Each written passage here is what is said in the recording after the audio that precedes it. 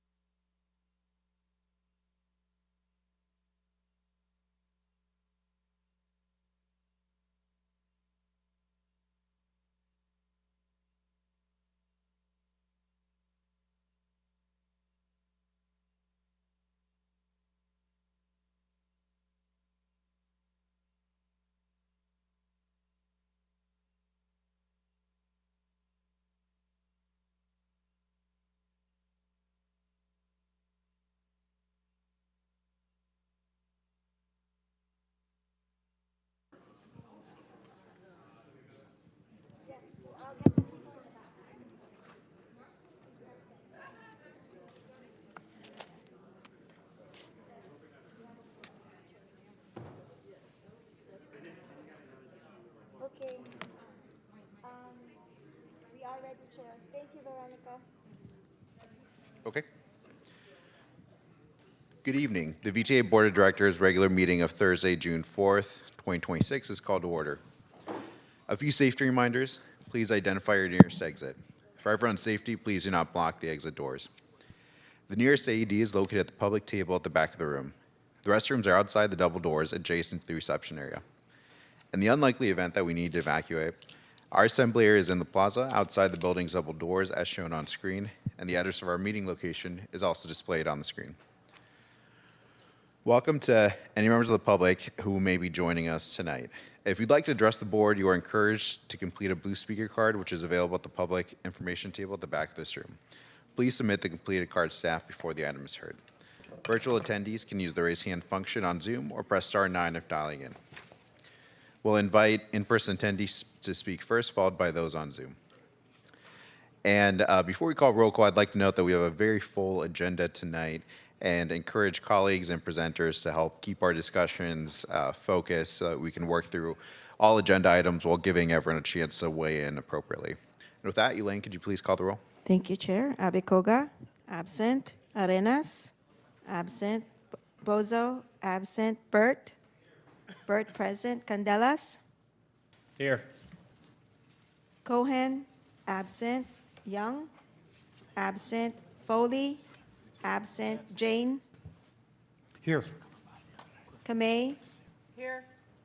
McAllister, absent. Montano, absent. Moore, absent. Mulcahy, absent. Sell, Here. Turner, here. Turner present. Weinberg, Here. Mahan, here. Present.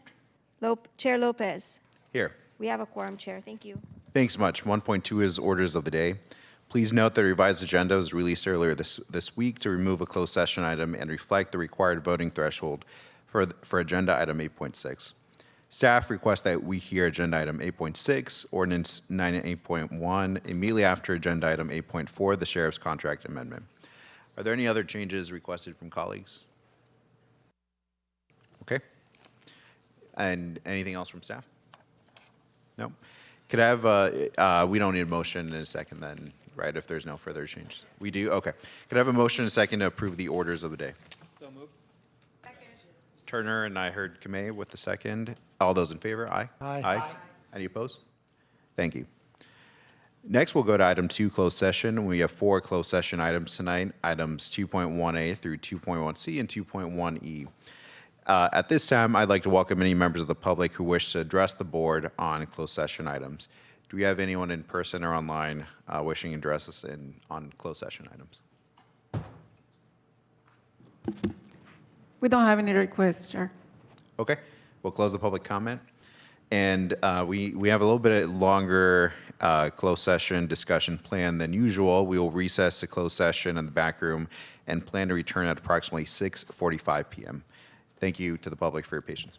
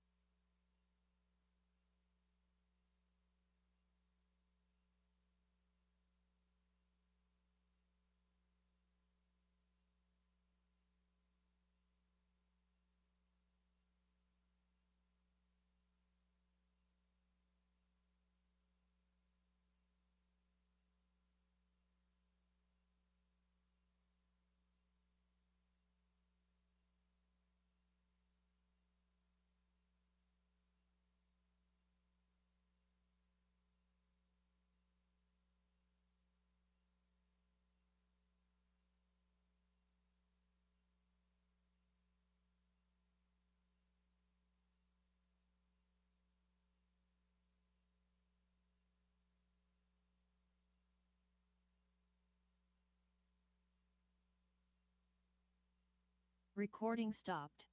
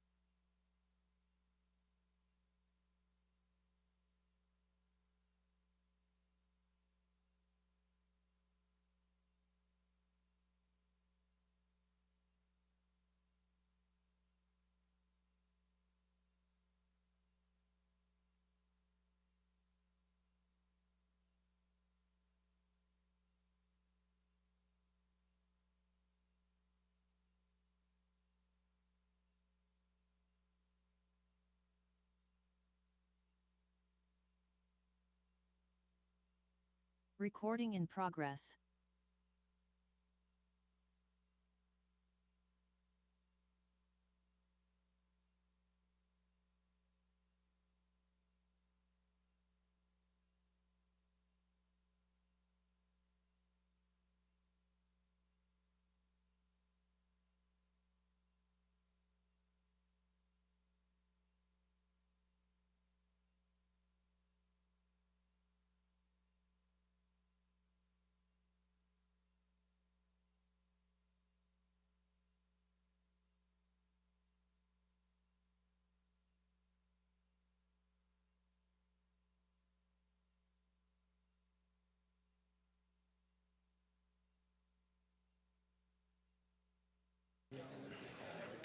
We're now back to open session. My apologies to members of the public who are waiting. Thank you for your patience.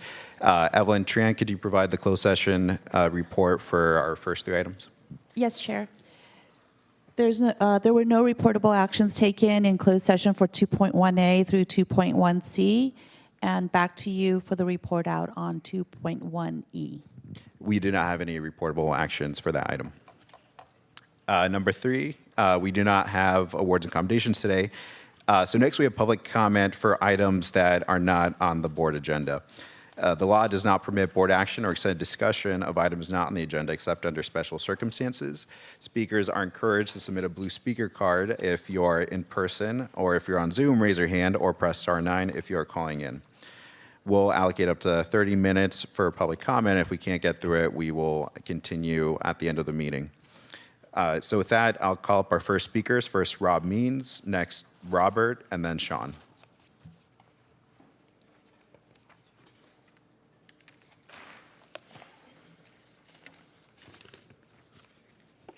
Most board members seem to believe that somehow VTA will secure the funding for the BART Borough. Over this past year, I've argued that the $5 billion from the federal government won't come because the corrupt Republican regime hates California. So let's say we force the regime out of power in 2029. What mess will we inherit? The regime is actively destroying our government agencies along with the standard policies and procedures. How long will it take to rebuild a system that doles out $5 billion? And will the system be the same? Or will a new one be created that ranks low those projects with low return on investment numbers like the BART Borough? So how long are you willing to wait before thinking about Plan B? Thank you, Robert, followed by Sean.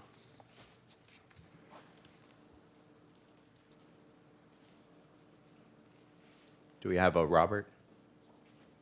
If not, we'll go to Sean.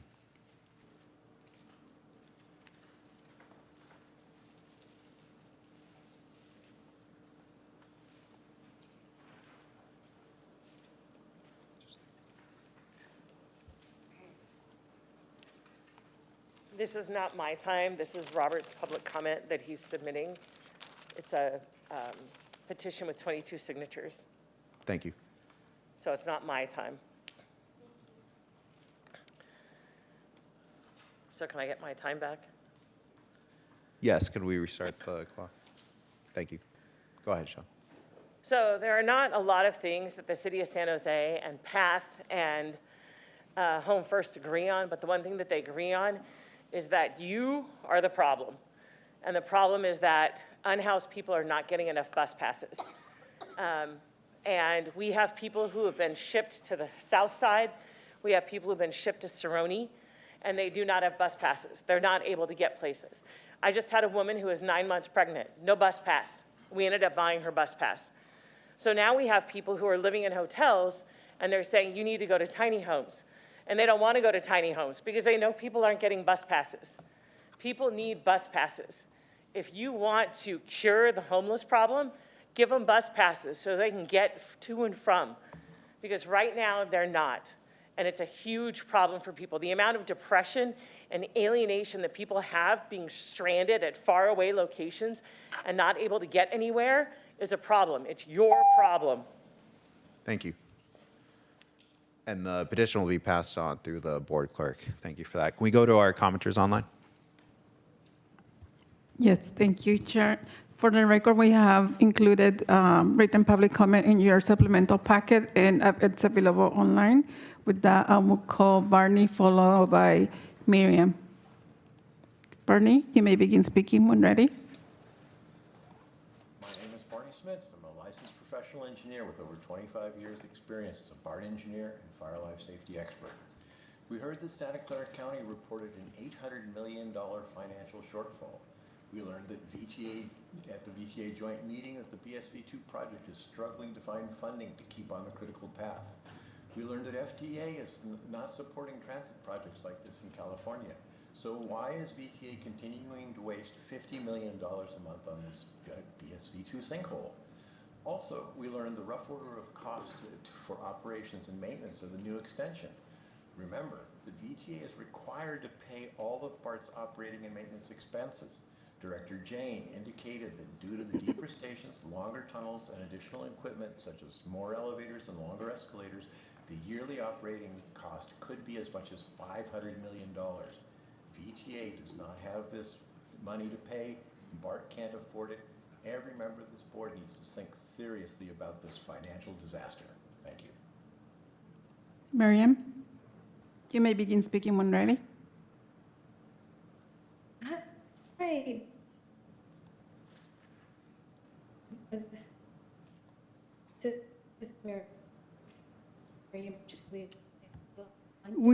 We're not able to hear you, Miriam.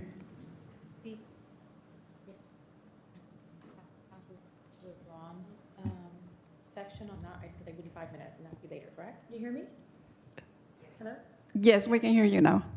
Yes, I think my section's on 5.2 for the Ron hearing, and I would need 5 minutes for that. Okay, we'll call you under 5.2. Okay, sounds great. Thank you. That concludes public comment, Chair. Thank you so much. Next, we'll go to item 5, and item 5 is public hearings. First, we have 5.1, which is to conduct a hearing and adopt a resolution of necessity for 5 properties for VTA's Bascom Complete Streets project.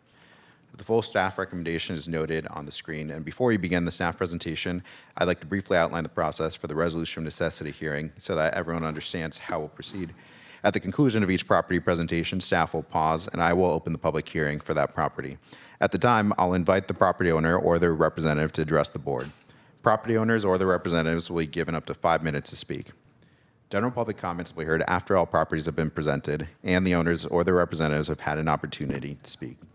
Members of the public who would like to address the board on the resolution of necessity will be given the usual 1 minute to speak. Jesse O'Malley-Solis, Director of Multimodal Planning and Real Estate, will introduce the staff who will present the item. Good evening. My name is Jessie O'Malley-Solis, and I'm VTA's Director of Multimodal Planning and Real Estate. Today, with me here is Hassan Basma, the Project Manager for Bascom Complete Streets, Marjan Lebrondo, VTA's Right-of-Way Manager, and Sean O'Keefe from our design firm, here to support any questions on design specifics.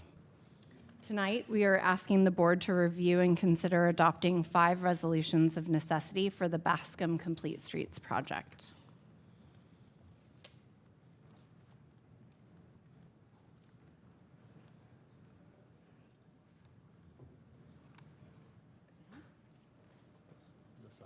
The side is on or off on the side of it. Yeah, there you go.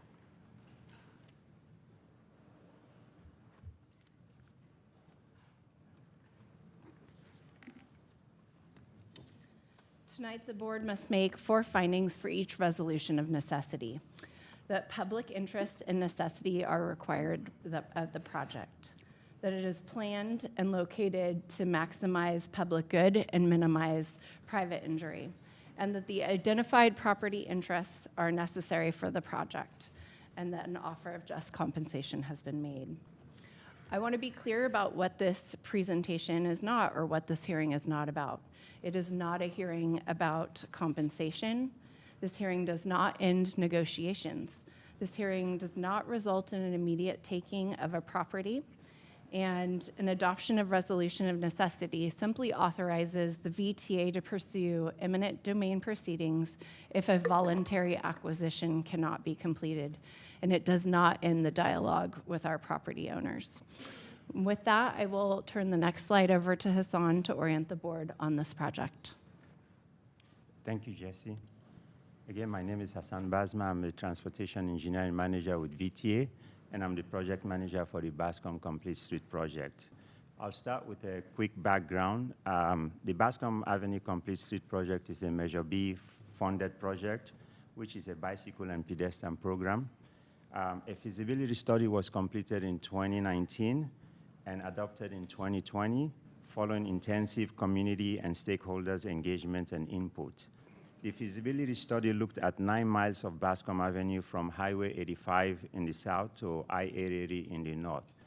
On the project location that you're looking at, we are building the northern 3 miles of the project that was studied by the feasibility. This is a multi-jurisdictional project that passes through unincorporated Santa Clara County, Caltrans, and the cities of San Jose and Campbell. Major destinations along the corridor includes Delma High School, the Valley Medical Center, San Jose City College, the Bascom Library Community Center, and Vista Center for the Blind. VTA also currently operates frequent bus route 61 along the corridor. The purpose and goal of the project is to improve safety and reduce crashes by reducing speed, building new signalized pedestrian crossings and separated bike lanes, closing sidewalk gaps, and improving lighting. It's also to improve accessibility to daily destinations such as jobs, schools, and health centers, and is also to encourage walking, cycling, and the use of public transit. The scope of the project is to accommodate physically separated bikeways, install sidewalks to close gaps, widen sidewalks, and improve intersections for pedestrians and bicyclists, and adding street lights. With that, I'll turn it over to Marjan and Sean to walk through the need for each of the subject's properties and when VTA made offers to each of the properties owners. Thanks, Hassan. The first resolution covers 3 parcels at 521, 531, and 535 South Bascom Avenue, addressed together in a single resolution because they share the same owner, Edison and Violet Ibrahimi, trustees. VTA's acquisition on each parcel is a temporary construction easement of 193 square feet, totaling 579 square feet across all 3. No fee acquisition is required on these parcels. VTA made its offer of just compensation on March 17, 2026, and followed up multiple times by phone, correspondence, email, and in person. We were unable to reach agreement. I'll turn it over to Sean to walk through the aerial.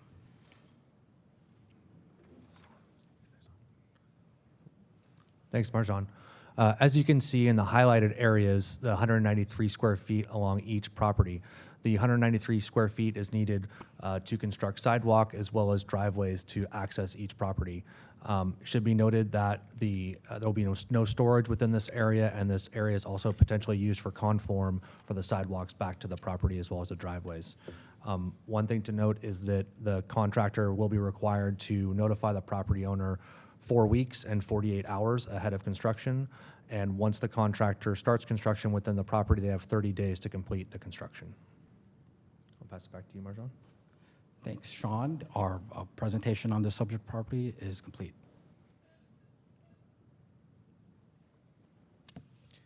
Thank you so much. I'll now formally open the hearing, and I would like to invite the property owner or the representative to address the board regarding this property.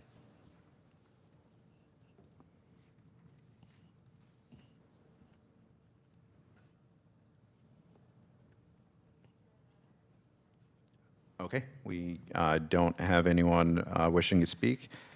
Do we have any questions from the board? If not, we'll proceed to the next property presentation.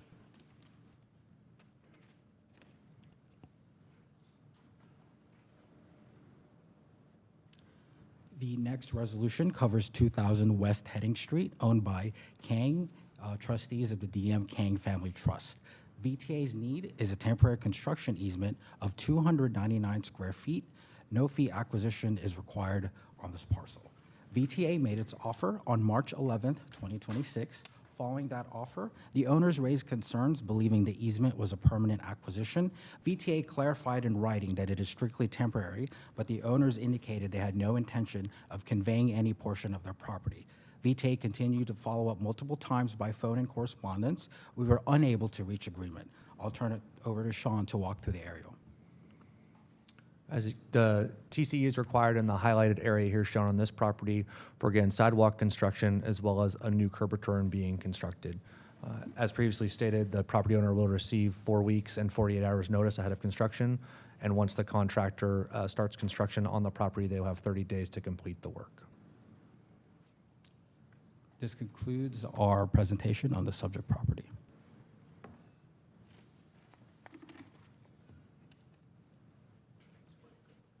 Sorry about that. All right. Do we have the property owner or their representative to address the board? We have no request to speak, Chair. Okay. Staff, could you go on with the next property presentation? The next resolution covers 425 South Bascom Avenue, owned by Red Sandalwood LLC. VTA's acquisition is a partial fee of 181 square feet and a temporary construction easement of 193 square feet. VTA made its offer on March 11, 2026. The company confirmed receipt and stated it was not interested in selling. VTA continued to follow up multiple times by phone and correspondence. We were unable to reach agreement.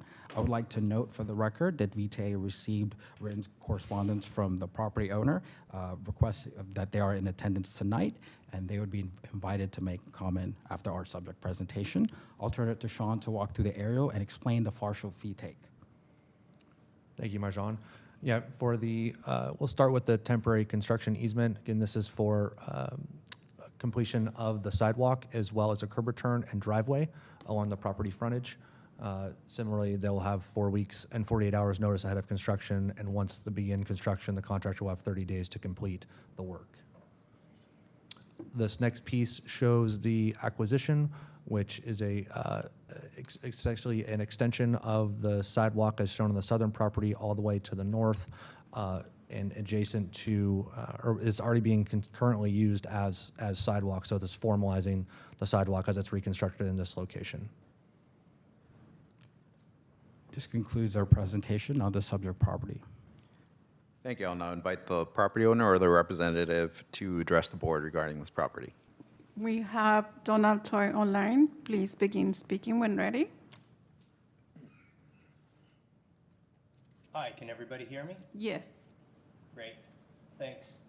I am a manager for Red Sandalwood, representing the ownership, and I understand what the project entails. My questions primarily pertain to the acquisition of roughly a 2-foot wide strip of our property. Looking at the plans, it looks like it's a fairly wide sidewalk, roughly 10 feet wide, which is much more than an ADA compliant sidewalk.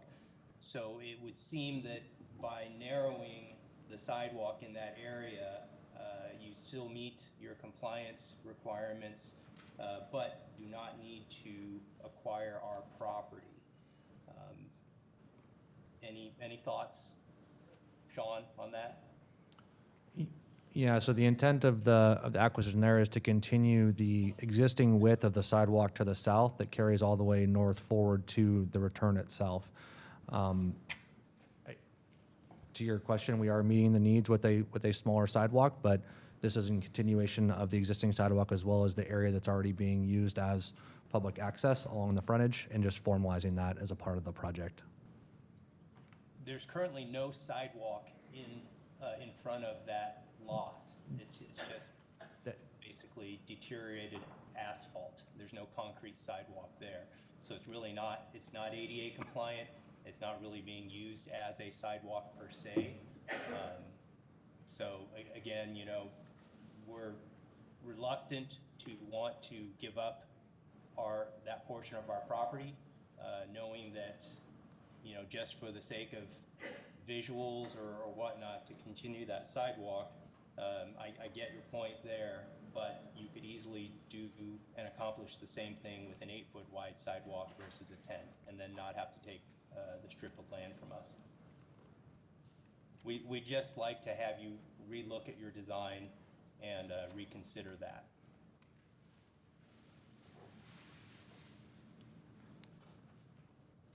Staff, is there any further response?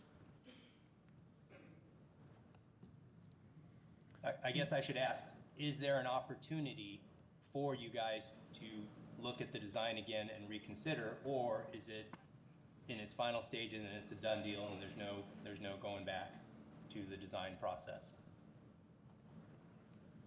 I would say we can reconsider the design. This has been the intent to create this wider sidewalk to be consistent with the sidewalk again to the south along this stretch along Bascom.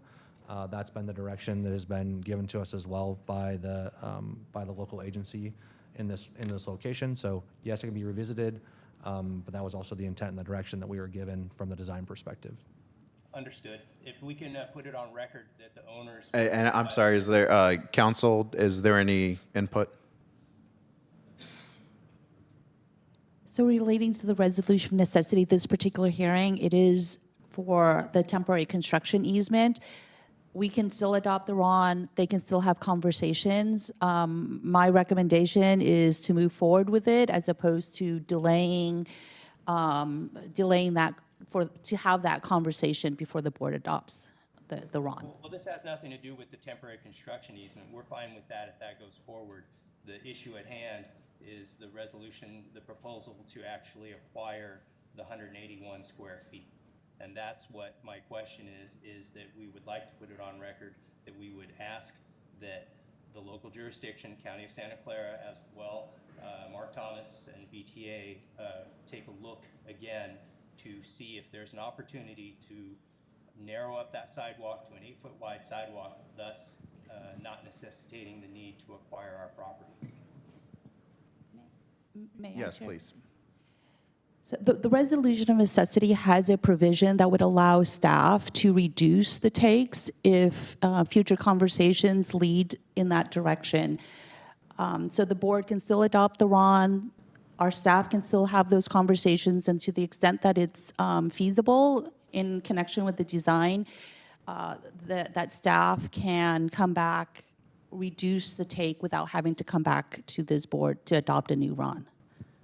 And that's fine. And so how do we, as the ownership, move forward in that process to try to have these negotiations?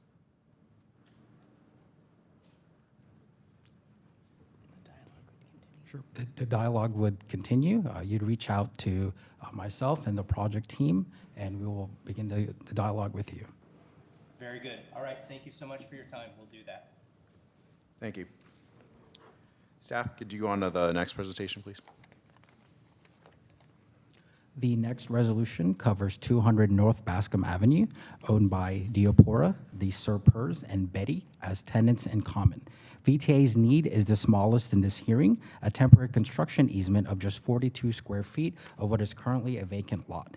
VTA made its offer on March 11, 2026. Following that offer, the owners raised questions about the scope and the terms of the TCE. VTA responded in writing to those questions. The owners did not respond further. VTA continued to follow up multiple times by phone, correspondence, and emails. We were unable to reach agreement. I'll turn it over to Sean to walk through the aerial.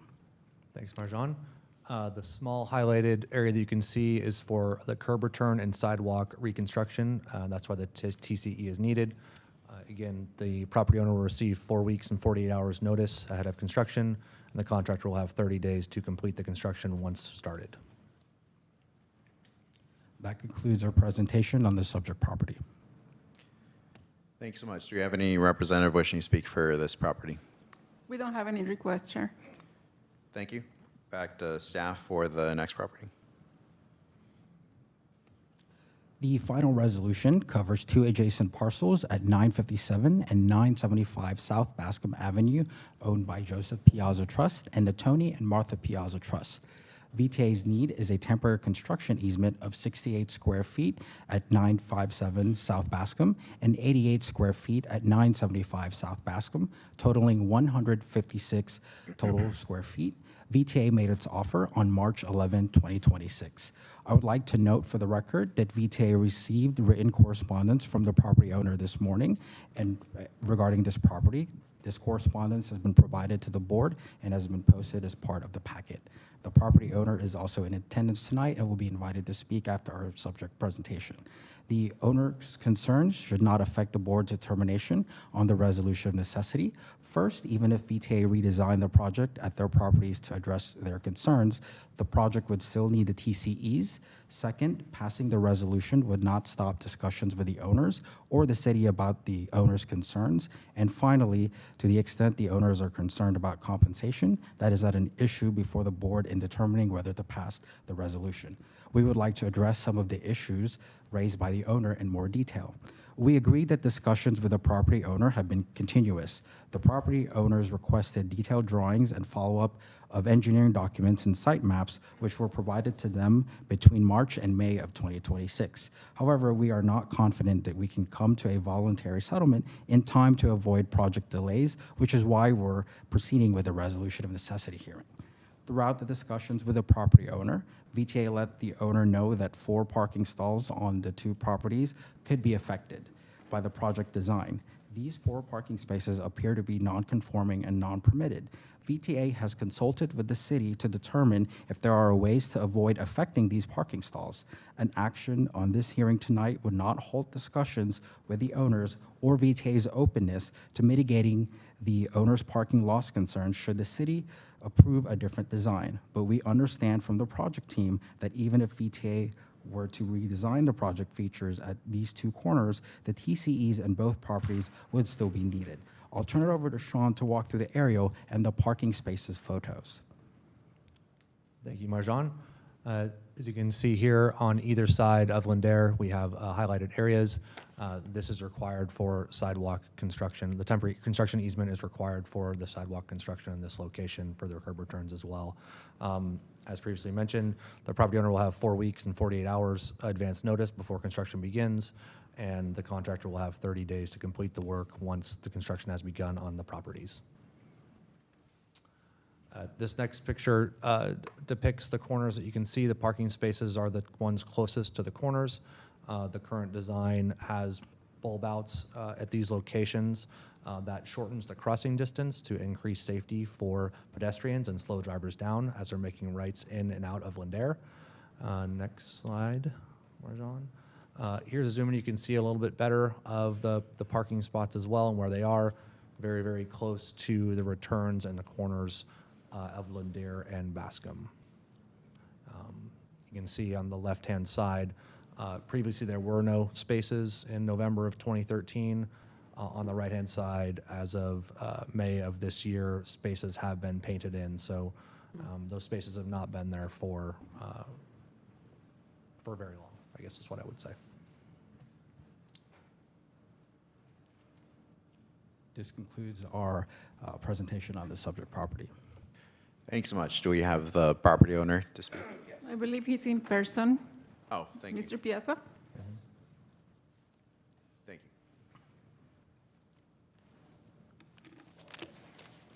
you. Mr. Chairman and members of the board, appreciate you letting me speak for a few minutes. I think I've said more than enough in my letter to you that I composed and sent. What we're asking for, and what we've been asking for since the very beginning, is that any project that modifies sidewalks and curbs preserve our historical parking. My brother Joseph and I own these properties and have for some time. My dad built the properties in 1961 and 1959 when it was a very rural area. In fact, the city said he didn't even need parking in front of the 975 or off-street parking because it's a rural area. Well, times have changed. Parking becomes very precious. It's the lifeblood of small business. And these, notwithstanding comments about They weren't parking spots previously. The parking as it exists today is the same parking that existed when I was a little boy. And whether or not there were lines parked there, people parked there. So historically, those have been our parking spaces and used to service the community for 65 years, very safely so, I should say. And I want to thank VTA, and when people talk about how rigid government can be, I had so many discussions with the VTA and through the appraiser. Appraisers are just great. They're just, I think, purposefully so. But we got along well. They seemed to assure us that the city would work with us to preserve any parking spaces. Originally, the condemnation proceeding was for use of the property. We said, yeah, you can use the property. You're going to pay us to park some equipment on our property. And we're from the old days. You don't have to pay us for that. It's just going to be temporary. But in the smoke of all this was the fact that down the line, there were plans already drawn where we might lose our some parking. And today, it is a very crucial parking. The first picture you saw, Adamson's French Dip, he went in there understanding that he had 2 parking spaces for Grubhub and for mobile services. And it was serendipitous that staff from VTA came out and saw how vital that parking was to that tenant. He has done something, put soul into that neighborhood that was never there before. If you look at the drawing today with the canopies, the colors, the chairs outside, the number of neighbors that go in and use the place, it has totally changed the character of the neighborhood. And by taking away his parking, we're going to lose him, and he's going to lose that $200,000 to $300,000 he probably put in TIs to build that place. He has people that drive from all over for his prime rib sandwiches and roast beef sandwiches. And it's all, there's no way he can survive with 2 parking places on the side. For me, I think there can be a modification. And I compliment VTA because on Tuesday, I was told that they have, after the meeting and after seeing the energy of the place and how positive an impact it is on the community, they're recommending a reversal of the original position, and they're recommending that we find a way to preserve those parking spots. So I could stand up here forever, but I'm not going to speak anymore. I hope that we can work a resolution that allows us a better pool of tenants than what we'll have if we lose 4 parking places from those businesses. We don't rent to hookah shops. We don't rent to smoke shops. We don't rent to massage parlors, foot massage, late night mini marts. We turned down so many of those. We keep space open. We kept Mr. Adamson's space open for over a year because my brother and I wanted a coffee shop where we could get coffee and croissants in the morning. That was it. And we are in the position we could do that. But when Mr. Adamson came in, I will terminate. I will thank you for allowing me to make my comments. And I'm sure you want to go to bed because I would have been here all night. Thank you very much. Thanks so much. Go ahead. I want to emphasize to the board that VTA is going to continue to work with each property owner that we've discussed tonight, and agreements can still be reached in a voluntary manner before eminent domain actions are filed or complete. And with that, we respectfully request that the board close the hearing and adopt the 5 resolutions of necessity before you tonight. This concludes our presentation, and we're available for any questions you may have. Thanks so much. And I'll just say I would encourage those discussions to continue. Before we close the hearing, do we have open general comment for any of these items from folks who are not representatives? We don't have any requests online, but I do want to know for the record that we have included some written comments in your supplemental packets, and it's available online. Thank you. We'll close public comment. Any questions from colleagues on any of these? Director Foley and then Director Weinberg.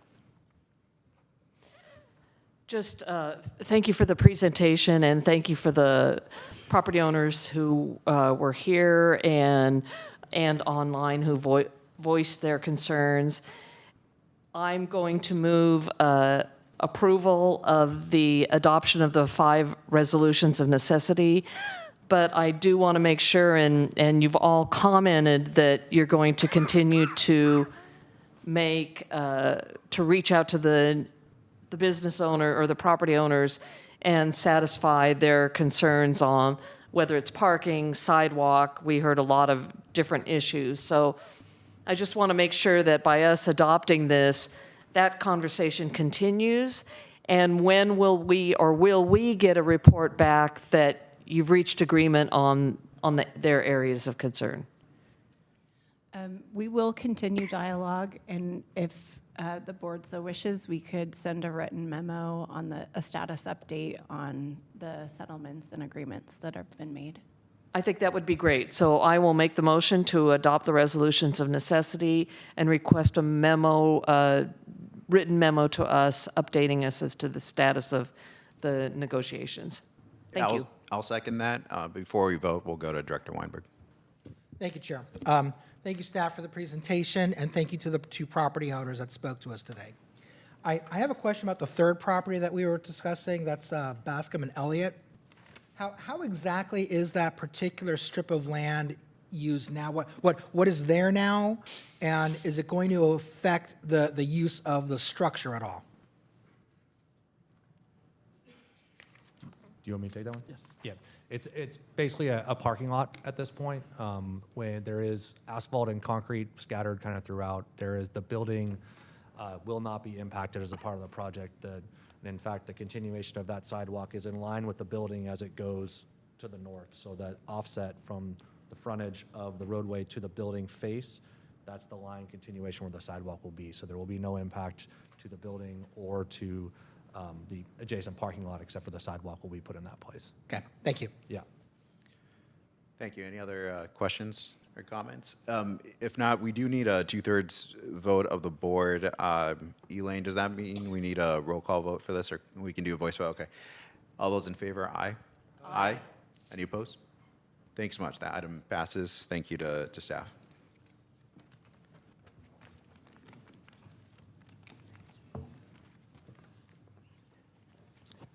Evelyn, do you need to announce results or anything further on this? Okay.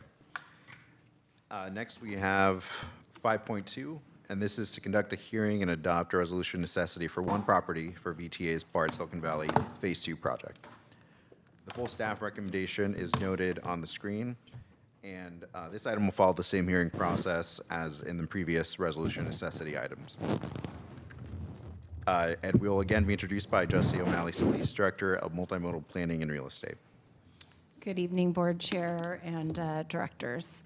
With me tonight is Marjan Lebrando, whom you've just heard from, VTA's right-of-way manager, Erica Rokes, VTA's Deputy Director of External Affairs, and we also have Craig Constant in the audience, VTA's PMT Implementation right-of-way and third-party lead for the BART Silicon Valley program, as well as Tom McGuire, VTA's Project Chief Capital Mega Projects Development Officer, with us here tonight, available to help answer any questions. Tonight, we'll ask for you to review and consider adoption of this resolution of necessity. This resolution covers a property required by the BART Phase 2 Silicon Valley project. This property is owned by Gold Rock Holdings, LLC, and is located at 87 to 97 East Santa Clara Street in San Jose. This map shows the BART Silicon Valley Phase 2 extension. The red star shows the location of the Gold Rock Holdings property on East Santa Clara Street. Several blocks to the east is the planned downtown San Jose BART station. The board has considered a resolution of necessity on this property before, And we are back tonight because we have a project need for this property. The project need has expanded, and we will walk you through those changes shortly. The full administrative record is in your agenda packet. Tonight, the board must make 4 findings for each resolution of necessity: public interest and necessity for the project, that it is planned to maximize public good and minimize private injury, and the identified property interests are necessary for the project, and a just compensation offer has been made. I want to be clear that tonight's hearing is not about compensation. This does not end negotiations as we have previously discussed. This hearing does not result in immediate or final taking of property. An adoption of resolution of necessity simply authorizes the VTA to pursue eminent domain in a voluntary acquisition if a voluntary acquisition cannot be completed, and it does not end the dialogue with property owners. And I'll turn it over to Marjan for specific site details. Thank you, Jesse. The subject property is 87 to 97 East Santa Clara Street, owned by Gold Rocks Holdings, LLC. The lot is 7,659 square feet and previously operated as a mixed-use building with retail space and 8 residential units. Under an earlier partial acquisition, VTA obtained possession of the property on June 30, 2024. All commercial and residential tenants were successfully relocated in connection with that possession. The property is currently vacant.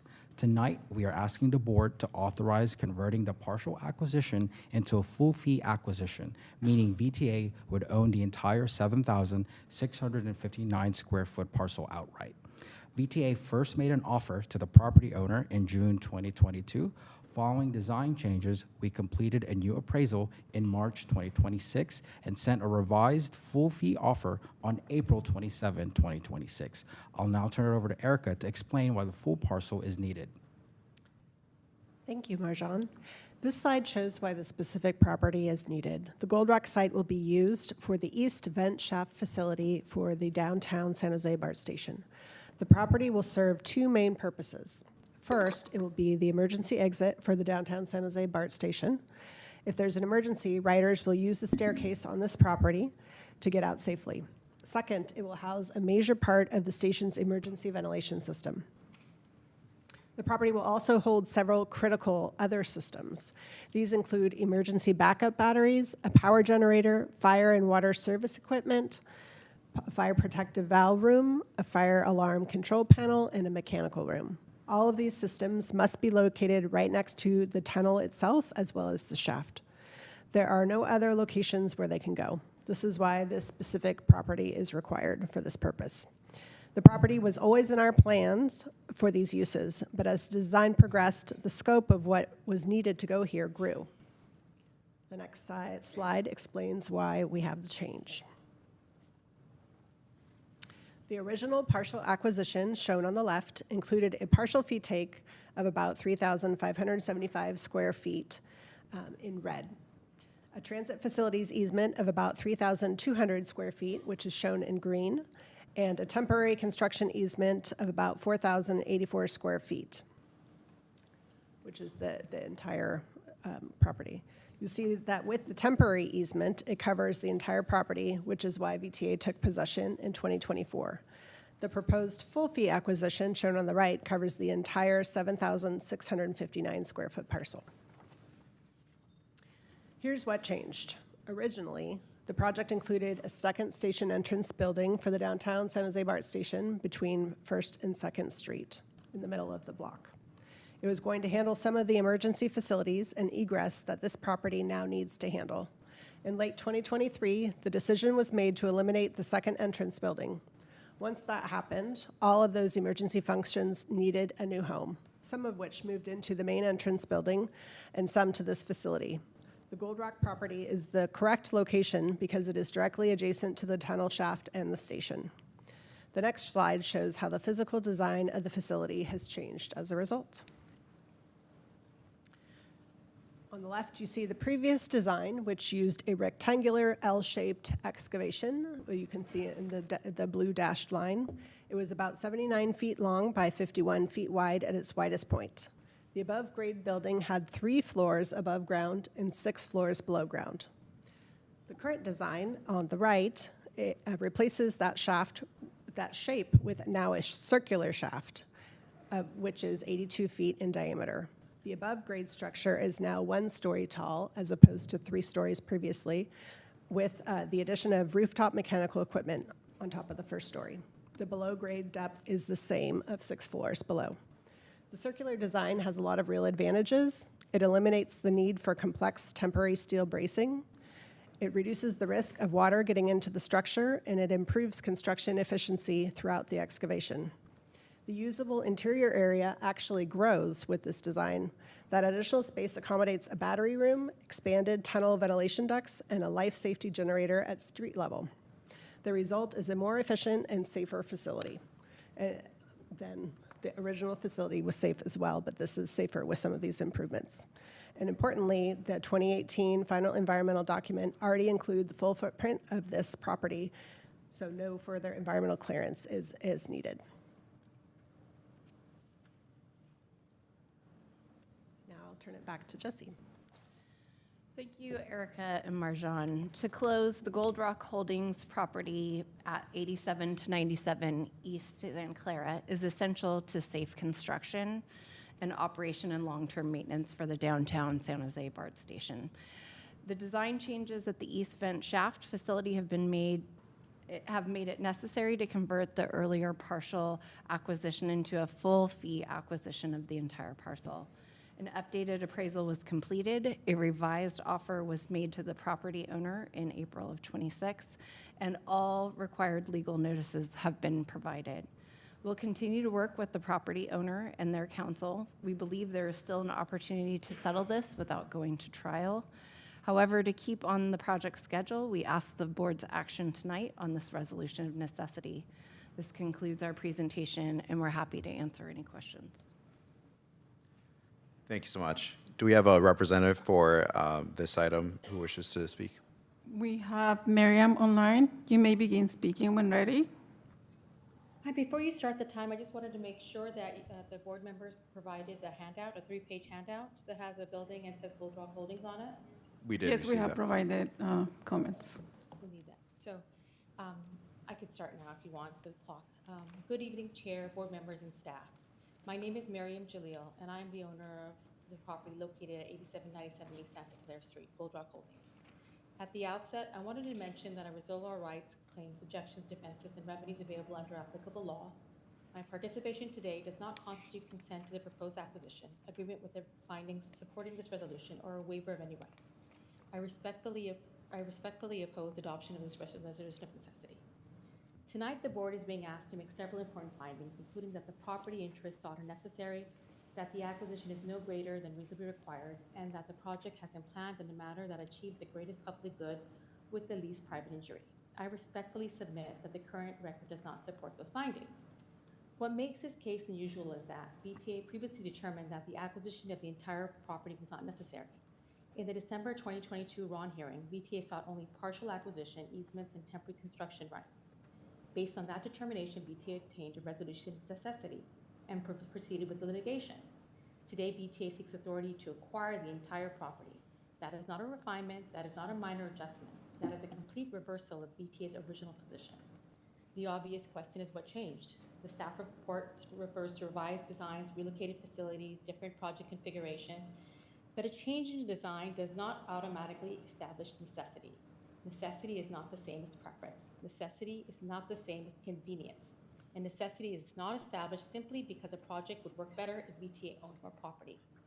If acquisition of the entire property was unnecessary in 2022, what evidence demonstrates that it is necessary today?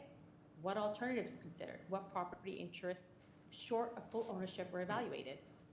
Those questions remain unanswered. I would also like to address another significant factual issue that raises concerns about the reliability of the underlying analysis. Board members, you should have a 3-page handout labeled Gold Rock Holdings in your possession. It shows a yellow building owned by Gold Rock and a big white building. And in between those two buildings is a courtyard area. That's the first page of your handout. And that courtyard area is the area in question. At the December 22 RON hearing, VTA presented drawings showing the distance between the Gold Rock building and the adjacent white building as 71 linear feet. The exact VTA exhibit is included in Exhibit A, next page of the handout. It's marked by an asterisk. At the hearing, Gold Rock raised concerns that the measurement appeared incorrect and that the available space should be evaluated as a potential alternative configuration. Those questions were not addressed. Following the hearing, Gold Rock retained Carroll Engineering, an independent licensed land surveying firm, to perform a professional survey. As shown in Exhibit B, third page of the handout, is a professional letter by engineering firm confirming that the actual distance between the yellow building and the white buildings is approximately 95.65 linear feet, not the 71 linear feet as found by VTA staff. That is a difference of more than 24 linear feet. More importantly, it represents roughly 1/3 more available space than what was presented to the board in the December 22nd RON hearing. That is not a rounding error. That is not an insignificant discrepancy. It is a material difference that directly affects the evaluation of alternatives, design options, construction staging, and whether less intrusive acquisitions may have been feasible. A necessity determination is only reliable as the facts on which it is based. If the underlying measurements were wrong, has VTA reevaluated its assumptions using the correct dimensions? Has it reevaluated alternative configurations? The board has not provided these answers, not today and not to my counsel when we reached out to VTA attorneys requesting information. No information was provided to us. At a minimum, the substantial discrepancy raises serious concerns regarding the completeness of the due diligence underlying the original necessity determination, and whether all reasonable alternatives were fully evaluated before seeking to acquire private property. The public has been told that this acquisition is needed because of ventilation requirements, emergency egress, safety considerations, constructability improvements, and project efficiency. But the efficiency is not the legal standard. Necessity is. The law requires a showing that the property interests sought are necessary and the scope of the acquisition does not exceed what is reasonably required. Before authorizing acquisition of an entire downtown property, the board should require clear evidence that no reasonable and less intrusive alternative exists. The question before the board is simple. Has VTA demonstrated that it must acquire this entire property, or has it merely demonstrated that its preferred design would benefit from doing so? I respectfully submit that the current record does not adequately answer that question. For those reasons, I respectfully request that the board defer adoption of this resolution of necessity, and I also respectfully request that the statement be included in its official record. Thank you. Thank you so much. Does staff wish to respond to that? And again, noting that we do have the handout in our board packets. Sure, we can go ahead and. I was just going to suggest there were several legal questions posed in that. Evelyn or General Counsel, do you have any guidance before the project team responds? Thank you, Jesse. The property owner raised two of the four findings that's necessary for the board to adopt a resolution of necessity in regard to the planning of the project in a way that is compatible with the greatest public good and the least private injury. The board should look at the overall project as opposed to parcel by parcel, because it's very difficult, and there's case law that supports that you can always say, go across the street, take someone else's property, but that will impact the property across the street. So when you're looking at what the greatest public good is you would have to look at the whole project as opposed to the individual parcels. And in regard to necessity, that is dictated by the engineering and the design of the project. And in this particular case, there should be deference that's given to the project designer and how they design that project. Erica, would you like to provide some commentary on the necessity of the changes? Yes, so due to the elimination of the second entrance building, station entrance building that was between first and second, the entire property here is needed to accommodate those facilities. Thank you. Do you have questions from the board? Actually, before we do that, we do have, well, take questions from the board first. Do we have any? Yes, Director Turner. Thank you, and thanks for the presentation. I did have I didn't hear the exact number, but it sounded like the caller had mentioned that there was, if I heard right, 95 linear feet that she had indicated had not been factored into the overall assessment. Is that accurate? Was there something there? So what was evaluated in 2022 when there was a partial take was whether or not that property, our needs could be shifted over.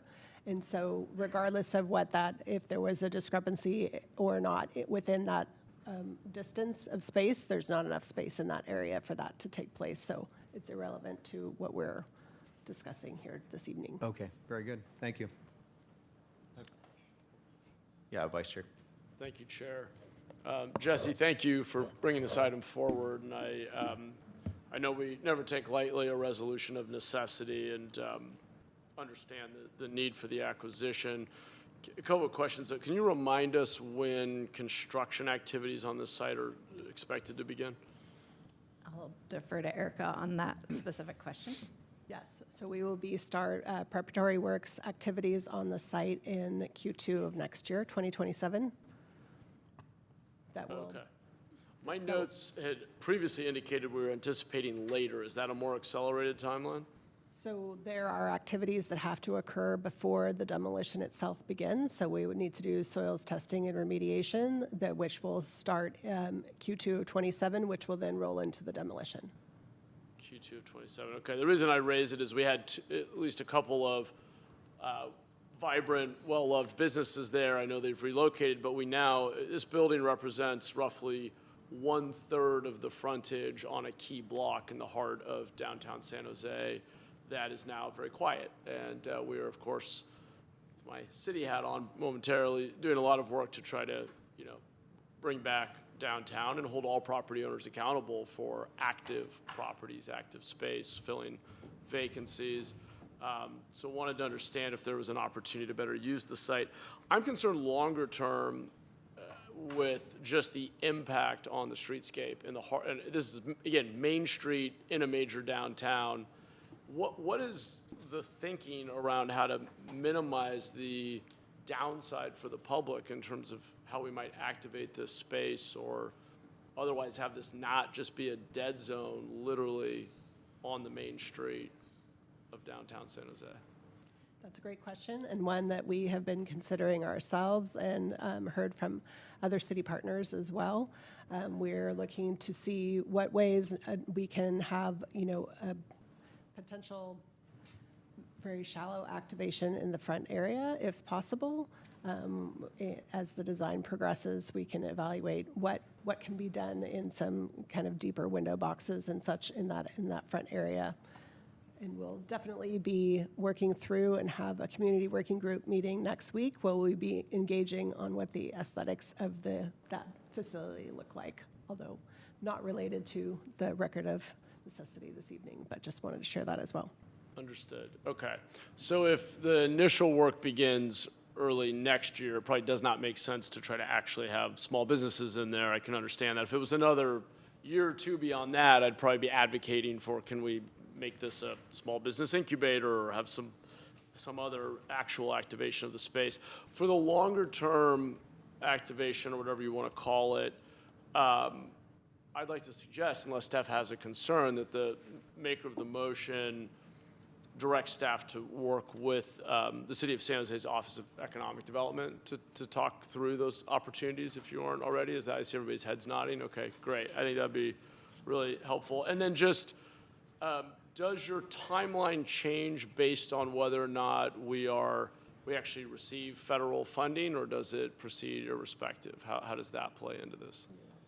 The timeline for the FFGA? Because I know that's variable. That timeline has moved around. Yeah, so the timeline that Erica laid out is what we've been talking to this board over the last few months about as the critical path. That the activities that she described are necessary to be ready to build those stations when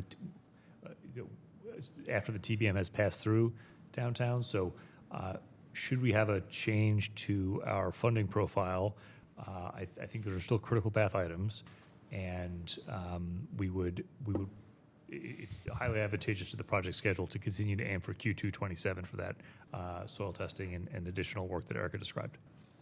Okay. Well, then I guess the best thing we can do is at least work with the city of San Jose to try to really think about that third of a block on Santa Clara in the heart of downtown. How do we design for a long-term win so that it's not just a very cold, dead third of a block for folks when we're trying to encourage more walkability and use of public space? So that would be my request. I don't know if others have their hands up or you'd like me to make a motion. Sure. Director Foley, do you have a question? I thank you for the presentation and for the concerns of the property owners. I, too, want to echo the concerns of the mayor that this is a core area in downtown San Jose, and it's important that the design element be appealing, that it have an attractive facade, that there's activation there, that it's not just dead space. I want to emphasize how important that is in the critical area that is located. So I will make the motion to adopt a resolution of necessity and include in that motion that staff work with the city of San Jose on the design elements and the Office of Economic Development. Second from Director Kamei. Thank you. I appreciate the motion and the input. Just checking for further questions. Okay, before we take the vote, we do have a card for regular public comment for this item, so I'll call up Roland.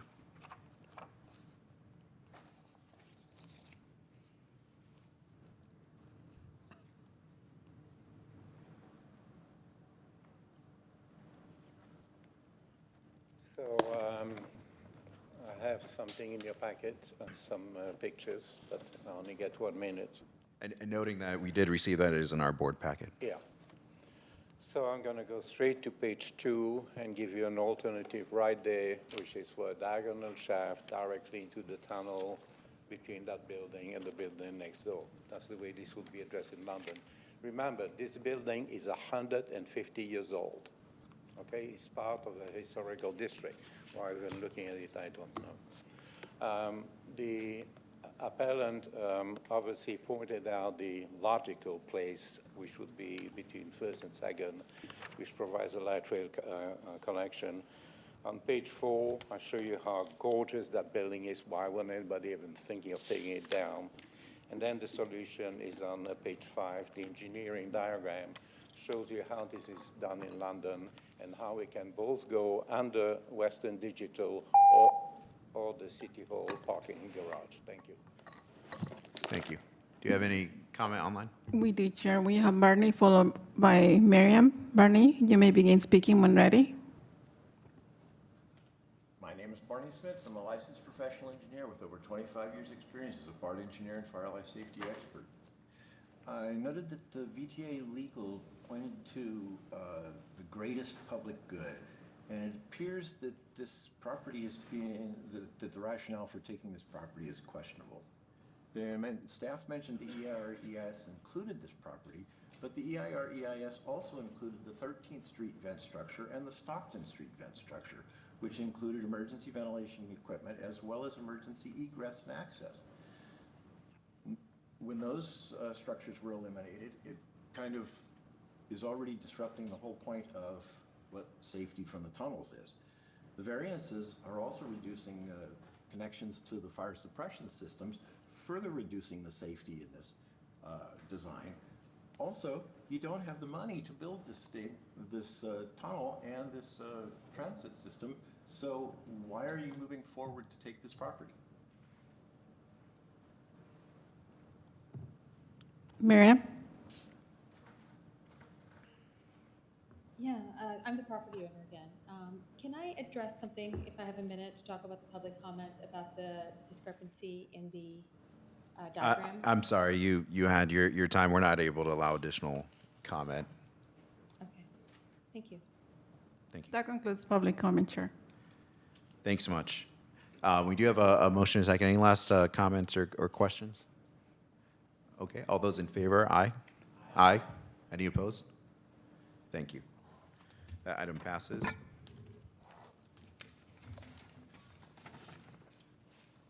And with that, we move on to item 6, which is reports. 6.1A is our Citizens Advisory Committee Chairperson's Report. And we'll hear from Tracy Casolcharan, Citizens Advisory Committee Chairperson. Thank you, Tracy, for being here and your patience and sticking it out. Thank you so much. Good evening, Chairperson Lopez, Vice Chair Mahan, General Manager Carolyn Gannott, and members of the board. Tracy Casolcharan, I'm serving as CAC Chair this year, and last month our Vice Chair presented this report.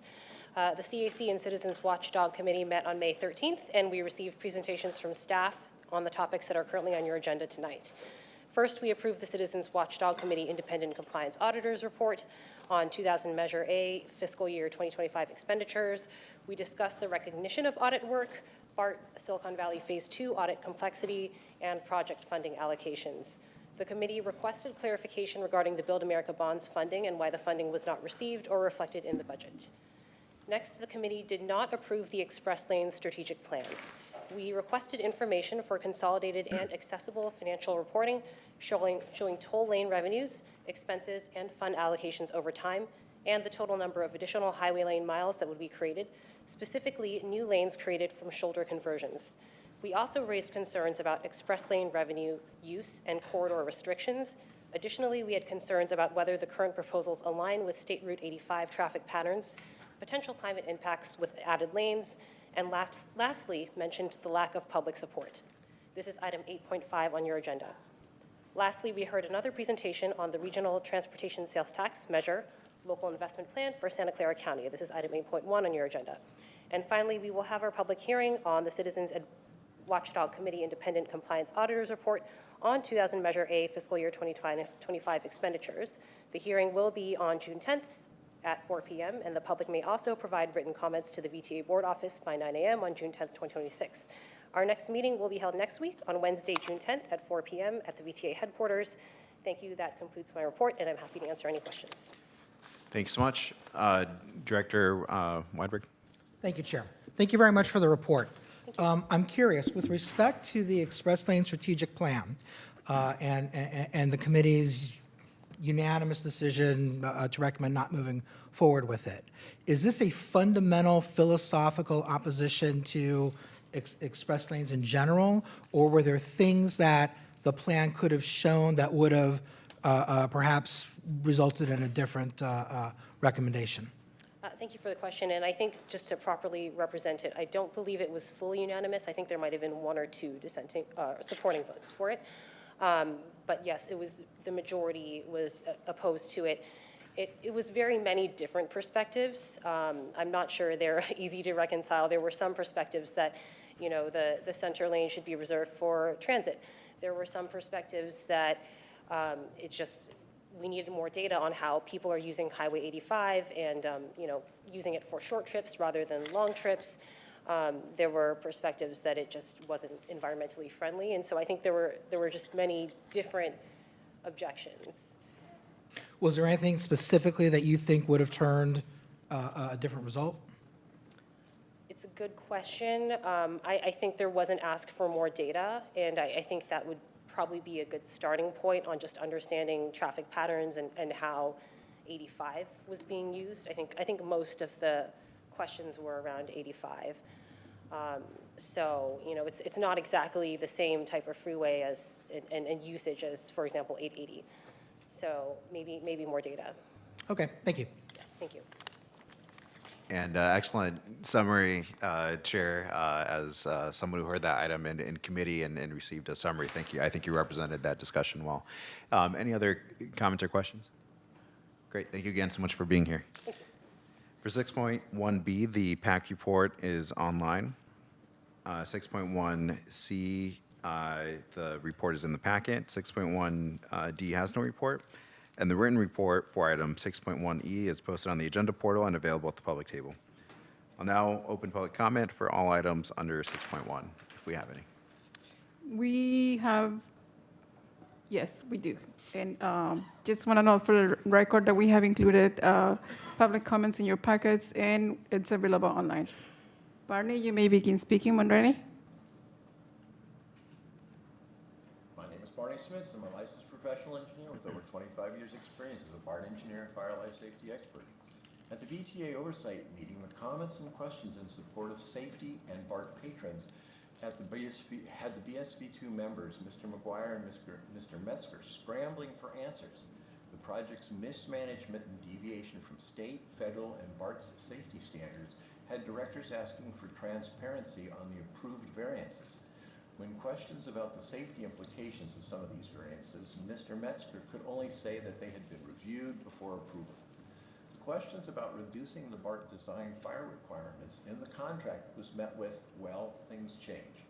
Fire and safety do not change. It is clear that neither Mr. Metzger nor Mr. McGuire fully understand the requirements of the BART safety standards or the proposed design criteria manual. Changing basic design requirements is completely wrong. Changing safety requirements of a 50-year-old mass transit system is a very bad idea. That concludes public comment, Chair. Thank you so much. We'll close public comment and go on to 6.2.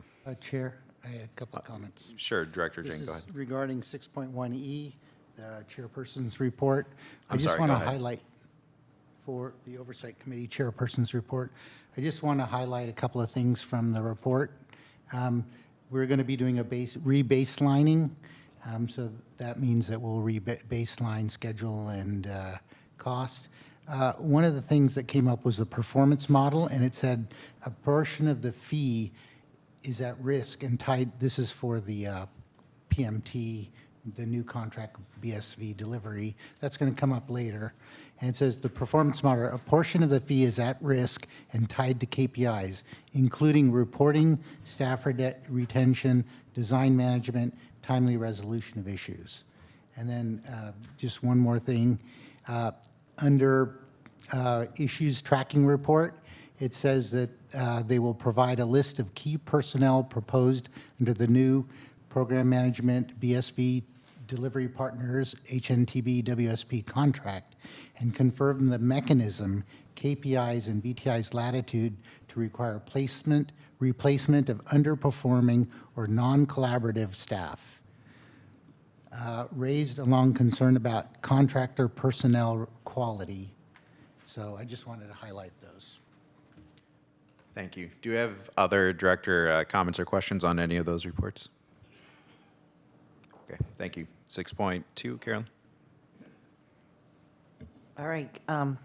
Good evening. Due to the length of today's agenda, I just have a very brief GM report tonight, both on a couple items, one regarding some funding, threats to our funding, and then others is on the FIFA funding. So my first item is an update on a recent proposal with the California Air Resources Board, or CARB, that would eliminate future cap and invest funding for critical programs that fund projects delivered by local agencies such as VTA. These programs include the Transit and Intercity Rail Capital Program, or TIRCIP, the Low Carbon Transit Operations Program, or what we call LC-TOP, and the Affordable Housing and a Sustainable Communities Program, or AHSC. These are key funding sources for VTA's large transit capital projects, as well as VTA's conversion to zero-emission vehicles and affordable housing projects. Through the TIRCP, we have previously secured more than $1 billion just alone for the BART project. It also helped us fund the East Ridge project and other projects. So Beverly Green, actually our Chief Government Affairs Officer, did testify before the CARB board, along with other transit agency CEOs, to oppose the proposed changes and preserve these programs. The other areas on AHSC that has helped fund some of our transportation infrastructure around our affordable housing communities, and we have a portfolio that would actually be looking towards another $160 million for our housing. We've been very fortunate in being able to get a number of projects through them as well. So Unfortunately, the CAR Board did ultimately approve these program changes on May 29th. In response, the California Transit Association, VTA, and other transit agencies and other stakeholders are moving to urge the legislature to preserve these programs in upcoming budget trailer bills, and we'll keep you posted as we continue to advocate that in Sacramento and keep the board updated. Next, turning to FIFA, I'm pleased to report that VTA has received 2 funding grants to help support FIFA efforts. The first is a grant for $4.7 million from FEMA to support our security and emergency management efforts. And second, MTC approved $5.8 million in FTA funds for VTA transit operations that support the games. So together, these funds will help our efforts to deliver safe and dependable service for FIFA. And this concludes my brief report. I'm happy to take any questions. Thank you. Thank you. I'll just mention on the first item, while the vote is disappointing, I reached out to Sonoma County Supervisor Linda Hopkins, and she was one of, I think, 2 votes against the proposal. So I think heard some of our concerns, and I'll just state the importance of advocating forcefully through our other venues to because we really do depend on those funds, whether it's for transit operations or transit-oriented development. So a whole host of impacts that could have. Are there questions or comments from board members? Ex officio, Bert? Yeah, I just want to support those last comments on the efforts that were made to try to have a CARB not go forward with the measures they did. It was a really concerted effort, even though it was an uphill battle. But I want to say that both members of the Assembly and the Senate at the state level have become vocal on this and engaged, and I think have felt in many ways that they have experienced a bait and switch as we have, and that this issue is not over. And it's very critical also to Caltrain and other agencies. So I think this needs to continue to be a major part of our legislative initiatives, is how we'll backfill there and continue to engage with what are, I think, very sympathetic legislators. Thank you. Other comments or questions? If not, I'll take public comment. Is that for this item? I think that's Jordan Molda. Go ahead. Hi, Jordan Moldow, resident of San Jose. Just want to thank VTA and Beverly Green for speaking at that meeting last week. It was a very grueling meeting. A lot of us were waiting on Zoom with our hands raised for 7 hours, but I appreciate VTA staff working on this. Thank you. Thank you. Do you have anyone online? We do. Adina, you may begin speaking when ready. Yes, Adina Levin with Phoenix Bay Area and Trans Bay Coalition, where we were part of the large coalition of transit and housing and environmental justice groups standing with the transit community in opposing the CARB action and supporting continued funding of transit and affordable housing and clean air and water. We had a demonstration up in San Francisco beforehand. We have an action alert going out right now, urging people to call the legislators and the governor, and will continue to be vocal on this issue and support. The idea behind the CARB was affordability, and how can you possibly advance affordability while gutting public transit and affordable housing? So we'll be part of the large coalition efforts to support that funding. Thank you. And that concludes public comment, Chair. Thank you so much. We'll go on. I'll be really brief with the chair report, 6.3. First, thank you to my colleagues who joined us for the Berryessa Transit-Oriented Development groundbreaking. Really exciting. This will be 10 stories, 195 units, including 2 and 3 story bedrooms with childcare services, a whole host of other services. And I counted 15 different logos from county, city, private partners, other public partners, state, just about everyone you can imagine that made this project possible, including some really innovative sources of capital. So just an incredibly special project. In a lot of ways. And as I said at the event in my remarks, our real estate team, I really think is the best in the business, and I'll put them up against anyone with the ambition of the vision and the scope for transient-oriented communities. But just really exciting, and thank you to Directors Cohen, which of course we were in his district, and Director Apicoga, both of whom spoke as well. Next one, I appreciated the invitation to join the first ever SEIU 521 Day on 5/21, May 21st, and just a get-together festival, food, day of celebration for our SEIU frontline workers who help our transit agency run. So thank you for all you do. It was great to see. This was really the initiative of some newer members, and so really great to see the positive employee spirit and the support from the agency. And that concludes my report.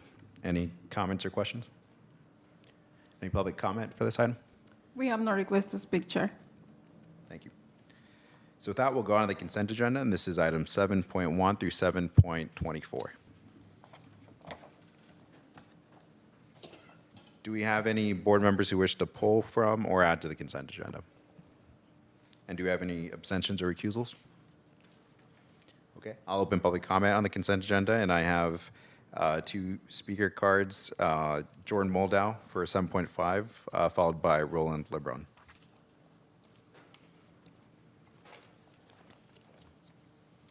I'm speaking on item 7.5, which is the legislative matrix report. There's a discussion in there about working with an author of an assembly bill, which is trying to exempt certain highway projects from having to mitigate vehicle miles traveled impacts. So the law that's currently being drafted is targeting rural counties and saying, if you add a lane on a highway or something, you might not have to mitigate VMT.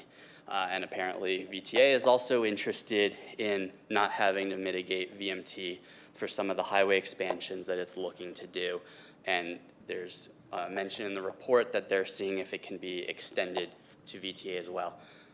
Please don't do this. We already have a bunch of environmentally approved projects to add millions of VMT a year without mitigation. We don't need more free VMT increases. Thank you. Thanks so much. Roland?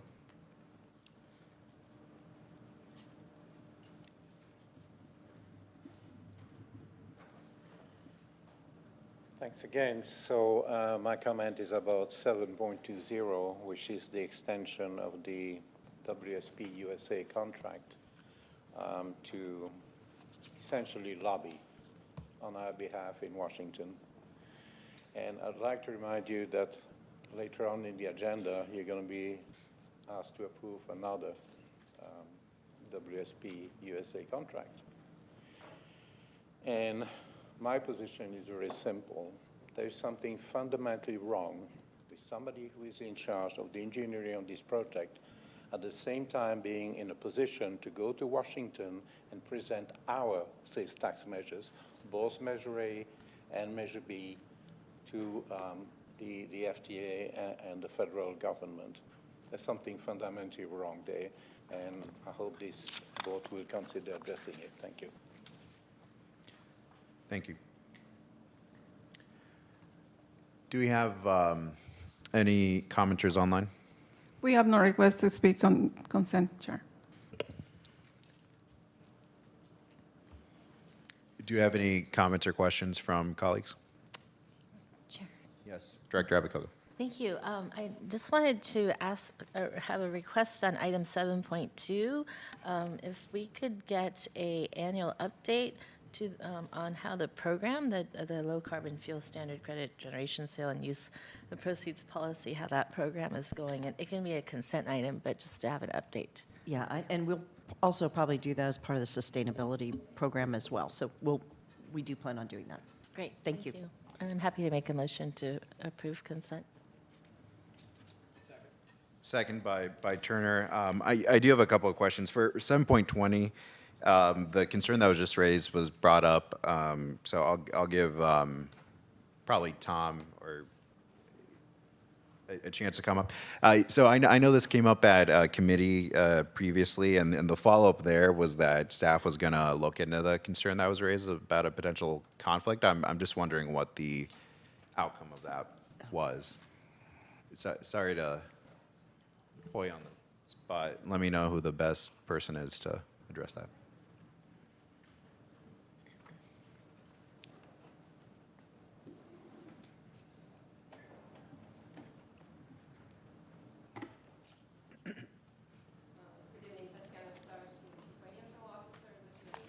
Is your mic on?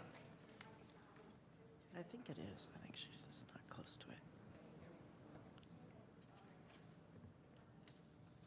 Okay, thank you.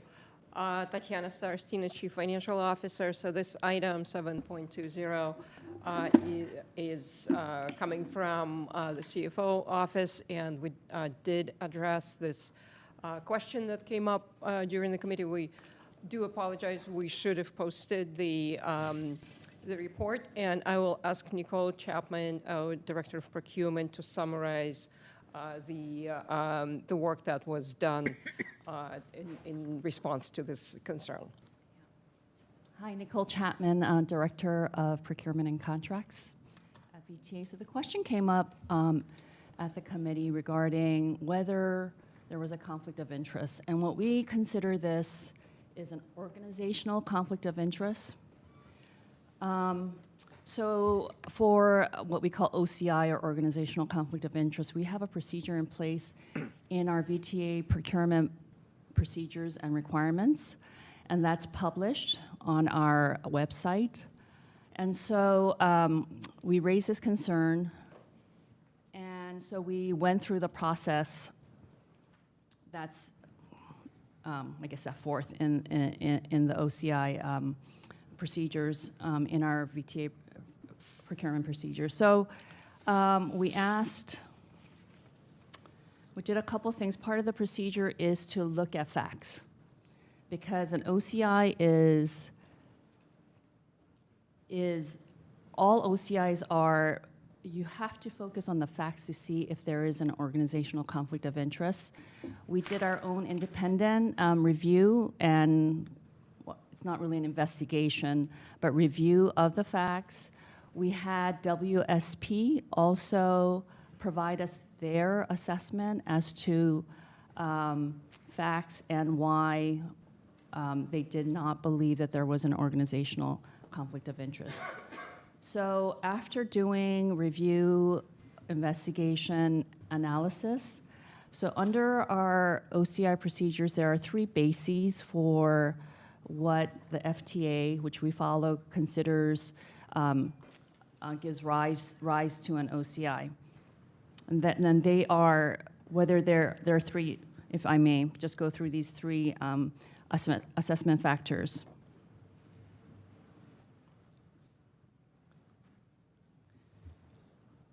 Whether there is what they call a biased ground rules. So if, for instance, well, let me list the 3. Biased ground rules, unequal access to information, or impaired objectivity.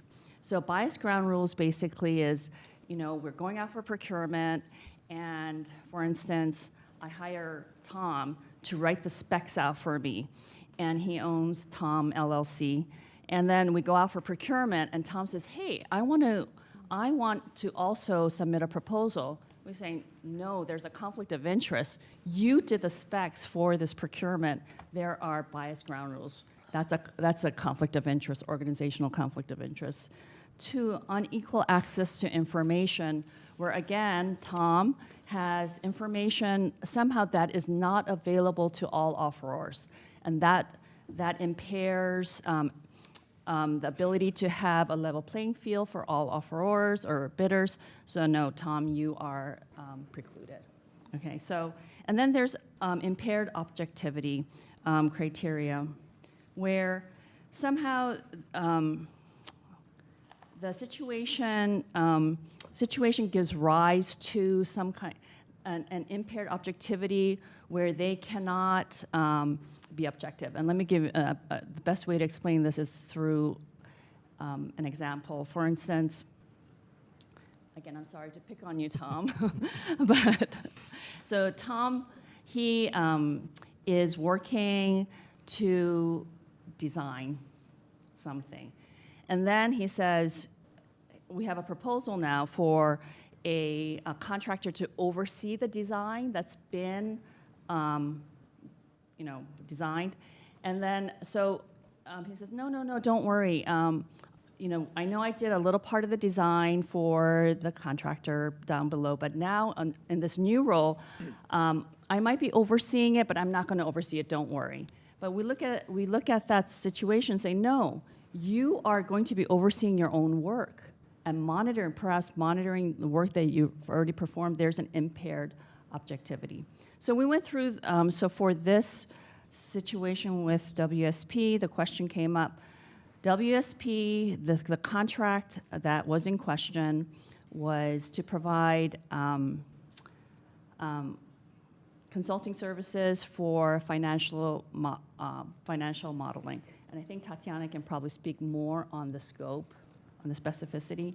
And then their role as a JV partner with HNTB as a program management team or consultant for the BSV2 project. So we looked at the facts of their scope of work.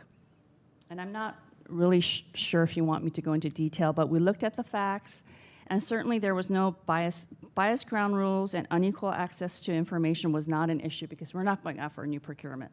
This was an NCPJ. WSP on the financial modeling side, they've been doing this. We're, because it did not make sense for a new consultant to come in because they've been working on this for years, the bias ground rules and unequal access to information were not issues. But on impaired objectivity, that's something that we looked at. Was there impaired objectivity? So we really had to look down into the facts. We looked at the scope of work, first of all, and then also the flow of information between WSP financial modeling and WSP HNTB, that part of WSP, that scope of work. And first, they are completely separate arms or a group of people within WSP doing financial modeling, and then versus doing the HNTB WSP work. Tatiana, do you want to go a little bit on the scope of the... Just very briefly, I think the relevant points are what the conclusion of the analysis was. Oh, okay, sorry. Thank you. Thank you, Chair. And so based on those analysis, we concluded that there could have been a potential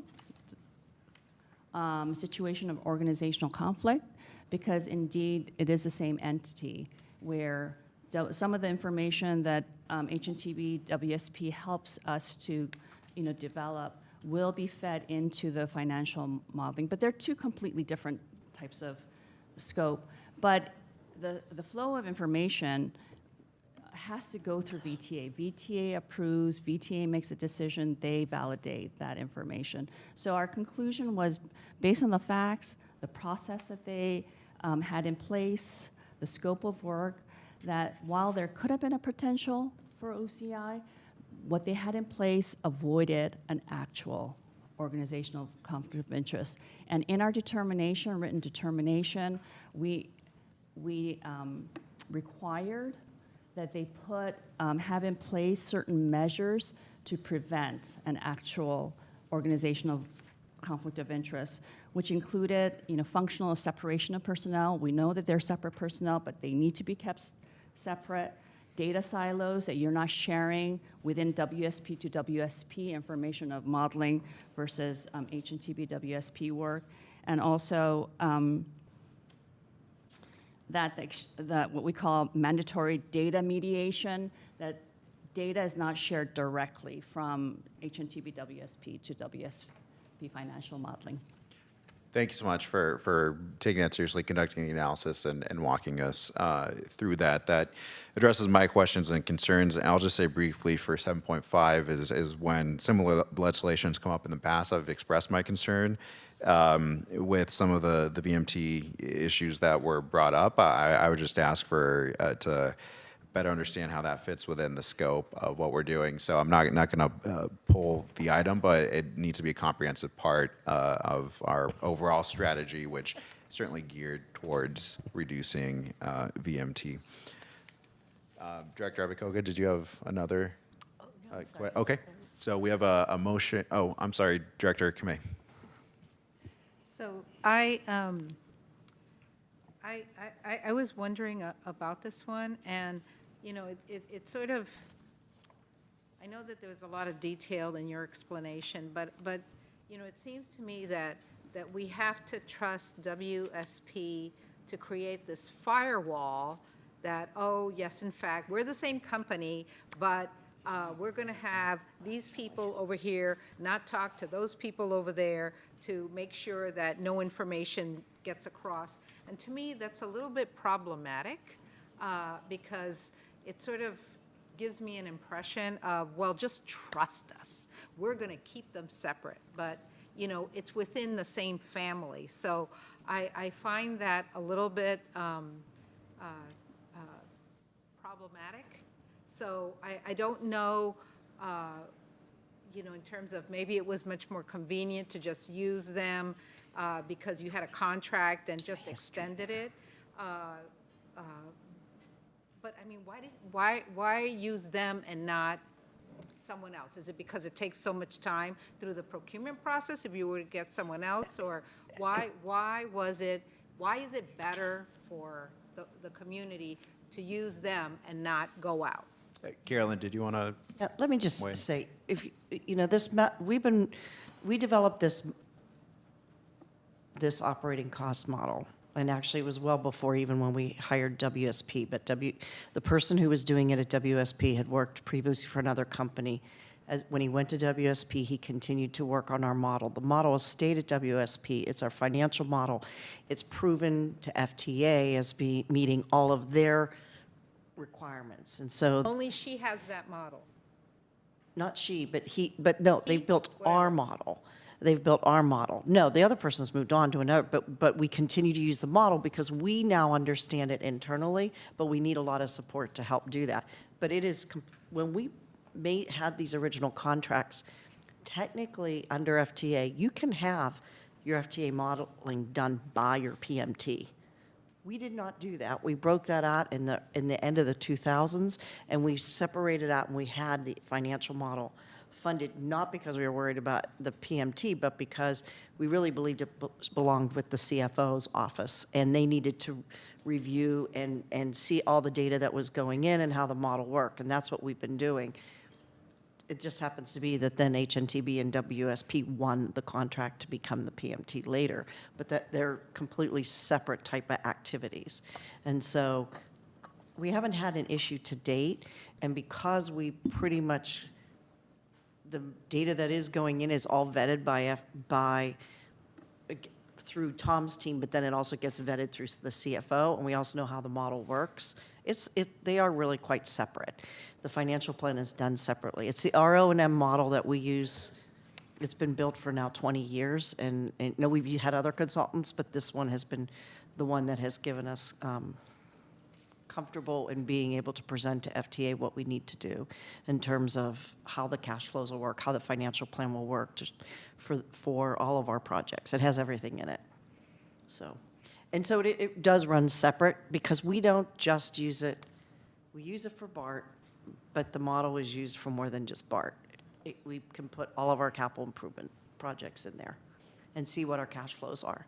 So when we build a model for BART, it includes every single capital project we're delivering, and that's how we see, can the cash flows work by grant type and everything else, and do we have the money as an agency to be able to continue further and do our state of good repair? Thank you, Director Jane. Yeah, on the Oversight Committee, I've been asking for a long time for getting models for our operations costs and our CapEx costs, and I haven't seen those. At the last joint BART VTA meeting, I asked, what is BART's deferred maintenance? How much is that? And I'm waiting for that information, but I'd like to understand how these models are being created and whether they're being created in conjunction with BART's models for the cost of maintaining elevators and escalators and replacing them. So BART runs we fund BART, or we fund BART to build their O&M model. It's similar to what we had before, and then we funded them to actually have it in-house. So we fund them, and they manage and coordinate their operations model, maintenance model. And that information they give us then goes into our financial plan as well. 'Cause So we look the at both. costs are going to come from WSP? No. For the questions that I've asked? No, they go through, they come from BART on the operations and maintenance. They're going to give us the CapEx models and that we're going to pay for? No. Maybe we distinguish the capital cost, the CapEx, from the operational cost, the OpEx. As Carolyn said, the OpEx, the source of truth for OpEx estimates on BSV2 is the BART model that Carolyn described. Okay. The source of truth for CapEx is, which is not related to the contracted 7.20, is the work the program management team does. Okay, but I thought it was cash flow and everything that was going to be considered. The cash flow for the capital side is based on what the model comes out with, the capital model. We also do one on the operating side, and that comes over, the operating costs that come from BART, we then actually do the financial plan. So we do put that financial plan together, and WSP and others help support us. It's not just WSP. Okay, thank you. We have other consultants who also assist. And we probably will, and Tatiana and I are talking about this today, we do need, which we have done with phase one right before we did the final submittal to FTA. We did a workshop with the board on the whole financial model, and I do think we need to do that. So when we do our next workshop on BART, it really should be more detailed around the financial, how we develop our financial plan and the models that we use and the assumptions that go into it. That'd be great, thank you. Thanks to the team for answering questions. Any last comments or questions from board? Okay, we have a motion. All those in favor, aye? Aye? Any opposed? Thank you so much. Appreciate that.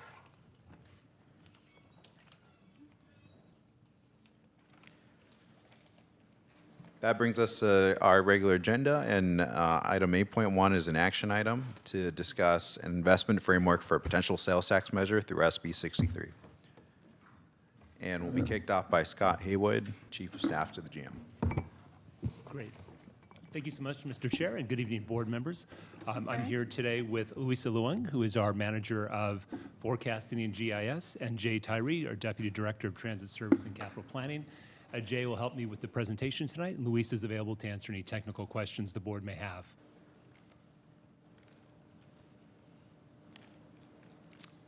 So tonight is a follow-up to the investment framework presentation that we brought to you last month. And if you recall, the framework was developed that we presented through a robust community outreach process, which included outreach to city councils and as well as the community.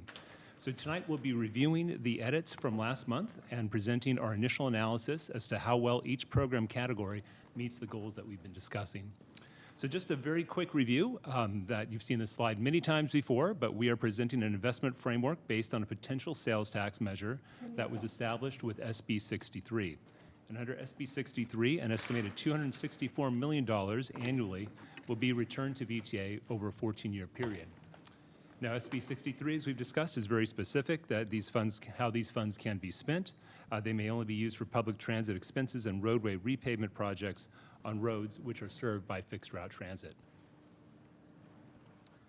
So starting with the February board workshop, we developed 3 goals for the investment framework. And each project or program should hit one of these goals, which would grow ridership, increase productivity, and enhance customer experience, which includes safety, security, and cleanliness. The increase in productivity is very critical because ultimately we want to achieve financial sustainability. So since we reviewed the investment framework last month, tonight I'm only going to highlight the changes that have occurred since we looked at it last month. So starting with the foundation section, we recommend linking pothole and road repair with transit supportive improvements.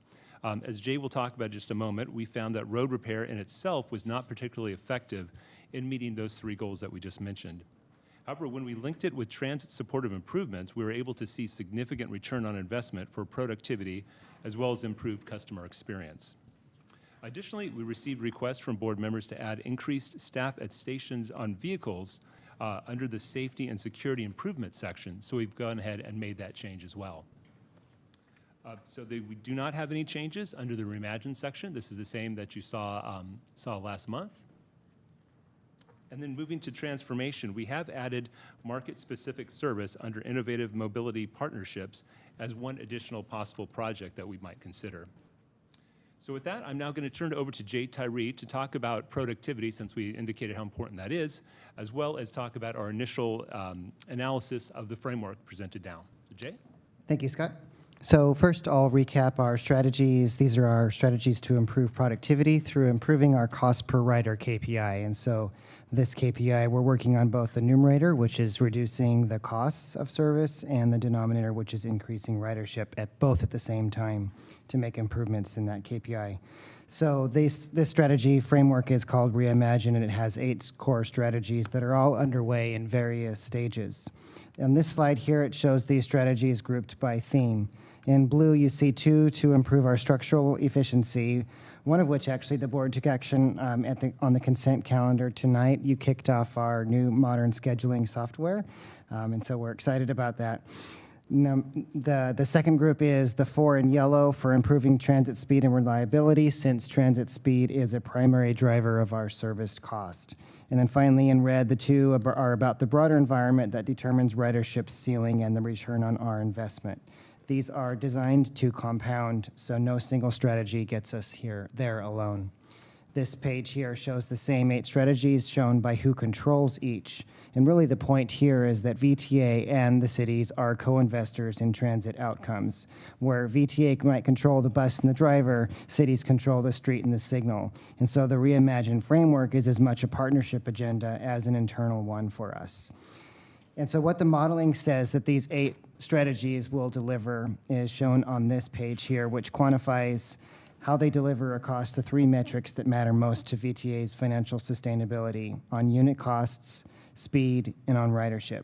And then you can see in the aggregate, there's significant improvement on all 3. So for example, the TSP item, transit signal priority, shown in blue, shows significant reductions in unit costs, increase in transit speed, and increase in ridership. The important point here is that these happen before we add a single dollar of new service in the visionary network. So what we're really getting at here is a more efficient baseline operation. And so to bring it all together, this is the summary of that productivity Reimagine effort.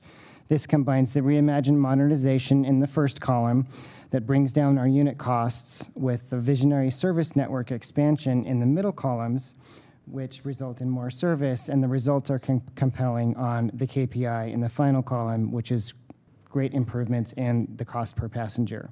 So on bus, for example, Visionary Network's 88% service increase drives a 69% ridership increase at only a 41% higher total cost because we've brought that unit cost down. So this is the modernization dividend at work. We're driving down the unit cost first so that we're buying nearly twice the service at less than half the proportional cost increase. So the bottom line is significant reductions in cost per passenger, which is a more productive, more financially sustainable transit system. And I'll note, this also assumes no changes in land use. As our densification partnership succeeds with our cities, ridership upside is exponentially greater.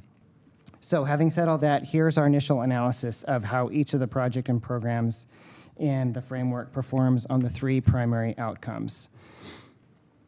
The slides are going to present the programs in 3 groups, 1 per slide. So this is the foundation group. The columns show the initial ratings for how each investment option may perform on 3 primary outcomes. The first column is, would the investment bring new writers to our system? Second column is, would it make our operation more productive or efficient? The third column is, how would it improve the writer experience? So the headline for the foundation section of projects and programs here is operational necessity. These are investments that establish the necessary conditions under which everything else can succeed. The bus corridor improvements line is the standout investment in the foundation section, where, like Scott said, when linked with transit improvements, things like complete streets and transit signal priority have a great improvement in the customer experience, and also a great improvement in productivity. This is exactly the modernization dividend, again, at work from Reimagine. The stabilization investment is not scored here because it's not a growth lever, it's the prerequisite for all growth. And on customer experience, many score well, fundamentally about making the system more reliable, clean, and safe. This, of course, is the baseline that writers need before they'll consider writing VTA more. This slide here shows the reimagined set of projects and programs, and you can see they perform highest across the board. The ridership story is led by the Visionary Network implementation because, like we've said before, you can't ride a bus that doesn't come.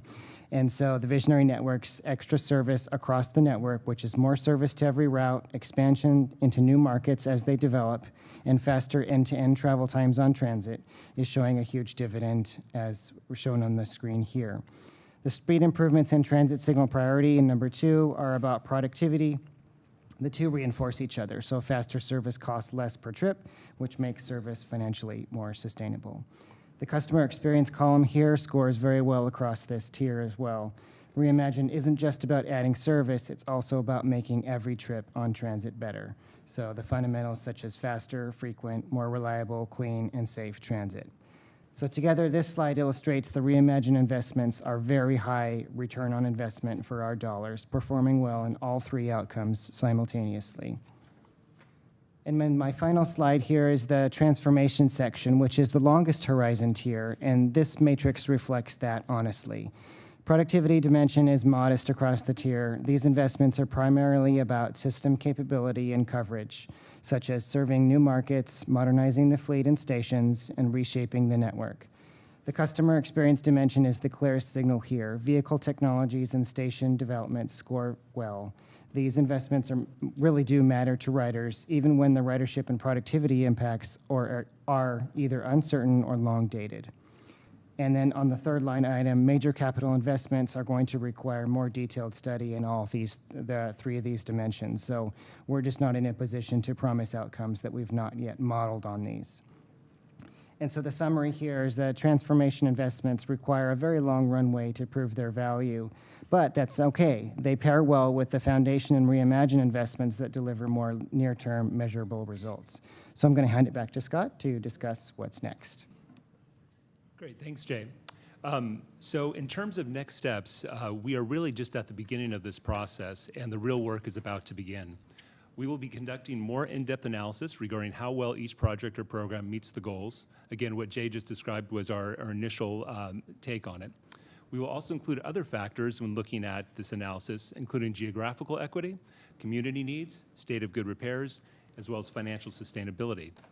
I note that throughout the process that we'll undergo, we will work very closely with our partners, with the community, and with the VTA board. Based on this data-driven process, we will then identify projects and programs to implement through a 4-year investment program for the board's consideration. We will use KPIs and monitor these programs to determine how well each one is meeting our goals. If we find one program or project that is not, the board can pivot and redirect our resources for projects that are delivering a higher ROI. Finally, we will create a public dashboard for the community so they can track how well projects and programs are performing. So with that, our recommendation again tonight is for the board to adopt the framework as presented in Attachment A. And I'd also note that we did receive the memo from the chair and the vice chair with some additional recommendations, and we're certainly very comfortable moving forward with those as well. So thank you very much, and we'd be happy to answer any questions. Thank you so much. Great work, staff, on the presentation, all the work that fed into it. We'll first take public comment, and I have a few speaker cards. Emerson Cody, followed by Jordan Moldow, followed by Harry Neal, and then Vincent Ma.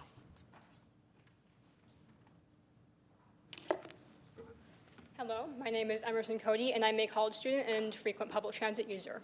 The recent publication of the 2027 Local Investment Service Plan outlined weekend frequency increases on light rail and multiple bus routes if the ballot measure resulting from SB 63 passes. This is very good, and many people will benefit from this. However, what caught my attention were the absences of any planned increases in frequency for the currently low-frequency routes, additional weekend service for routes which currently lack this, or expanded service hours. The proposed service additions are entirely on routes which have higher weekday frequencies. Should the ballot measure pass this November, I hope that the 2028 service plan will address neighborhood bus routes. Increasing service on these routes makes public transportation a more attractive option to people living in these neighborhoods, and higher ridership on them will lead to more riders on frequent core routes which they feed into. Thank you for your consideration. Thank you. Jordan? I appreciate the work that went into putting this framework together. I think that the colored table shows what you've been hearing from the transit riders. The best, highest ROI use for this money is to improve frequency, reduce cost of service, and improve the rider experience. Yes, there's lots of good capital projects that we could spend this money on, but this is a very precious pot of money. We need to make sure that the rider experience is good and that we actually attract people onto transit. So please, please use it for those purposes. I appreciate the memo from Mayor Mahan and Councilmember Lopez. I think we do need to add KPIs and give the public a little more of an idea of how much is going to this, how much is going to that. And this is your last chance to sort of define your messaging around this. Is this, transit is a public good, so we're going to fund it, in which case we should be making sure that we put it towards frequency. Are we claiming that we're going to be able to make do without this money in 14 years? Then we need a plan for how that works. Thank you. Thank you. Harry? Good evening. First of all, thank you for your presentation. This is very, very exciting, and I cannot wait to see this put into practice, but I do want to echo the comments that Jordan just made. Frequency is so important. Investing in transit service is by far the best thing that we can do to make transit a more accessible and more key part of more people's lives, is making sure that it's there for them to use it. Service enhancement and expansion is, again, by far the most important thing we can do. We should also absolutely be investing in making service more efficient, in driving down the cost of providing that service so we can provide more for our dollar. A big part of that comes with speed. As mentioned during the presentation, a faster bus spends less time running any individual route. So make sure that we are investing heavily in things like transit signal priority, intersection redesigns, bus lanes, fencing and gates for light rail where possible. Thank you. Thank you. Vincent?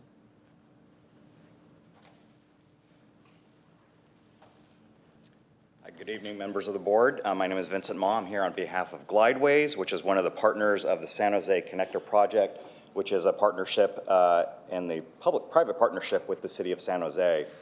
In the year 2000, voters approved Measure A for transit funding, and the Diridon to Airport Connector was amongst the most popular projects in that measure according to voter polls. Our request is that innovative transit projects like the San Jose Connector project are made eligible for funding through this regional measure. These local funds can be leveraged for state and federal dollars, which are necessary to bring this important transit connection to those in the community who need it most, and for the voters who asked for the project. Again, thank you for your time and consideration. Thank you. And I believe that's all the speaker cards I have, but do we have anyone else wishing to speak? Go ahead, please.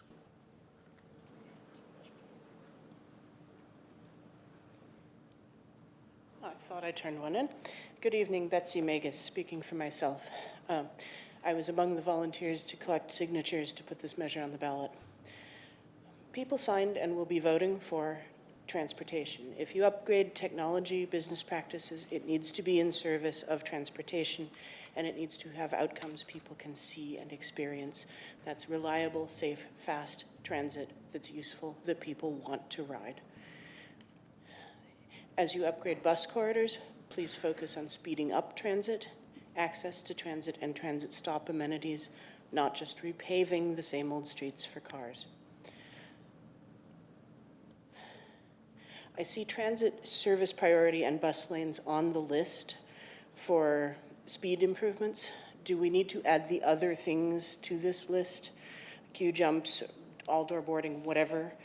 And please plan to measure the results of those improvements so we can see more of what works. Thank you. Thank you very much. Anyone else in person? If not, we'll go to online comments. Thank you, Chair. And just want to note for the record that we have received several written public comments, and we have included those in your packets, and they're available online. With that, I will call Abibat, followed by public advocates, and then Adina. Abibat, go ahead and begin speaking when ready. Hi, my name is Abby, and I write Caltrain and BART. Transit operations are vital for our transit systems to thrive. It's the entire purpose of this regional funding measure. And even though there is a provision allowing VTA to spend part of the money on paving roads, the funding should focus on transit operations, not roads or repairing potholes. We should be improving service with more frequent service and more coverage to underserved communities, bringing VTA service up to par with the rest of the region. Funding should also prioritize upgrading bus stops and maintaining discounts for youth, seniors, and people with disabilities. With the recent CARB decision pulling billions from transit, it is important now more than ever for our operators to invest in transit operations and services, not roads. Thank you. Public advocates, you may begin speaking when ready. Of Public Advocates, and we support prioritizing transit priority and funding for the increased service that's in the Visionary Network, and request the board to ask staff to come back before November with the phasing of what service increases would look like over the course of the measure. It doesn't need to be the exact routes and frequency levels, but how much additional service and how it would be prioritized in each phase, so that the public can understand what it would look like and when it would happen.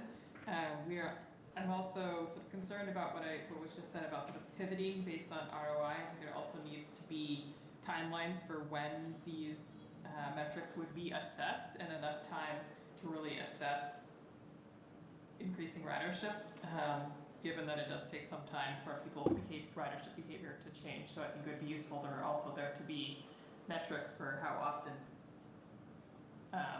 the KPIs would be assessed. Adina, followed by Sebastian, and then Chris. Go ahead, Adina. Yes, Dina Levin from Sealands Bay Area. Wanted to call your attention to a letter that was sent from a number of organizations serving Santa Clara County transit riders, really encouraging the board to focus on what staff was really so effectively and clearly communicating about the benefits of those strategies of increasing frequent service and making the local transit faster and more reliable, serving riders, increasing ridership and making the service more cost effective. Wanted to support the letter from the chair and vice chair on measurement to show the results, and the previous comment about clearly showing the phasing of the Visionary Network, and also the previous comment to make clear that transit priority includes all the various different treatments, the transit signal priority, bus lanes, queue jumps, et cetera, that make the buses faster and more reliable. Thank you. Sebastian, followed by Chris, then Ivan. Sebastian, you may begin speaking. Good evening. This is Sebastian Petty with Spur. Wanted to first appreciate all the work that the staff and board has done on this. I think this product has come a long way. Also wanted to really support the comments and direction of the chair and vice chair's memo. While I think the existing framework is very good, there just needs to be a little bit more, I think, for voters to really understand what the outcomes would be if this measure were to pass in November. A couple of points I'd particularly like to emphasize would be the importance of having some degree of quantification in the framework that helps understand the relative proportion of categories, and also the importance of continuing to look at cost control strategies in addition to improving productivity. That's in some ways a parallel topic to this expenditure plan, but it's a very important one, and it's an important one for voters to see the agency working on. Thank you. Chris, you may begin speaking when ready. Hi, my name is Chris Lindsay. I ride VTA Green Line to Caltrain every day to and from work. I think we should be spending this funding on improving ridership and increasing the number of riders in the system. So increasing the frequency of the trains, overall liability, like on-timeness, improved connections to Caltrain and BART, as well as looking at expanding the network, especially into the West Valley. Highways 85 and 280 are choked up with commuters every day, and I think could really benefit. And the system could bring in a lot more riders with something that can serve more everyday commuters. And lastly, should strongly look at a connector to San Jose Airport. I think every major airport should have a connection to light rail.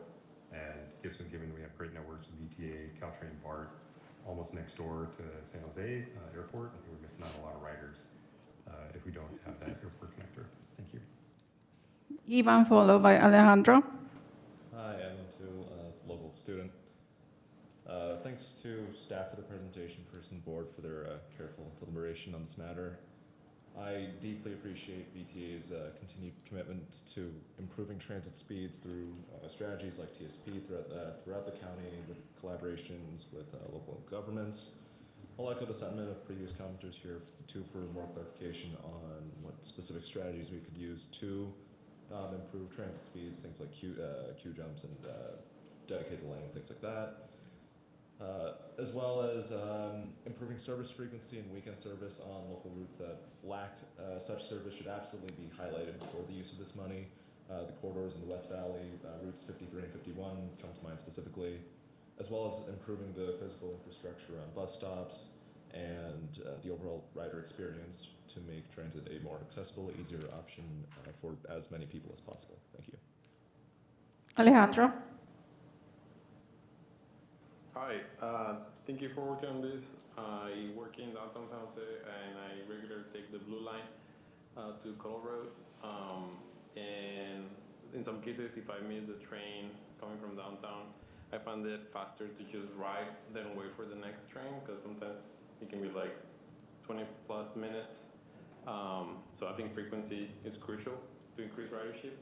And then also on the Blue Line, a lot of the stations are in the median of the freeway, and it's a pretty dehumanizing experience because of the loudness of the freeway. And I think improving the shelter around those stations would also make it a nicer experience to ride the light rail. And additionally, figuring out a solution for the elevators being used as restrooms. I think that's a regular issue that comes up. And yeah, that can also help improve the experience. So, thank you. Ivan, you may begin speaking when ready.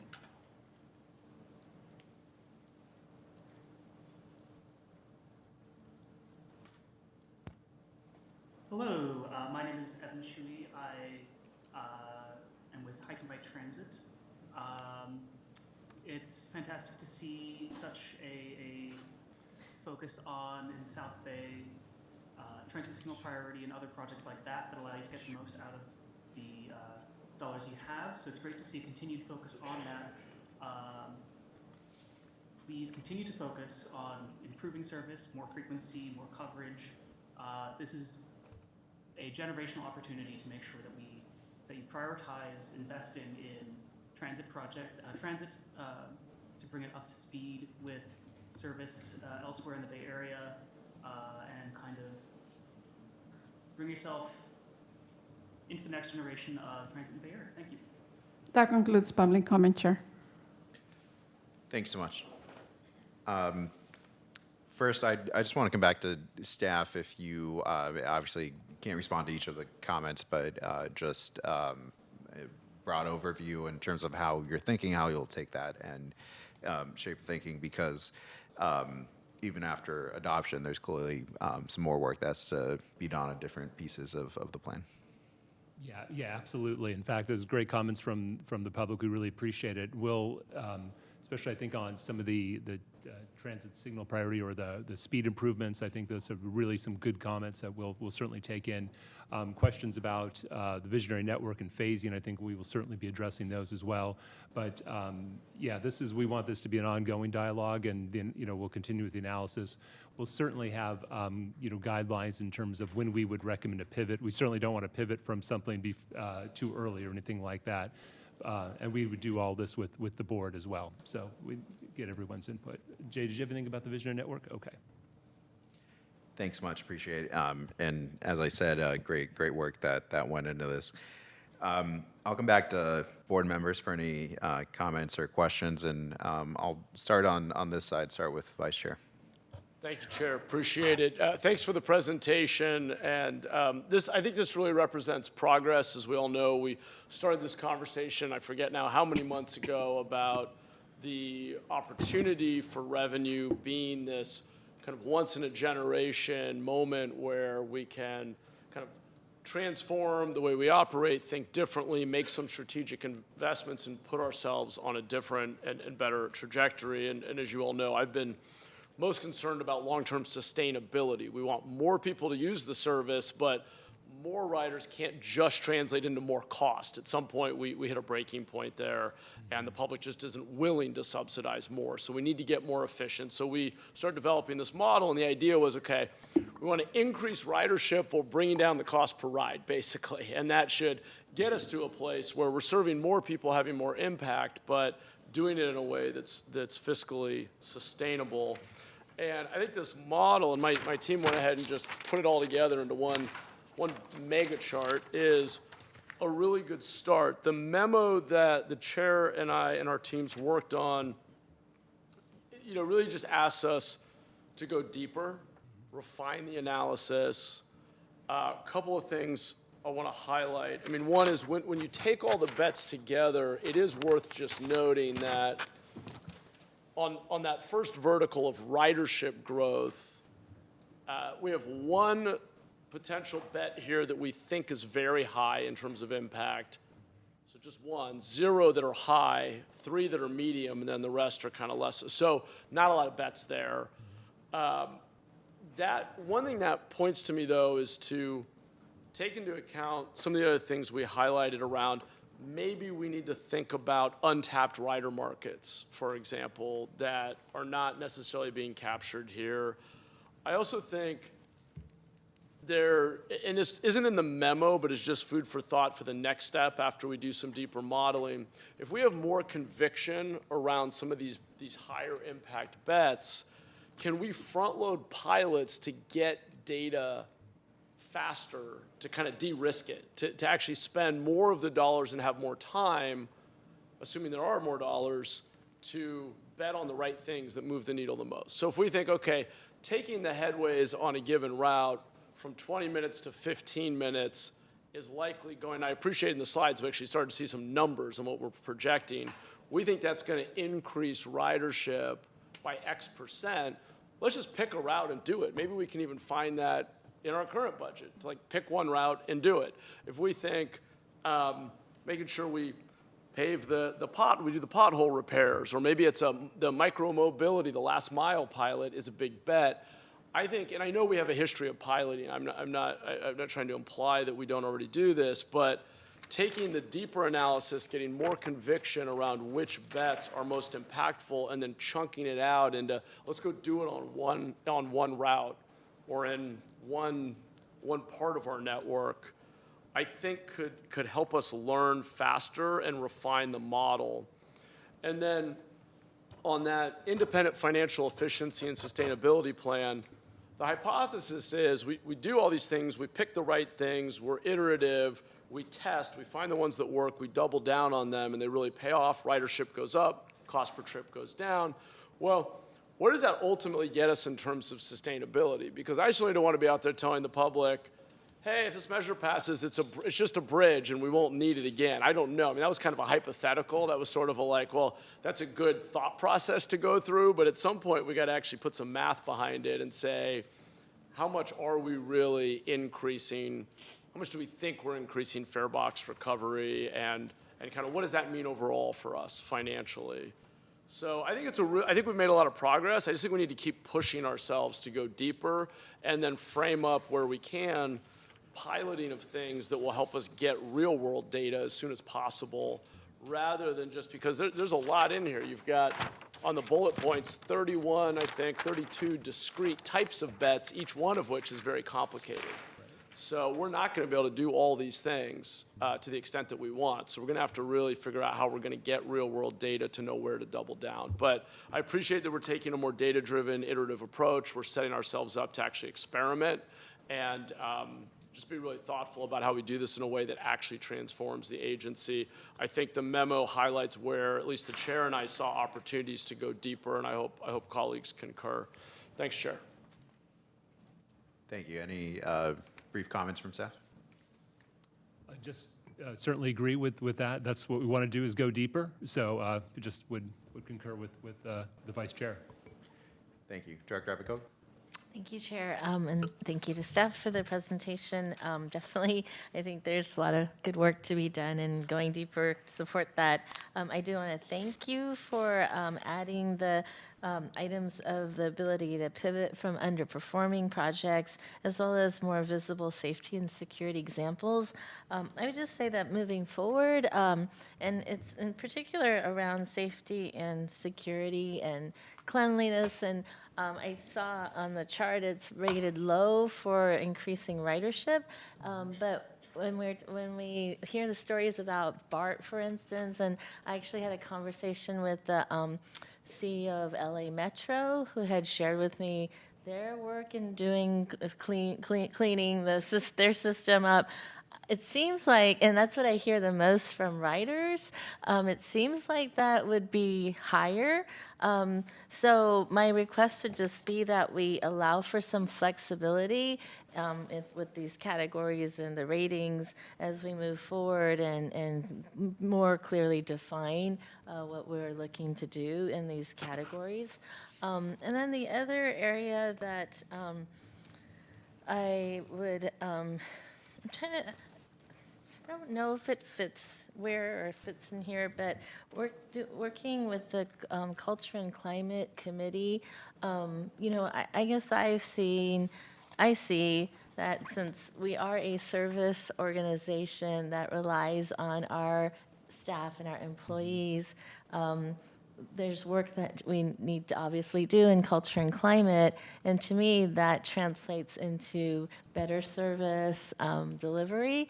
And so I'd like to see somewhere some commitment to investing in our employees, in our culture climate change work. Thank you. So I'm just going to, and I'm going to turn this over to the three of them, and Louisa might be able to answer this. It's interesting with enhanced customer service because you don't see, it's hard to find data that directly correlates ridership or high ridership to safety, security, cleanliness, but we know people won't ride if it's not there.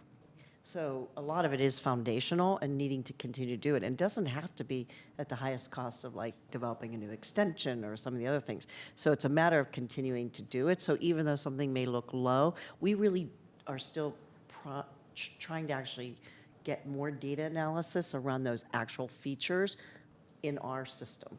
You know, right now it's more just through literature research. Correct, Louisa? Yeah. Right. So we don't really have a whole lot. We have anecdotal, like the modernization of the vehicles for Caltrain electrification helped increase ridership there. The fare gates are collecting people, but it's the cleanliness of the system, so you'll see people feel safer. So the question is having people feel comfortable to ride and then trying to find how that changes. And so I'm hoping there's more data in the future about that. It is really hard to find a lot of that right now.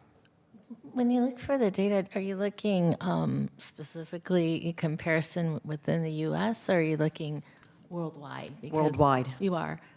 Yeah, we look that's, worldwide. you know, something that, to me, was It is very definitely, clear. safety and security is definitely key on the choice to ride.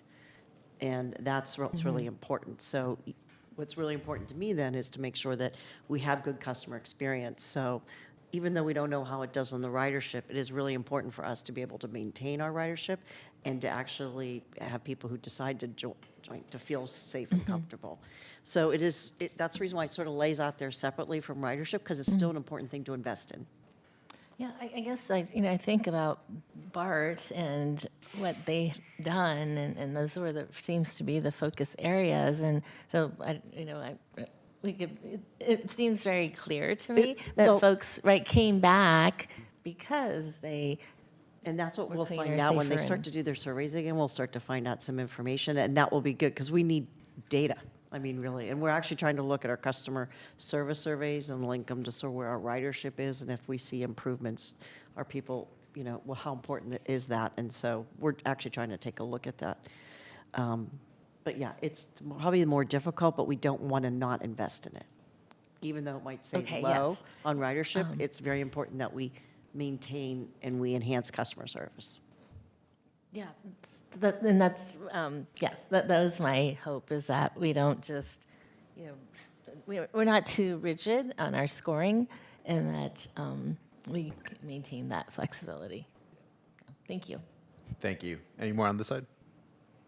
Okay, I'll go over to this side. I see Director Jane. Yeah, my understanding is VTA's operating budget is 600 million, and now we're looking at about 260 million for this. And, our fare box recovery, to the vice chair's point, we want to increase ridership. And our fare box recovery is 6%. So what if we did a pilot on the 522 on El Camino and just made it free? What would that do to ridership? Clearly we have to have safety and security. I rode BART last night. We had the crisis intervention team walk through the car. It made me feel a lot more secure to have the security personnel there. But, if we're trying to get ridership for some low-income students and such, even the 250 fare is a little high. So if maybe, with all this extra infusion of cash, compared to our fare box recovery, we'd save money on fare collection, we'd have fewer interactions between angry customers and our operators, and we would actually increase our transit times because we wouldn't spend time waiting for people to fish for money and collect money. So our actually travel times would improve. Thank you. Anyone else on this side? Director Sell? Sorry, I can't see all the lights. I was just wondering, with this visionary network, is it also based in some other agencies that have done similar things, invested, on the order of, this 200 million, 14 years, and then we're able to see ridership? Is that based on studies? Is that based on other agencies? Is it, what is the science behind this? Yeah, it's a great question. The visionary network principles are the principles that are at work in our current network today that have resulted in really industry-leading ridership growth since the pandemic. It is a focus on all-day frequent grid of routes that provide that kind of everywhere-to-everywhere pattern that actually works very well with our county. And there, to your question, there's a lot of data from federal, state, local, even sources, that empirical data that show when you increase frequencies by this much, you get this percentage. It's like an elasticity rate of about 0.5 is what it is. So, and I say even local too. We did that on the 70 in the east side on White Road and Piedmont in Milpitas and San Jose. We moved it up and we saw 0.56 result in elasticity of ridership growth from that frequency increase. So all of this to say, there's a lot of data that helps us to quantify and project, and that's how we have those numbers in that productivity slide that we showed, that we can project when we do the visionary network in its entirety. It is a 69% increase in ridership because of that empirical data. Yeah, and then, like here at the board, we hear you speak and everything like that, but it's going to be the full community that needs to understand what you're doing and the basis for this.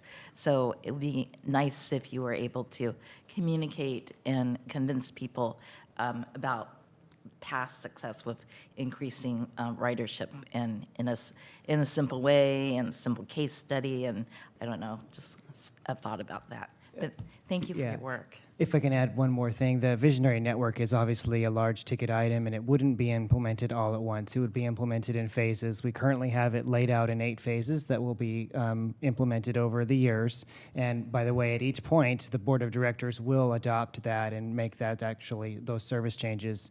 And then that gives us the benefit of making the change, seeing how it goes, seeing what the results are, and maybe adjusting as we go in future phases. So at each point, we'll have a chance to discuss and look at the data and then make adjustments. Yeah. So over this year and into November, thousands of people are going to decide if they believe in this too. So this year, I think, is a critical year to kind of convince people. Thank you. Thank you. Did I see someone else on this side? Ex officio, Bert. Thank you. So first, I want to thank staff for this effort, as well as staff and the chair for the effort going out to cities to really get their input. Not all cities participated, unfortunately, including my own, but I'll use this as a little bit of an opportunity here. And I also want to thank the chair and the vice chair for their memo, which I think is really valuable and complementary to what the staff presented, and we don't need to belabor it because Scott already said that they were embracing those points. So I did want to touch on 2 kind of ends of the polls here, one nearer term strategies and the other longer term. So very definitely there are strategic locations where improving headway is very valuable. Safety and security and cleanliness is very valuable. But I want to have a follow-up offline with staff because on the slide where it's got the KPIs and service level 88% increase, ridership 69, and then that results in a reduction in cost per passenger, and I'm just not getting the math. Because if you take say the number of buses, and just for round numbers, the numerator goes from 1 to 2. You double the frequency, and you take the average passengers, and it goes from 20 to 30. You didn't reduce the cost per passenger. You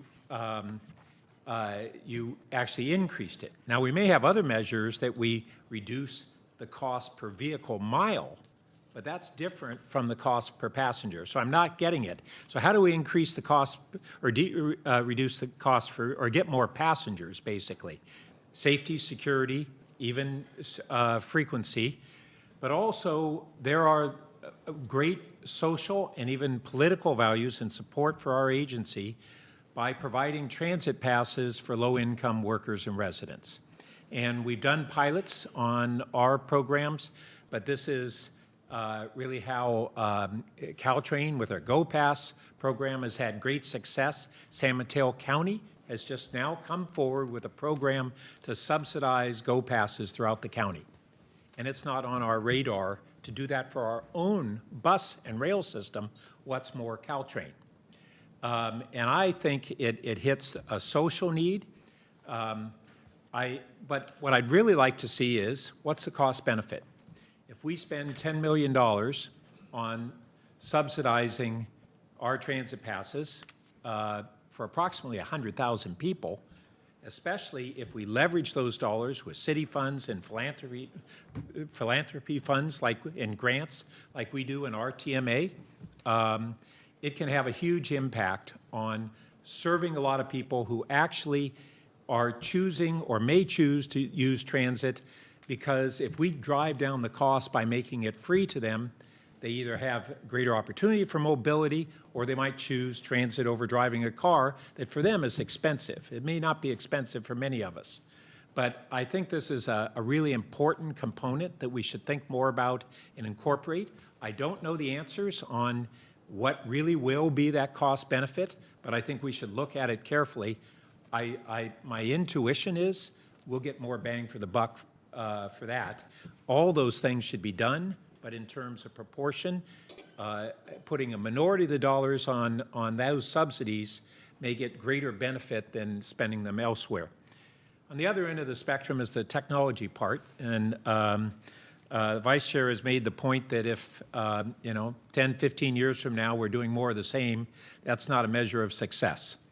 And we have a reference to the airport connector, but that's really the pilot in the county that we're looking at, or the furthest along at looking at a new technology. And in the next few years, those of us who have been tracking this are very hopeful that we're going to see new technologies, and those technologies hopefully will be lower capital cost, lower operating costs, and higher service. If we get that, we move transit into the category of being a mode of choice rather than necessity for people. It's, can I get there faster? Can we build this cheaper? Can we operate it cheaper? I don't know the answer to that, but I want to make sure it's part of our strategic plan. This is a long-term plan. We can't get so specific on things that we really don't know yet, but I think it's very important that we get it down there, and we've been talking about that for a number of years. Hopefully it's not this thing that's always over the horizon, but I'm fairly optimistic that that's an emerging trend in our entire field, and we want to be at the forefront of that. One other note on those transit passes. In our community, the pilot program that VTA did, providing low-income worker transit passes for El Camino, was crucial for us to be able to make the decision to remove parking on El Camino and put in protected bike lanes, which then serves our own last mile by those protected bike lanes. But we really couldn't have done it if we hadn't removed enough of that parking demand that was there for employees. And so it served multiple purposes, including coming back to us. Thanks. Thank you. I'll come back on this side. I see Director Arenas. Thank you.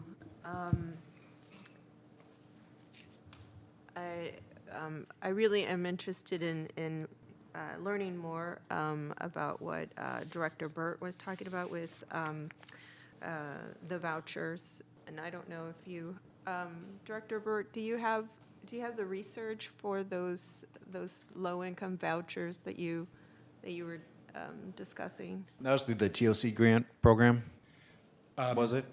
No, it was separate. It was a pilot, and yeah, we do through our TMA. We have data on utilization, and I think our staff has some data as well.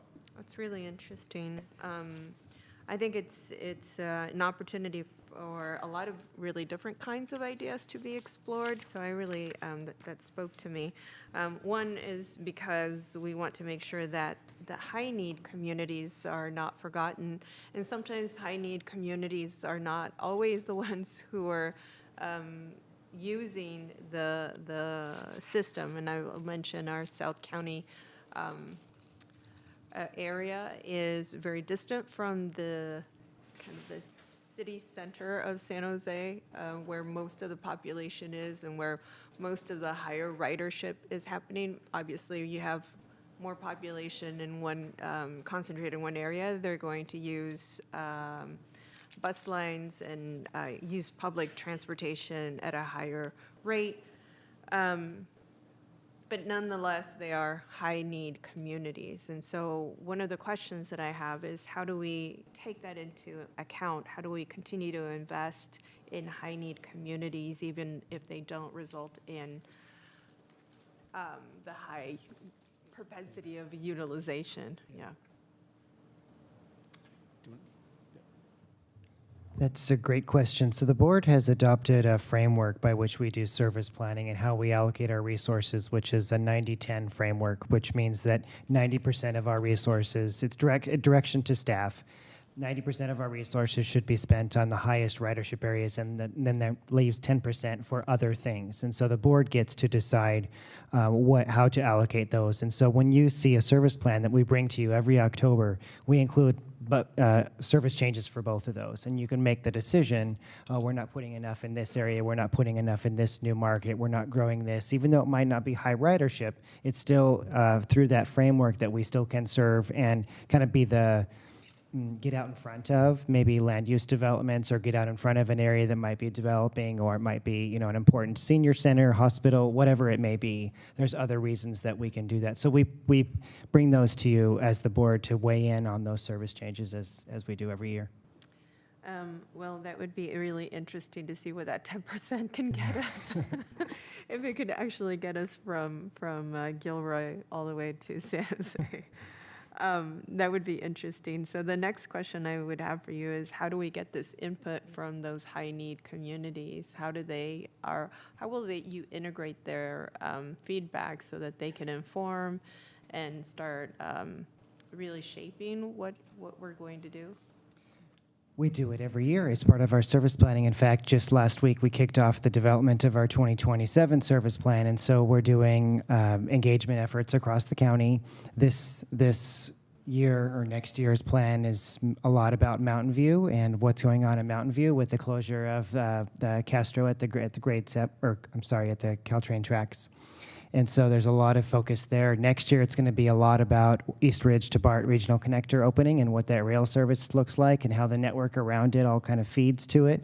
And so we kind of have a theme every year, but everything is on the table. We take comment from everybody. We have webinars. We have pop-ups at East Ridge, at transit centers all over the county. We take it all, and we consider it all. I'd love to have a South County theme, that would be wonderful. Either put your cowboy boots or hats on, but we invite you to go down to South County, potentially on public transit. Lastly, I was just going to mention that it is one thing to dream about what we want, and I really love this framework that allows us to continue to take a look at the foundation, to reimagine, and then to be transformative. Remembering it was reimagining is the transit signal priority projects, and those projects are a partnership, right? Because the cities are going to be participating, and so how do we ensure that this transformative effort, or at least if we want, or reimagine effort, is going to be fruitful if the cities don't participate. So what kind of measures are we putting into place? Are we continuing to connect with the cities, present to them, getting their feedback, really laying down the foundation for that kind of partnership?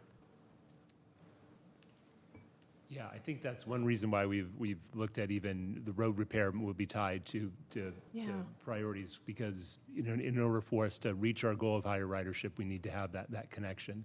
Our team has also been working on draft policies to help cities to take a draft policy, because TSP is really kind of two parts. It's the technology and the infrastructure, but then it's really the policy. You can have the technology, you can have the equipment, but unless you have the policy to match it, it's not effective for making transit faster. So we've been working with staff, especially through our technical advisory committee that we have with the cities, and we do have example policies that we have available. And if anybody on the board members would like us to forward that or talk to their staffs, we'd be more than happy to do it, because it's really that two-part, the policy and the technology.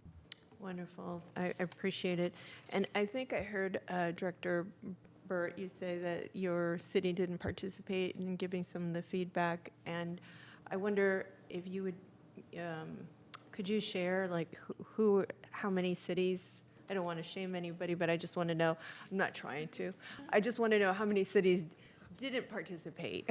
I think we're still working on scheduling a couple, but I think we finished with about 12 or 13 that we did go to. So there's just a handful that through scheduling issues or other things that weren't able to. Right.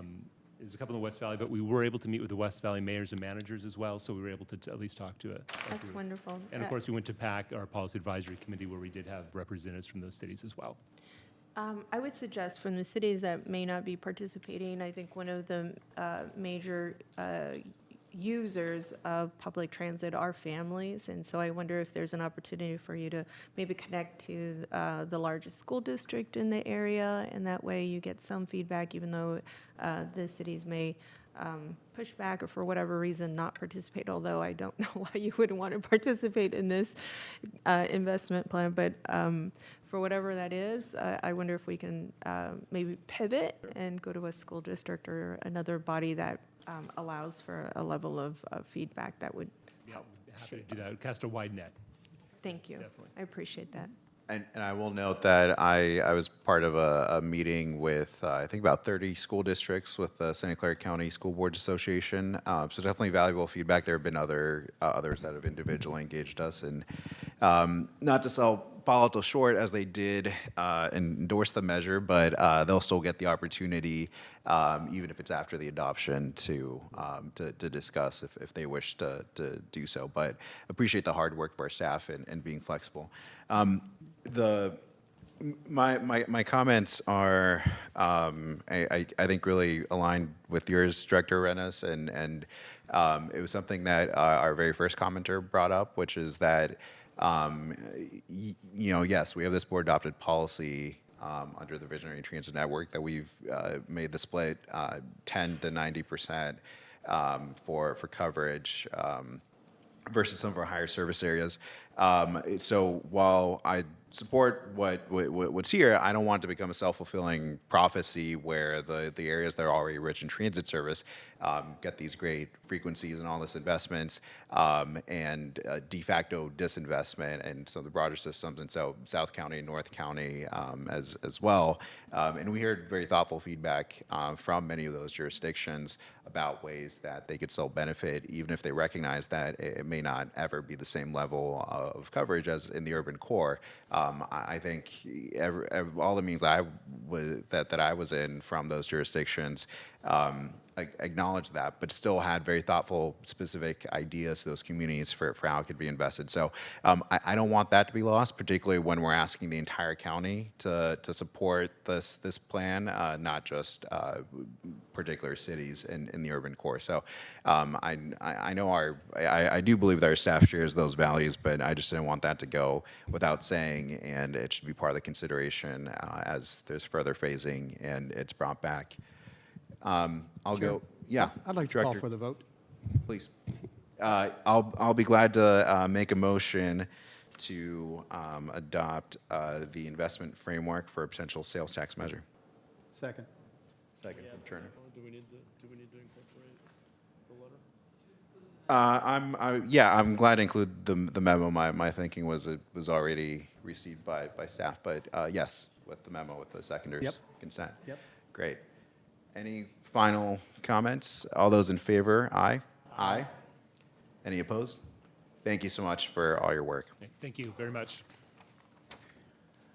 We'll move. So, if I may, with the time that we're looking at and probably nearly 3 hours left to go, I don't know if there are any items on the agenda that are not time sensitive that we might be able to push out to the next meeting.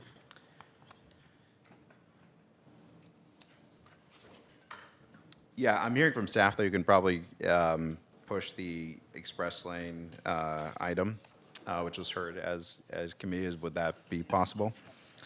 We could do that at our June meeting. The other thing is I will, I'll take the prerogative to go on to the sheriff's items if we can do that, as those are the most time-sensitive items that we have. And I'm happy to hear the BSV2 update, but when we get to that, I'll just ask the team to be brief, as that is an informational item, with appreciation for all the work that goes into that. Chair, since that's an information item, could we add that to the end of the agenda instead of? That's my suggestion. Okay. Yeah. If the rest of the board is okay with that. Great. So then we will take item 8.3. And following that will be, well, we'll go to our next, let's do 8.3, which is also a time-sensitive item, and then we'll go to the two sheriff's items, if that's okay. So, Tom, I will ask you.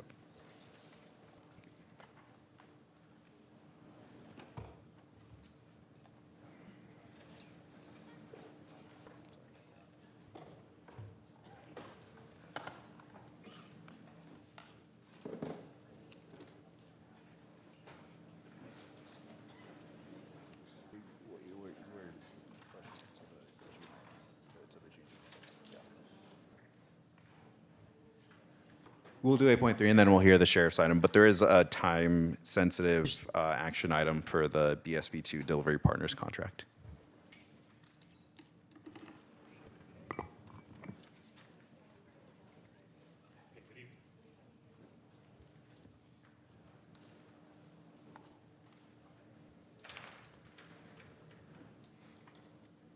Go ahead. My request was to go to 8.3, if we could go ahead of that one. Yeah. We had 8.2 up. Great.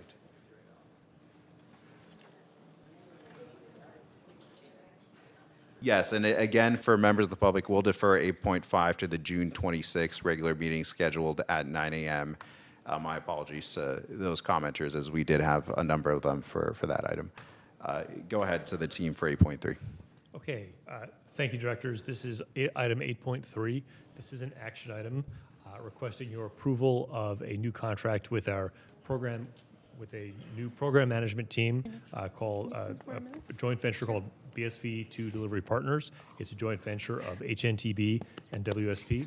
The presentation I'll kick off the presentation, and the bulk of the presentation will come from Ronak Nayak, who's the project manager for the PMT, and Sarah Wilson, who has been part of the selection team and is our construction manager.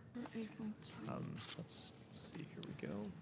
Okay, so here's restating the action and the recommendation before you, which is to award this contract to BSV2 Delivery Partners. There's a few things that I'm going to say up front about the scope and the role this contract plays within our program, and why we feel confident in this recommendation. The first is that the PMT is engaged in all forms of support, both strategic and day-to-day, for the execution of the BSV2 program. There are a couple of major items that I want to draw your attention to. The first is they oversee and manage all of our design process. So you've been hearing us at this committee talk about getting our design to 60% and eventually 100%. That's a big function of what the PMT does, overseeing that work. Second is supporting our pursuit of the full funding grant agreement by preparing the scope, schedule, budget, and other documents that go into our FFGA application. And the third is preparing contract documents for the construction contracts that we'll be doing, not just the KST tunneling contract, but all the other contracts that will be under construction when this project is moving. There are some key lessons from other professional services contracts we've been implementing. Sarah's going to touch on those in her remarks, particularly the Bechtel contract, and particularly ways in which we align the contract models through performance indicators, and other ways in which the contractor's fee or profit is tied to their performance. Finally, I want to acknowledge that I've gotten direct feedback from many of you about this, the current program management team and other professional services contracts, not always, always having some room for improvement, let's say. I do want to make it really clear that ultimately contracts like this are about the consistency and the quality of the personnel that these consultants bring to us. And what you're going to see in this presentation is ways in which we have a contractor who is bringing in staff who have experience with the project, but also subject matter experts in the field who are new to the program, bringing new life, and ultimately helping us bring this program to fruition. I'll turn it over to Ronak, who's going to talk about the process. Okay. Thanks, Tom. Good evening, members. So this is a slide to show you the procurement process and timeline we use for this procurement. An RFP was issued in September 2024. From there, we received 2 proposals in early 2025 and began a evaluation process to review both proposals, and eventually went through a best and final offers to receive a BAFO from both teams, and made a selection earlier this year and began negotiations, and are here today to make a recommendation for this contract award. Thank you. This slide summarizes the recommendation. The highest ranked team was BSV Delivery Partners, which is a joint venture of HNTB and WSP. A few notes about this contract. It's a base 5-year contract with 10 one-year options, which all are at VTA's discretion if we would like to issue them. The initial 5-year total is $180 million, followed by 10 one-year options with a total amount of $172 million. I will note that both those values you see up there include a portion of fee at risk that is not guaranteed to the contractor. They will only achieve that amount if they meet certain KPIs, which we'll talk about shortly. I'll turn it over to Sarah to talk through some of the lessons learned we applied to this contract as we negotiated this work. Yeah, so as Tom mentioned, the structure of the Bechtel contract has been informative in setting up this PMT contract going forward. We have the first couple of items on the slide just relate to, we have an annual work plan process. So we look at the budget and we ask for authorization for the budget for the base 5 years and then the extension. But every single year we have a resource plan that is proposed by the contractor or the consultant, aligned with the needs of the program. And one of the important things, and that goes through review and approval by VTA, and one of the important things to note is that we have the ability to make adjustments in that resource plan. So even throughout the year, right? We add staff, we deduct staff, we maybe switch out staff if we need to. And that's been a really helpful administrative tool. We also have clear lines of reporting within the consultant team and also connected from the consultant team to VTA, so that it's clear what folks are responsible for and what they're accountable for and what we expect from them, as well as what decisions they need from VTA. And then the key performance indicators that Tom mentioned also are directly tied to contractor profit, and that's that portion of the fee at risk portion of the contract value that Ronak made mention of. The KPIs have there are two types of KPIs that we've been using with Bechtel. And the PMT contract that we've got in front of you today has those as well. And Ronak will go into more detail in those later. Back to you, Ronak. Thank you.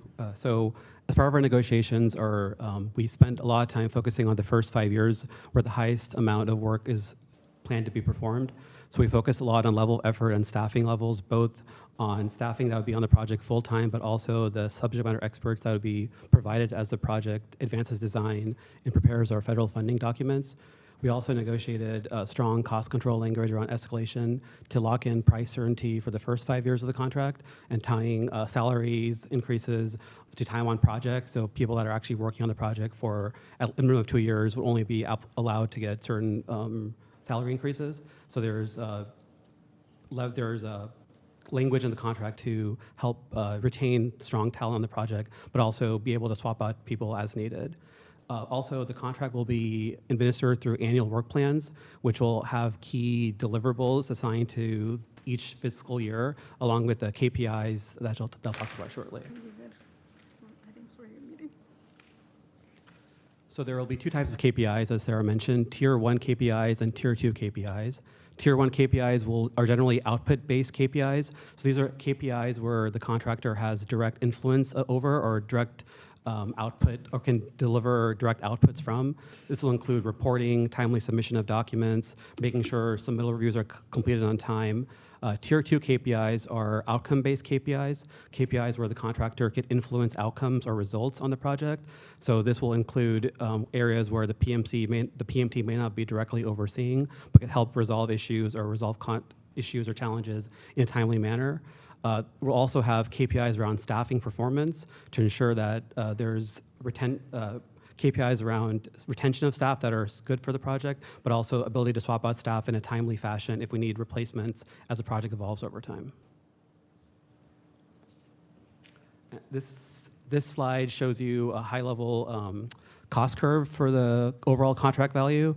So as you can see here, this is the entire 15-year contract value. The first 5 years in yellow and pink show you the the highest amount of work that's going to be happening. So in the first 5 years, we anticipate all the work focusing on finalizing all the engineering and work products, developing all of our FFG application documents, preparing all the procurement documents for bid.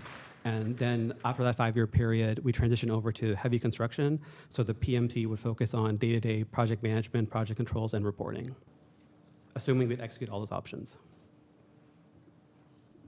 And here we are with the recommendation, and we're happy to answer any questions. Thank you. We have one speaker card for Rowan LeBron. I'm sorry, and then Shalonda Baldwin.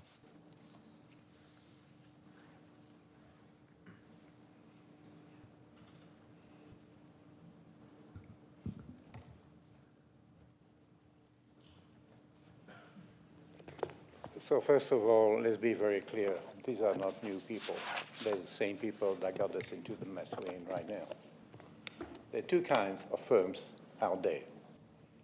They are the what do they know and who do they know. These people, both of them, are who do they know. We never got to find out who the other company was. I'll tell you what I know about these people. Parsons Brinckerhoff are the Boston Big Dig. HNTB are the people who broke a TBM, a large single-bowl TBM in Seattle. But going back to Parsons Brinckerhoff, they were acquired by Balfour Beatty for the Crossrail project. They didn't get a single engineering contract. They got a signaling contract that was canceled 18 months later. Balfour Beatty immediately dumped them, and that's how they were acquired by WSP. Thank you. Shalonda?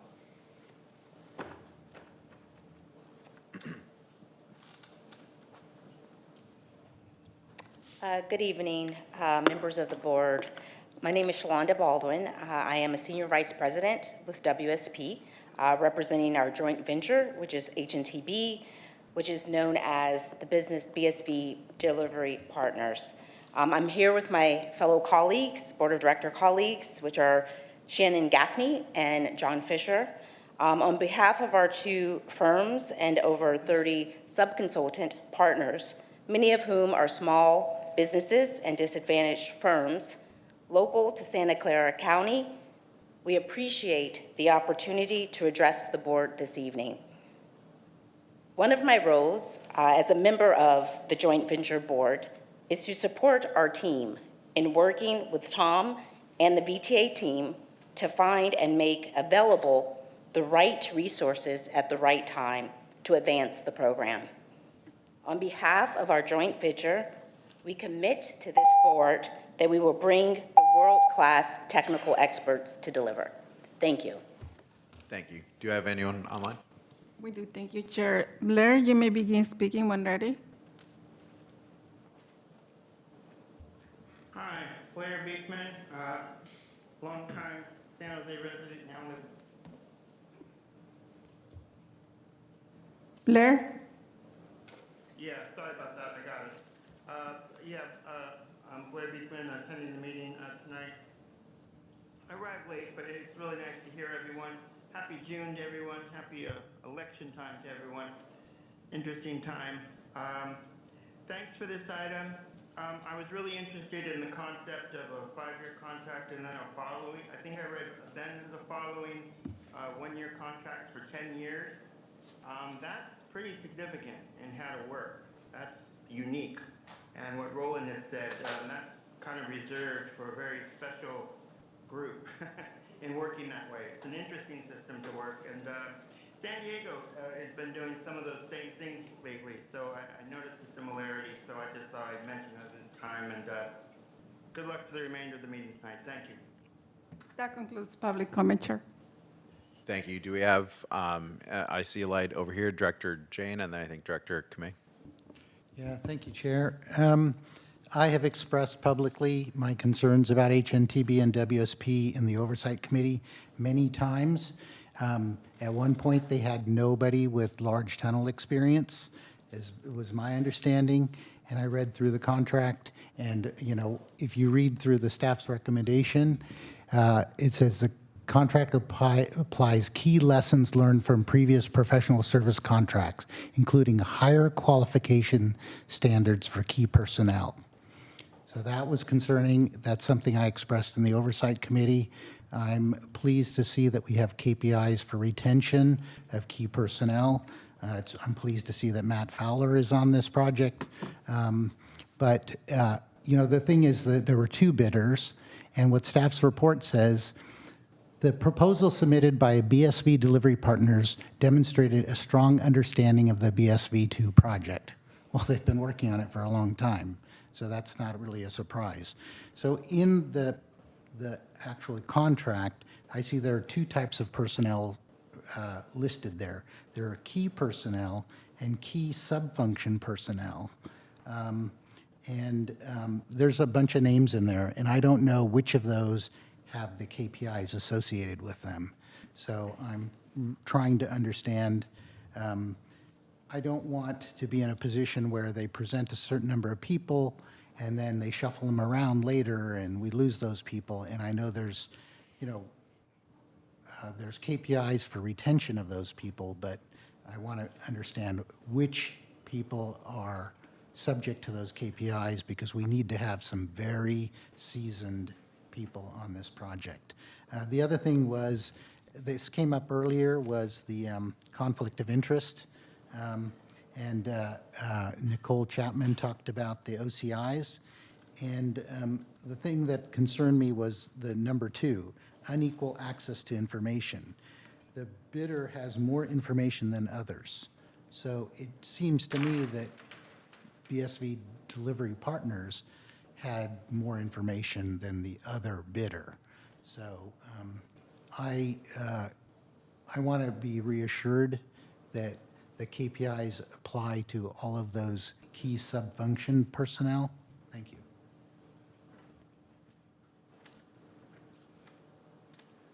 Can we ask staff to briefly respond? Thank you for the question. For the KPIs, we want to adjust the KPIs based on the year of work. So for the first 2 years, KPIs would be tied toward work that's focused on engineering and procurement development. And as the project evolves and we're going into a different delivery phase, the KPIs may change to a different type of personnel. So we want to make sure the KPIs are tied to the type of work we want for the type of work happening at the time on the project. So it wouldn't make sense to put a KPI on a person for 15 years as the project evolves from design to procurement to construction. So we'll make sure the KPIs are adjusted based on the type of work that's being performed. Okay, I want to see a list of the people. Every year, I want to see a list of the people and who has the KPIs. Yes. And that was promised to me at the Oversight Committee. Thank you. Director Kamei, and then I see the Vice Chair. Thank you so much. I'm going to ask a few questions. How long was their contract previously? Was it like for 7 years, 8 years? I believe 7 or 8, maybe 8. It was a 7-year contract, which was extended to 8 years. That's correct. So, unfortunately, the performance was not that great. And it took this long to be able to bid it out again, work it out, and all of that. This board has changed significantly. I think that just a few people are still here from when that was done. I think having a 5-year is fine, but to extend it out to 10-year, some of us are not going to be here, right? And so given the past history, and I think the KPIs are, a great idea. I think it's, it's certainly okay. But I don't think it provides the level of assurances necessary. And I understand that you have triggers in place where financially it would hurt. But, we're entrusted here. As part of the public trust, this is a lot of money. And previously, the reason why we went out to bid again was because we weren't getting the quality, and who is watching the costs? Who is watching the costs? Just escalate and escalate. So I need more than just the KPIs. I need to know that we're going to have a level of understanding and information in these 5 years, because I think it's fine to think that, you've got a lot of work to do in these next 5 years. But to extend it out and say, oh, we don't need board approval for the next, 15, that's a long, long time. There will be people who are not here, no longer on the board. And so I just think that I need a little bit more than just, oh, we're going to have KPIs, and oh, yes, they're going to provide the right people, the high-level people. We're spending a lot of money. And I think that there needs to be more on their part, and, to provide assurances that, the public trust was broken because you didn't perform originally. And I know things have changed, but I need more than just the verbal, oh, yes, we're going to have the right people in the right places and do the right things. So I just want to know how you're going to let us know that, yes, in fact, things are going to be different. And it's got to be more than just the KPIs. So two answers to your question, Director Kamei. The first is, while the contract does allow for the extensions after year 5, those would have to be approved by the VTA board. So this is, you're not making a decision, we're not asking you to make a decision tonight that either you or your successors would have no voice in. That's not clear in the write-up, right? It says the discretion of VTA. It doesn't say discretion of VTA board, because we authorize the general manager. And to me, we authorize her for the next 10 years. Some of us aren't going to be here. Maybe half of us are gone. So, I think that clarity is very helpful, and I want the team to know that, we're going to pay attention, because past history has been not so great. And so given that, we know that there's going to be a lot of escalating costs and all of that, we need someone who's watching the store for us. And if we entrust that to you, then it's something that, I don't know, I take very seriously. And so with the KPIs, I think we need something to say, guess what? These are the people that are doing these things, and this is how it's going, and it's going really well. And we're not going to wait 7 years to find out, oh my gosh, we have junior people who have no experience.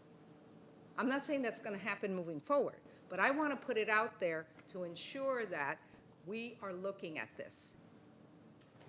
I understood, and I share those concerns. All of us share those concerns, Director.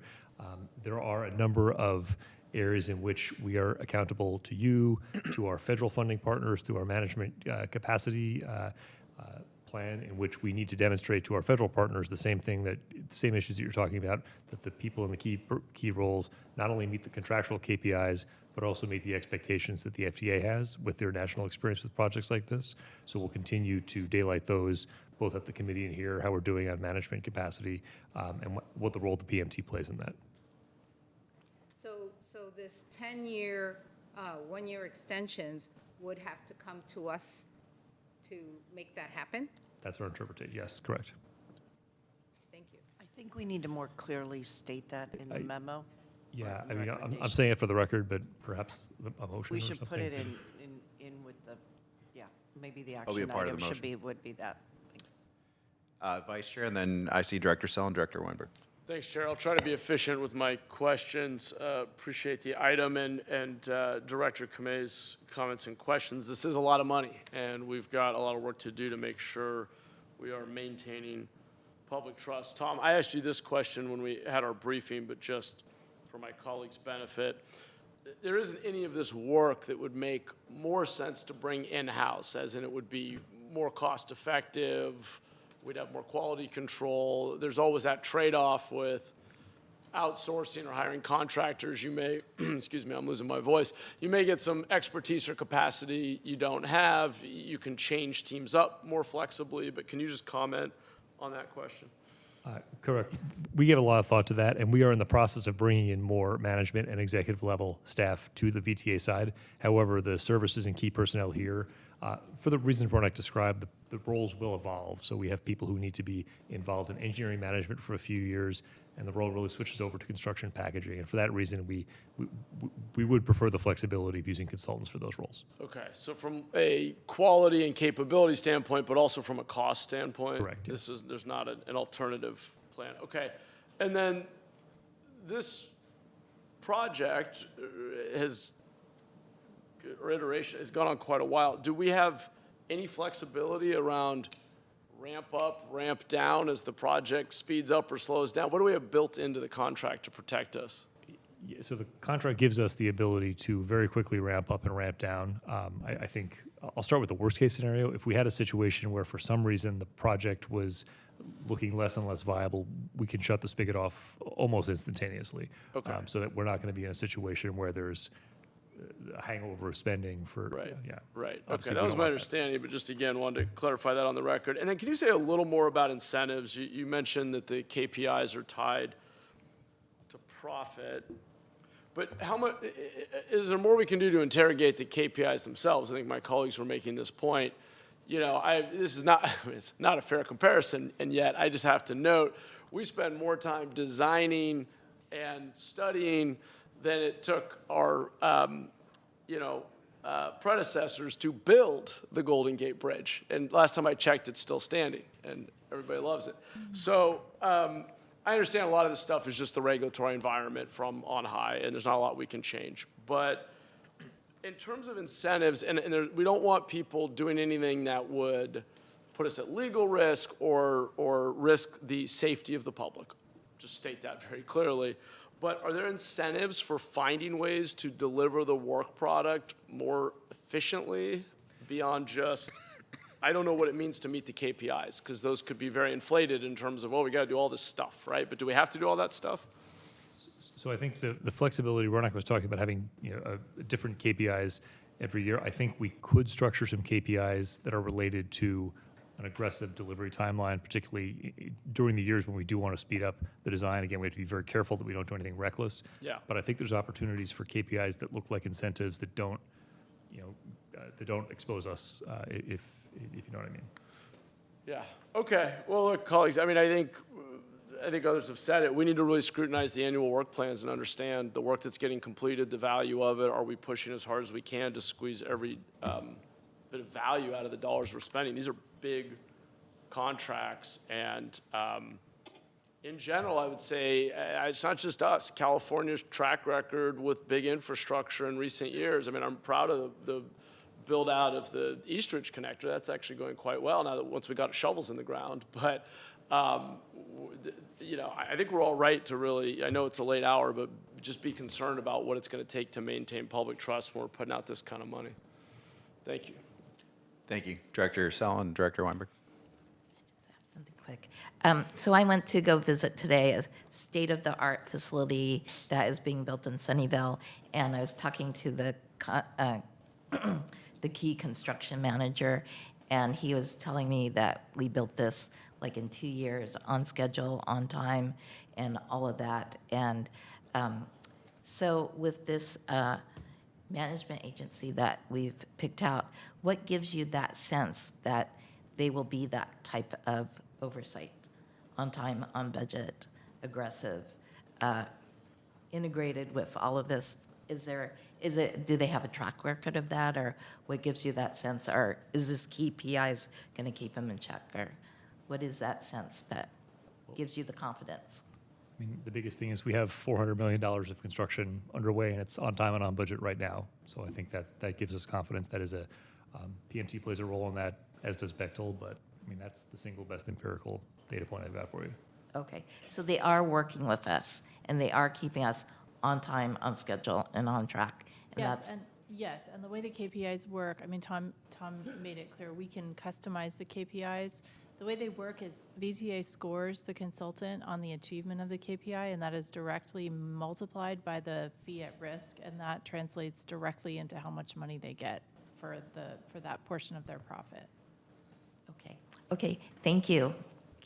Keep working on it. Director Thank you. Weinberg. Thank you. Thank you, Chair. Thank you for the presentation, and thank you for speaking with me earlier today. I just want to make public some of the comments that you and I discussed earlier. I'm a lawyer, I'm not a contractor, I'm not a project manager. The reality is that I don't have the expertise to be able to say, these are not the guys that we should be hiring. But even given that, there are some things that I do want to put on the public record and say out loud. There's been mention earlier that this is a lot of money. This is $1/3 billion that we're talking about, potentially over 50, $1/3 billion. When we talk about BSV2 in general, it's almost like we're talking about monopoly money, but this is an enormous amount of money that's not even getting any track laid or tunnels dug, which is not to say that it's not important, it's not a critical component. Now, like I said, I'm the lawyer, which makes me the weirdo up here. I actually try to go and read all the contracts before we vote on them, and the contract for this particular project was just, it's so long and enormous that I did not have time to read it through before tonight's meeting. Nevertheless, I did speak with our general counsel, and I appreciate that. She was able to help direct me, and I don't think that if I had sat down with all those thousands of pages, it would have changed how I'm going to vote tonight. I do want to thank the comments of my fellow board members, because they've really filled in, I think, a lot of the holes that I had in my own understanding of the process, and really some of the stumbles that we've had leading up to this point. Unless I hear a compelling argument not to, it is my intention to vote yes on this, because we are asking you to do an extraordinary project, the scope of which is almost mind-boggling when you talk about the finances that are involved. And if we're asking you to do a job, we've got to give you the tools to do the job. That being said, I hope you understand, I think you do understand, that the board is very nervous, the public is very nervous about the project for a lot of reasons. I think at the very highest level, the two things that we're looking at are the cost of the project and the timeline of the project. And both those things, really, they're intertwined. But those are the two things that really, at the end of the day, we're looking at from the highest level. If there is any problem with, or any stumbles with this new project manager, who might be the old project manager, that's not really the issue to me. The issue to me is whether there's another viable choice, and I can't say that there is. But we are, while I want to give you the tools that you need, and I'm going to stand behind you and trust your judgment, along with that comes the trust that if there are problems, you're going to address them quickly. You're going to bring them to us. And I'm not saying that to make it sound like I'm putting you out on a limb and you're on your own and you better not mess up. That's absolutely not the message that I want to give. I think I'm sure everyone else on this board wants to work with you and make sure that we are doing everything we can as a team, between the board, between staff, between the executive officers. We want to be working together to make sure that this thing is delivered on time and it's delivered on or under budget. And I don't think there's anyone in this room who believes that we're not going to have serious challenges to doing either one of those things. But the point that I'm trying to emphasize is I really don't care about the project manager. I do care about seeing that you exercise the proper judgment to make sure that we are in the best position to meet our goals. And again, I'm not saying that as if you don't meet the goals, we're going to meet that. That's not what I'm doing. But this is such a big project, and it's so important, and there's so much writing on it, that I'm going to trust you to do what's needed to get things done. But along with that trust comes, if there is a problem, not just with the project manager, but anything, you're coming to us as quickly as possible so we can assess the situation and work together as a team to find what's the best way moving forward. Agreed, and you have my commitment. We'll do that, Director. Thank you. Director Jane? Yeah, we went with a kind of novel contracting methodology, progressive design build, and this team, the PMT team, came up with a price of $1.4 billion for the CP2, the tunnel project, and The KST came in at 2.8 billion. This was heard at the last oversight meeting. So the issue is that we were surprised when the price was so high. And we should have known along the way that that price was going to be high. And the problem that makes me really nervous is we are going into a even stranger contracting methodology, target price, pain share, gain share, which is not very well known, not proven in a lot of places. And I need to have high confidence that this team knows how to execute that type of contracting methodology. And we are screening key personnel for familiarity with alternate project delivery, and we are also ensuring that PMT members understand the role they have in the team as partners to our Bechtel Construction Management Services team, as partners to external affairs team and VTA staff, and ultimately even as both folks who will be holding KST accountable, but also participating in that model, which requires a high level of transparency and partnership. So it's a very, I'm glad you're daylighting this point, Director Jane, because it's really affecting the way we're staffing the project. And when we bring those key personnel to you, we'll talk about that topic. Thank you. I deeply appreciate the input, thoughtful comments, and scrutiny from all of my colleagues and to staff. I think the message you're getting is loud and clear. Rarely have I heard a discussion so unified. So understanding that, sharing the issues that have been raised, and appreciating the input that you've given. I'll move the recommendation with the clarification that any options on the 1 year would need to be authorized by the Board of Directors. Second by Cohen. Any further comments or questions? With that, all those in favor? Aye. Aye. Any opposed? Yes, no. Jane opposed. Any abstentions? Thank you. Appreciate the team for that presentation. Now we will move to the two sheriff items, 8.4 followed by 8.6. We'll wait for that team to come up. While the team is coming up, I'll just say this is a two-part action item to first amend the contract with the County of Santa Clara Office of the Sheriff for supplemental law enforcement support services in the amount of $34 million, $38,488.15, extending the term to June 30th, 2027, and augment the fiscal year 27 VTA Transit Fund budget. Aston Green, Chief of System Safety and Security, will kick us off.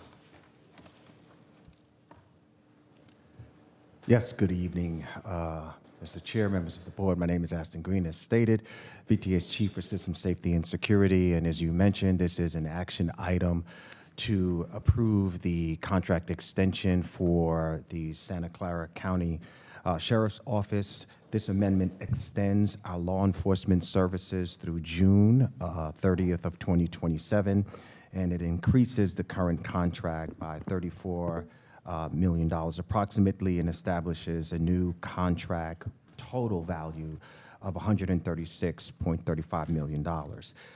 This request was driven by several significant operational requirements. We had one more FIFA World Cup game on July 1st that we needed to cover with the additional support.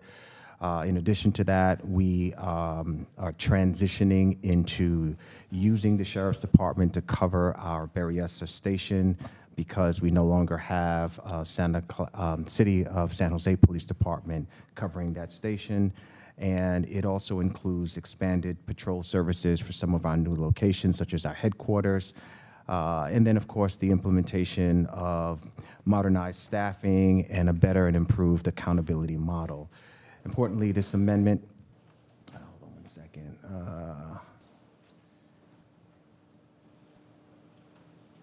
Okay, importantly, this amendment just really highlights the critical component of VTA's layered security model, which is anchored with our Sheriff's Department. It maintains dedicated transit law enforcement services for our riders, for our employees, facilities, and our critical infrastructures. And it integrates well with our special events planning. One important thing to note, and I'll shift here, is that Our previous contract did not take into consideration things that we corrected for with this particular model, with this particular amendment. We came to the board in February of this year for amendment number 2, which just focused on increasing the contract value to cover our special events. This amendment basically is an evolution from that amendment to address other things like additional special events that we can anticipate during the next year. The added elements, as I stated, was the Berryessa Station, the headquarters responsibility, converting from an hourly rate to a FTA-based staffing model. This gives us greater budget predictability, in addition to more guaranteed services from the Sheriff's Department. It also introduced monthly itemized invoicing, quarterly reviews, and annual reconciliations, and pre-event cost analysis that's now included within the contract model. One thing to highlight, this original contract began in March of 2020. When it let, we were anticipating special events to total around 11 per year. The last 2 years, we've had over 20, and we can anticipate that increasing. So we've seen a 118% increase in our special events. Amendment number 3 now accounts for that average to make sure we have enough contract coverage and budget to be able to support all of those special events that we can anticipate going forward.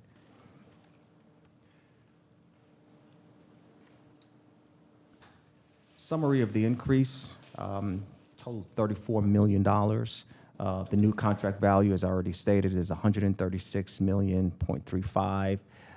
through FY 2027. The funding sources are our local funds, the VTA transit funds, Measure B funding, and most recently, as you heard earlier, Jim mentioned that we do have some grant funding from FEMA to help support our actual special events, which we've increased the number of our sheriff's deputies. One thing I want to point out is that there are some additional changes to the contract that are more administrative. For example, you see the increased overhead rates. Originally, when the contract letter was about 12.39%, it has now gone up to 28.82%. That's a significant increase. However, it is commensurate with what we see are charges for the similar services in other jurisdictions in the region.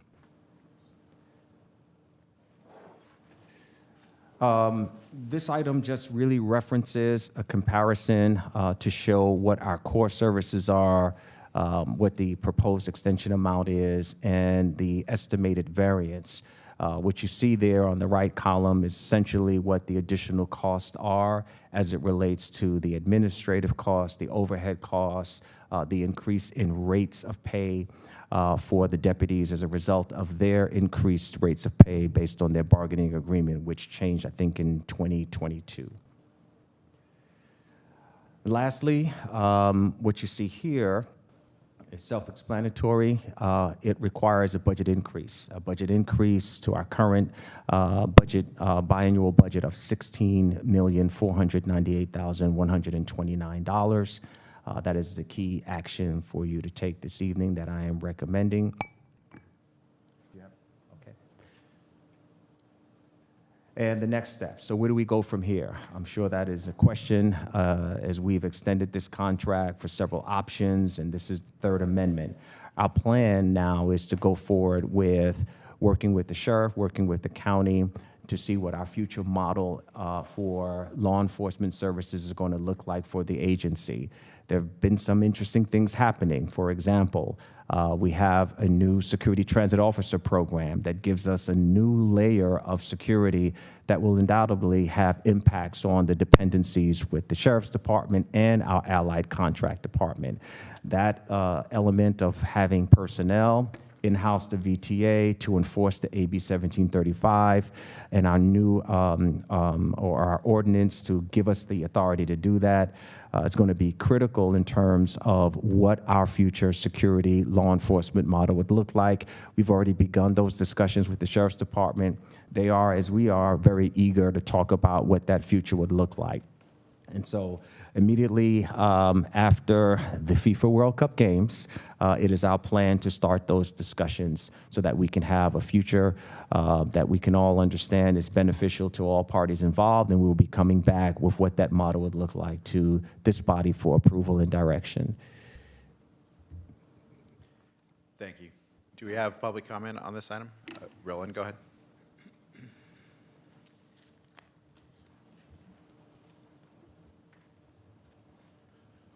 Very briefly, I want to set the context on what $16 million is, okay? It is less than the amount of money we are currently wasting on 2 weeks of the BART project. Thank you. Do you have? And we have no requests online, Chair. Okay, we'll close public comment. I'll bring it back to the board for questions or comments or a motion. I see Director Abikoga, then Director Turner, and Director Foley, and Director Kamei. Thank you, Chair. I just had to make a disclosure that under Government Code 1091.5A9, I have a non-interest and may participate on this item since it's a county sheriff's contract. Thank you. Director Turner. Thank you, Aston. I just wanted to find out, so the $16,498,000, where do we propose to get that? You may have mentioned it. I'm sorry if I miss it. Where are we finding that from? Very good question, and thank you for asking this. So at this point, we are requesting the board to approve this budget increase as a deficit budget increase. So if you remember, when you approved fiscal 2027 as part of the biennial budget, we already had a deficit at that time of about roughly 15 million. So this will increase that deficit to about 31.5 million. However, we are going to work on rebalancing the 2027 budget, reforecasting the revenues, looking again at the labor costs. So we are going to bring the adjustment to the 2027 budget to the board with a detailed analysis on how this actually will impact the budget, because there will be some funding sources applied to this increase that will help offset this deficit. Right now, we just don't have the time to do the full analysis, but as Aston mentioned, in addition to the transit fund, we will be also using the reimbursements from the BART operating fund, that's the 2008 Measure B, and then for the special events, we have right now the grant that to the extent the costs are eligible, we will be able to offset some of it as well. So there will be some offsets. We'll give you a lot more detailed look at this, but at this point, we would say that consider this a use of the reserve, and we will give you a lot more details later in the year. And what's the liability if we didn't approve this? What would be the impact? The impact of not approving the budget increase is us not being able to enter into this contract. In order for us to enter into the contract, we need to have appropriated the full amount of, the full annual amount of the contract. Since this is just a 1 year, all of this falls into fiscal 2027. Got it. Okay, thank you. Director Foley. Was your question for Aston actually what happens if we don't improve the extension of the sheriff's contract? And not financial? It's more what happens if we don't extend the contract with the sheriffs? We lose the sheriff's department effective June 30th of this year. Very good. Thank you. Thank you. Okay. You asked the other question that I had, but when will you be bringing the 2027 rebudget numbers to us?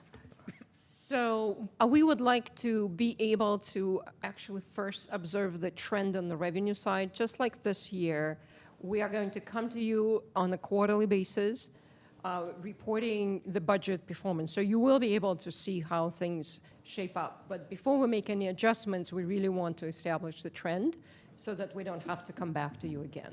Okay. So most likely closer to the second half of the year. Thank you. I don't really like to deficit spend, but I also like security. I think I like security more. So I will move approval of this item. Second from Candelas. Thank you. Director Kamei. Okay. My original question was totally different, but just to follow up on this. So the amount that we're spending in 2027 is 34 million. And so you provided for some services, sheriff's services previously, right? So that was part of it. And so it has increased 16.5 million? Is that the? Correct. Yes. Okay, so existing services, type of services, almost doubled in 1 year? Or are you, I mean, I'm looking at the 34, the difference between the 34, because, I mean, we must have had something in the budget to say that, oh, yes, we're going to have the sheriffs do this again, right?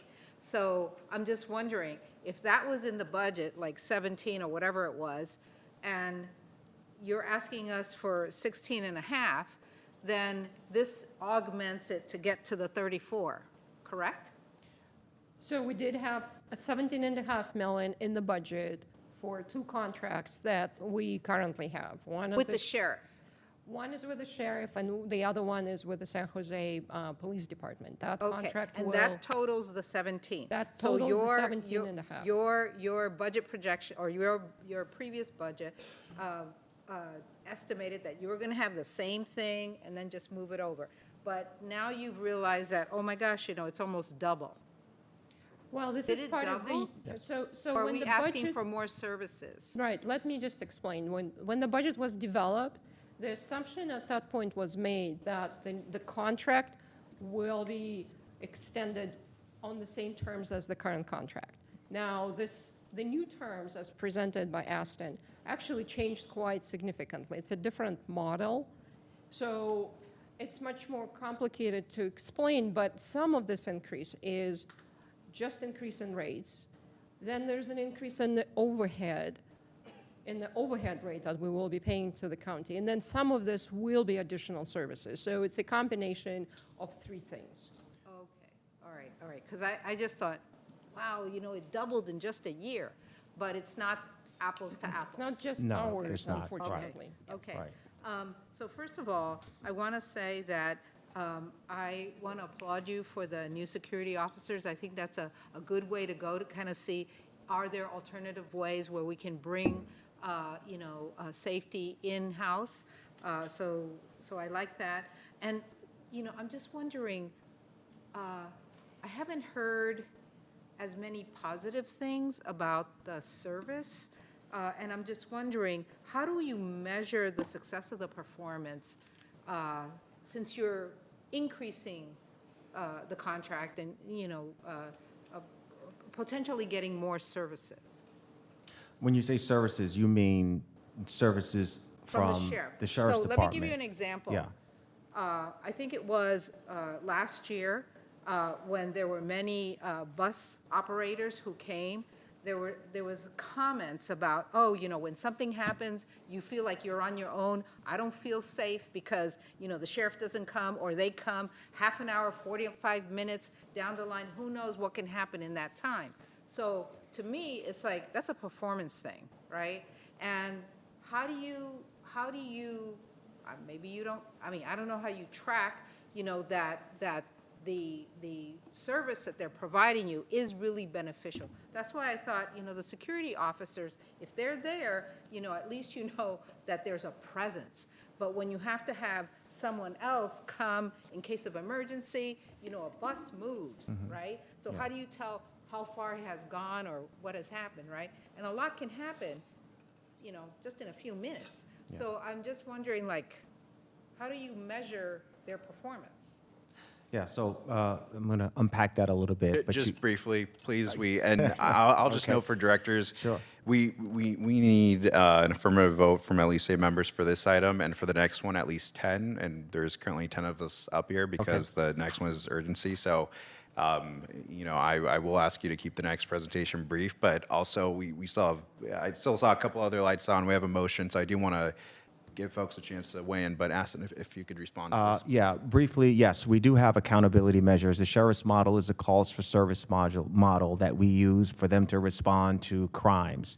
The the point that I want to make is the point that you actually made, that the security transit officers, even our contract officers, they help with that element of presence on the system. So it's not presence on the system that's simply just for the sheriff's department. It's presence on the system of other persons who could be there to witness, to respond, and that's what we're working on increasing as well. So that's a new layer for us that will help deal with the perceptions that you've identified from our employees in particular.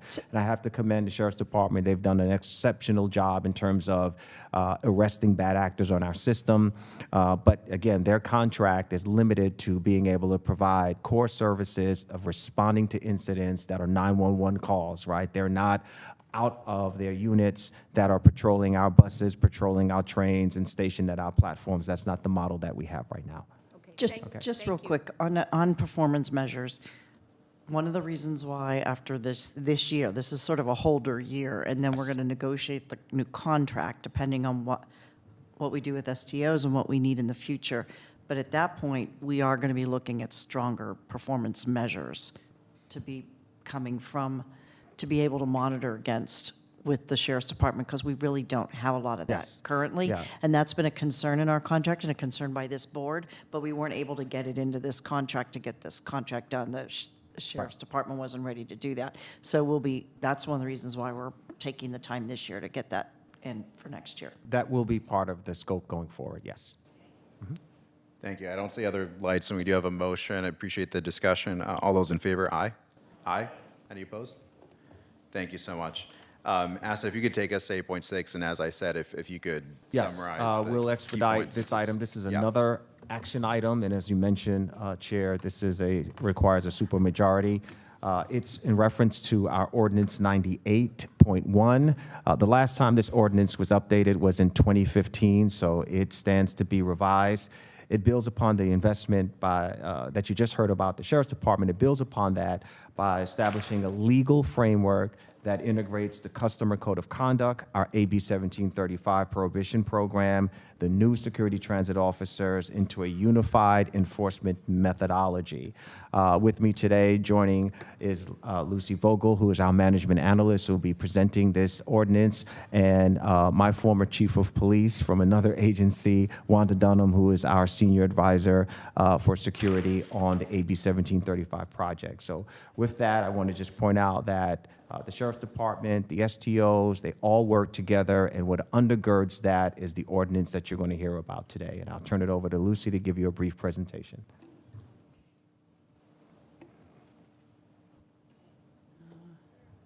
Good.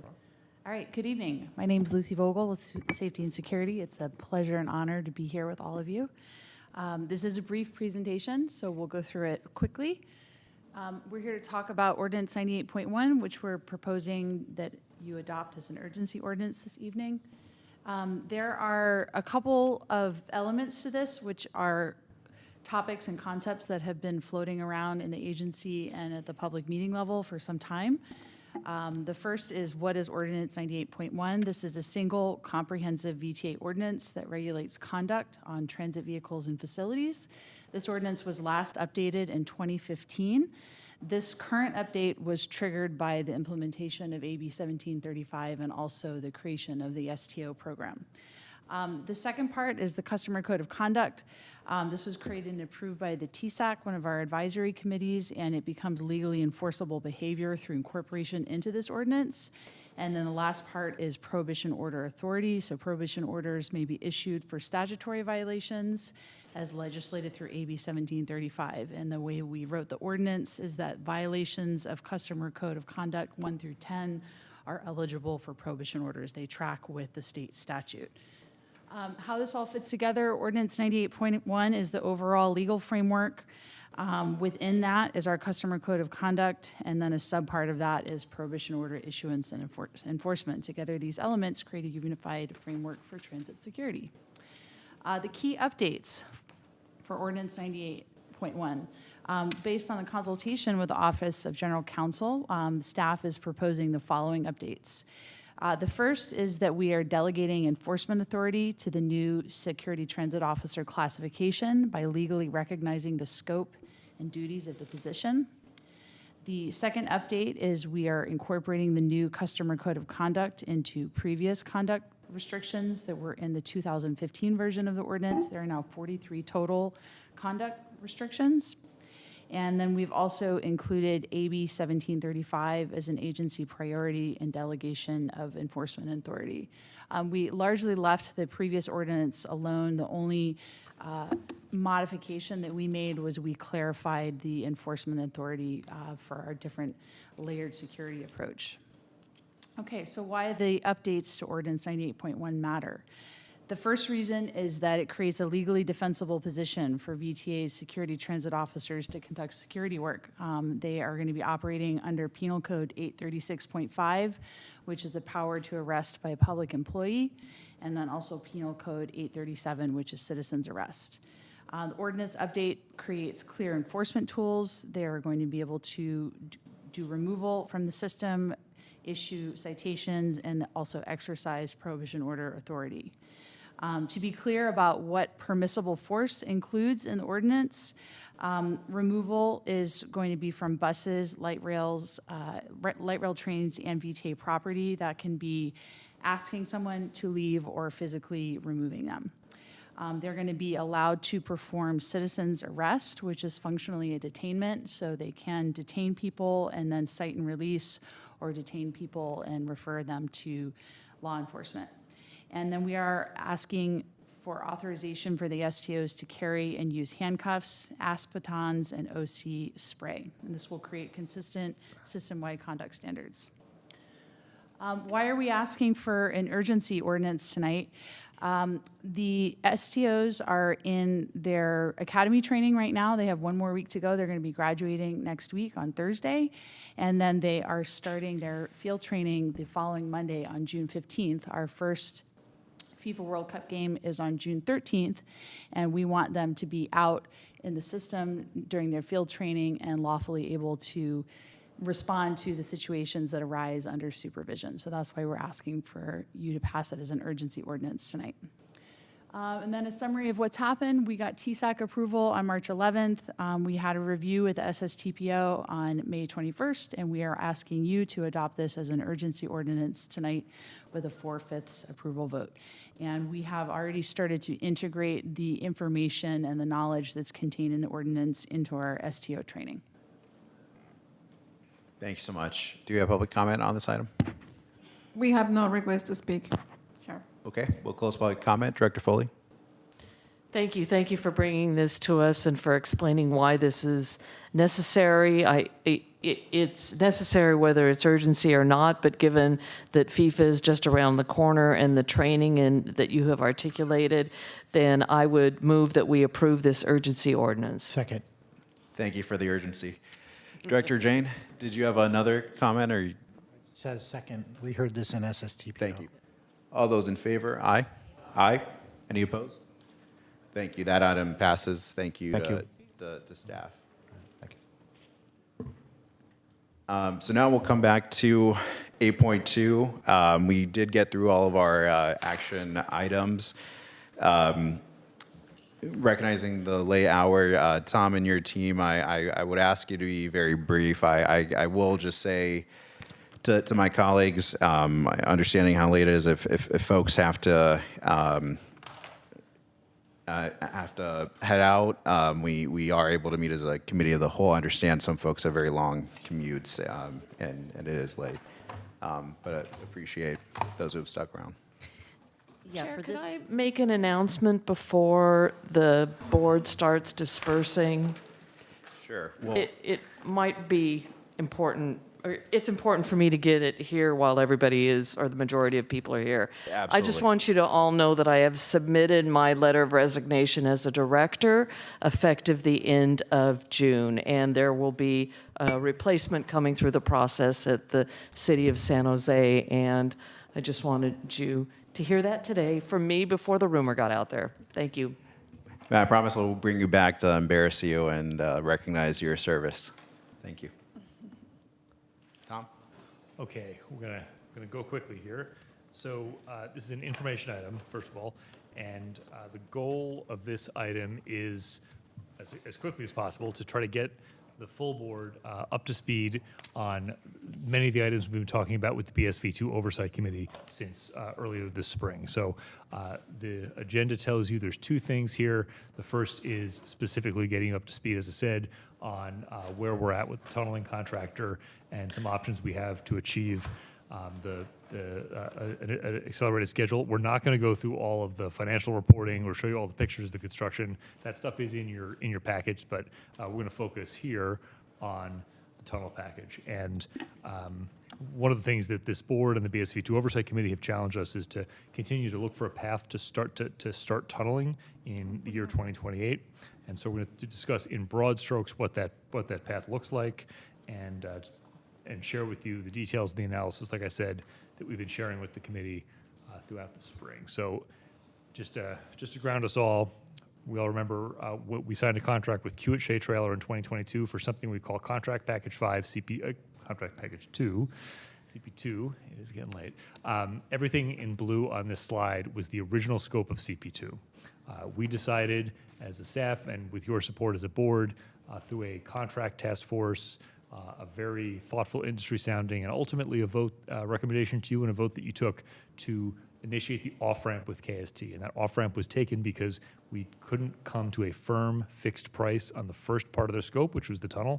And as a result, we started looking elsewhere. We did an independent peer review in the fall of 2025 that was really helpful in helping us confirm our configuration, but also noted the serious risks of moving forward with a tunneling contractor, not KST. Since then, we've been continuing to push the early works forward and very successfully keeping the West Portal structure on time and on budget, getting closer to completion. Late in 2025, after this board authorized the off-ramp and after we all showed our resolve and our willingness to find another partner if we couldn't get a price we could live with from KST, KST came back to us, and I think this demonstrates the importance of leverage in this conversation, and asked us, would you consider a lower price for the tunnel under certain conditions? And we said yes, we would listen to that. And I think I've said that to the BSV2 committee a few times, and we did listen to that. And one of the items that we discussed with them that could lead to a lower price and a project with a better chance to delivery are the bullet points listed here. Not going to go through all of them in detail, but Anna Hermlin, our outside counsel, will talk about what it means to be in a different commercial structure. Sarah will both talk about technical requirements and reductions in scope. But I'm going to hand it off to Sarah Wilson to talk about how we've been moving forward this spring. Thanks, Tom. And in the peer review, we were asked to keep the project momentum that he just talked about with the West Portal construction, and also, try discussing things with KST again, due in large part to the risks related to the owner-furnished TBM. So the commercial structure, a different commercial structure, part of the early conversations related to the considerations to share risk differently and use a different commercial structure to modify the price downward, and also the reductions in tunnel scope, which Anna will get to in just a moment.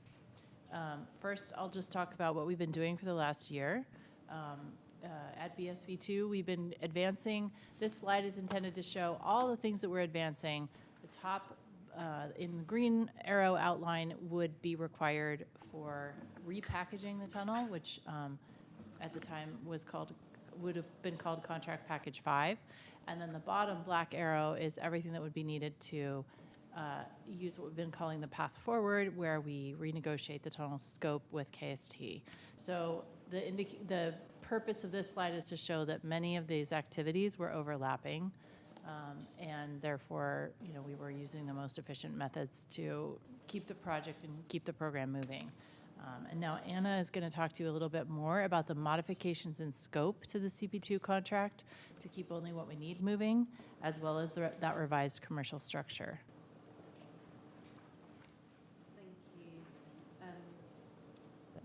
Thank you very much. So I think I'll talk about, I think Sarah has some leading this slide, I think.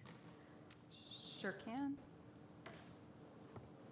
Or I can. Mm-hmm. Yeah, okay, sure. We've got a couple Sarahs, so we're kind of interchangeable. Yeah. So for this slide, the purpose of this slide is primarily, without going through all the items, as I'm sure we'd love to do at 11 p.m., is highlight that the original CP2 scope Tom talked about the conversations where the price was too much. We have to remove some scope from the contract in order to keep it moving. The critical path of the program runs to the tunnel, so the primary thing that we need KST, or that we've been discussing with KST to accomplish for us, is to install the board tunnel and line it, and then we can do things like put stations in it, connect it to stations, install tracks, all of those sorts of things, or consider doing all of those sorts of things potentially under separate procurements. Thank you very much. So as Tom said, the original progressive design build contract that was entered into with KST contemplates an amendment and restatement of that contract once the pricing and terms are agreed for the stage 2 work.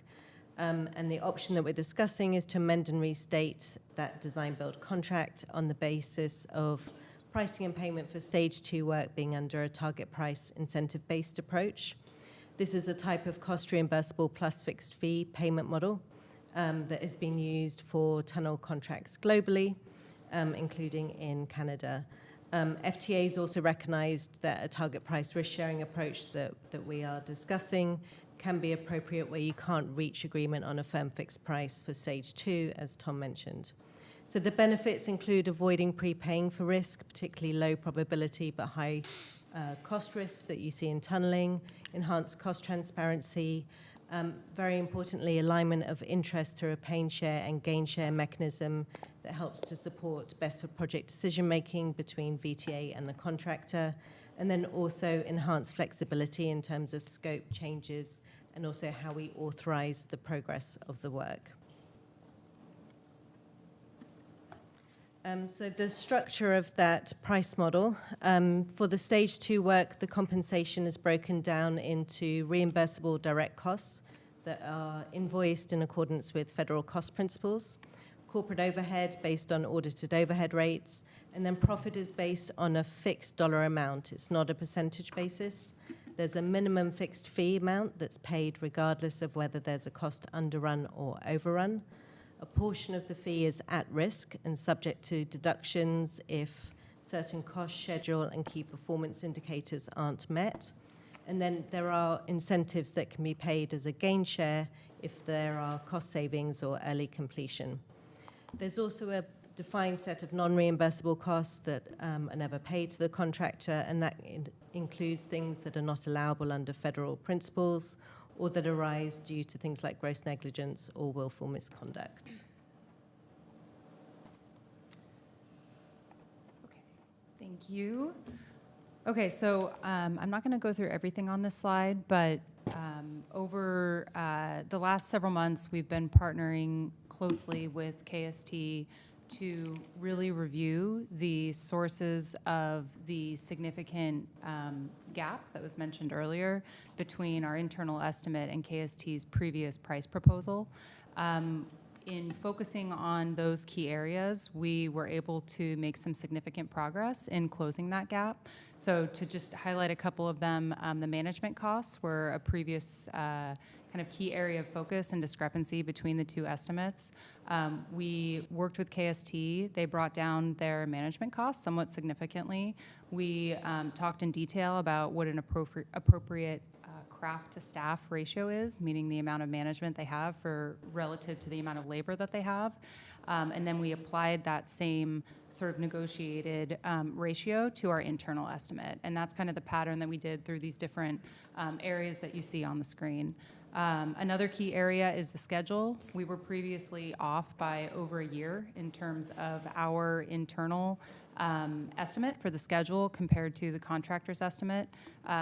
Same thing, went through a lot of detail, shift schedules, number of days a week, where there's continuous tunneling, and agreed on an appropriate schedule that was reduced significantly from what they had before. Another just key area to call out is the fee, and the risk sharing. So with this contract model, as Anna mentioned, there's a much different approach to risk sharing, and that allows the contractor to really remove a lot of the contingency that would be placed in their bid, should it be more of a lump sum fixed price approach. In doing that, we were able to bring the price down, and fee also came down, sort of relative to that overall approach in risk sharing.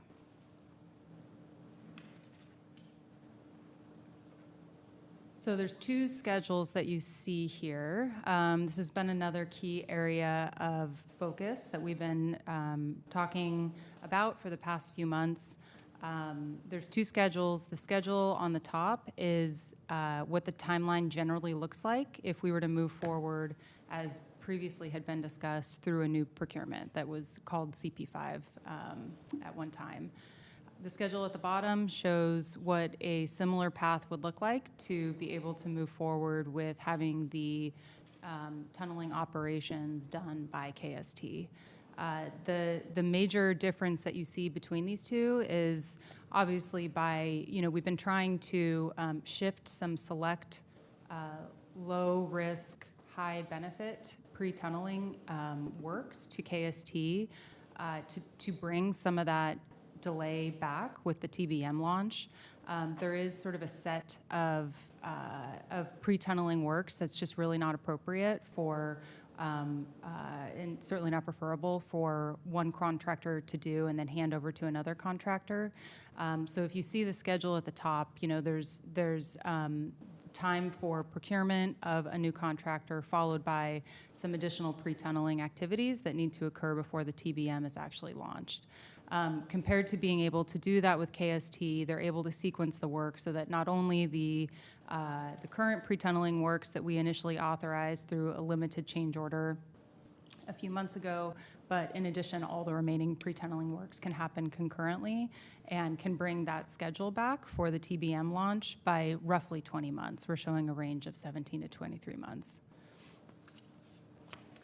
We're also looking at the risk associated with going down the path of a new procurement, as opposed to staying the course with moving forward with KST. And, not all risks are sort of created or weighted equally here, but I think just a couple to point out, and we're going to be coming back to the board at the end of the month with a more robust update around this, along with an action. But a couple to point out is that in off-ramping KST and moving forward with a new procurement comes needing to take assignment of the TBM from Heron Connect and the contract with Heron Connect. It's a very large machine. It's obviously far preferable to have that be have that contract stay with the contractor. That's something we're looking at, along with the other trade-offs that come with off-ramping them.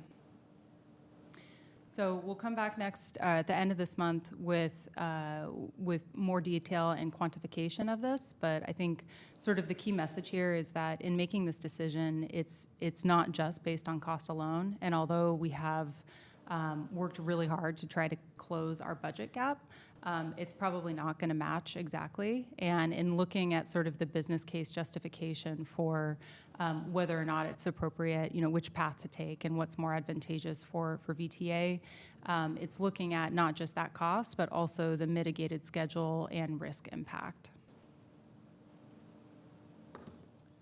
So in conclusion, the things that we'd like you to take away from this presentation tonight, which will be presented in much more detail. A lot of the arrows and things that are summarized here will be quantified in much more detail for the BSV2 Oversight Committee next week. And ultimately, when we come back to this board, you'll see that full presentation at the end of this month. I want you to know that the off-ramp mattered. It generated leverage and momentum. It really changed the entire tone of the conversation with KST. I want you to know that in response to the question, is there a path? Is there a way to get the tunnel started in 2028? We believe there is a path, and we believe that path likely involves having KST build the tunnel. However, we also understand there's a tremendous amount of uncertainty. We've discussed this, I think, every time I've been up here tonight and in previous meetings. There's still a tremendous amount of uncertainty around the BSV2 project, and what we are not recommending is that we go forward with that multi-billion-dollar tunnel. We're recommending that we amend and restate the contract have KST build the pre-tunneling work that we know has to get done, no matter how we're moving forward with this project, but not to make a decision about, again, a multi-billion-dollar tunnel until we know more about where we are with the administration, where we are with our overall program cost and the rebaselining that's taking place this summer, and to be honest, how the vote goes in November, and what we know about the future of the BART system. All those risk factors are things that we will know much more about in a few months. What we do know now is to preserve this path forward, we want to authorize a limited number of pre-tunneling activities and prepare ourselves to execute on this path of moving forward with KST if and when that becomes an option that we can afford. So that is, again, an information item for you tonight, but it will be an action item for the VSV2 Oversight Committee, subject to all the details on the screen here. And then we expect, depending on how that conversation goes at the June 11th committee, we expect to come back quickly to this board at your June 26th meeting. And with that, we'll take your questions. Thank you. Thanks so much. We have public comment from Roland. Go ahead.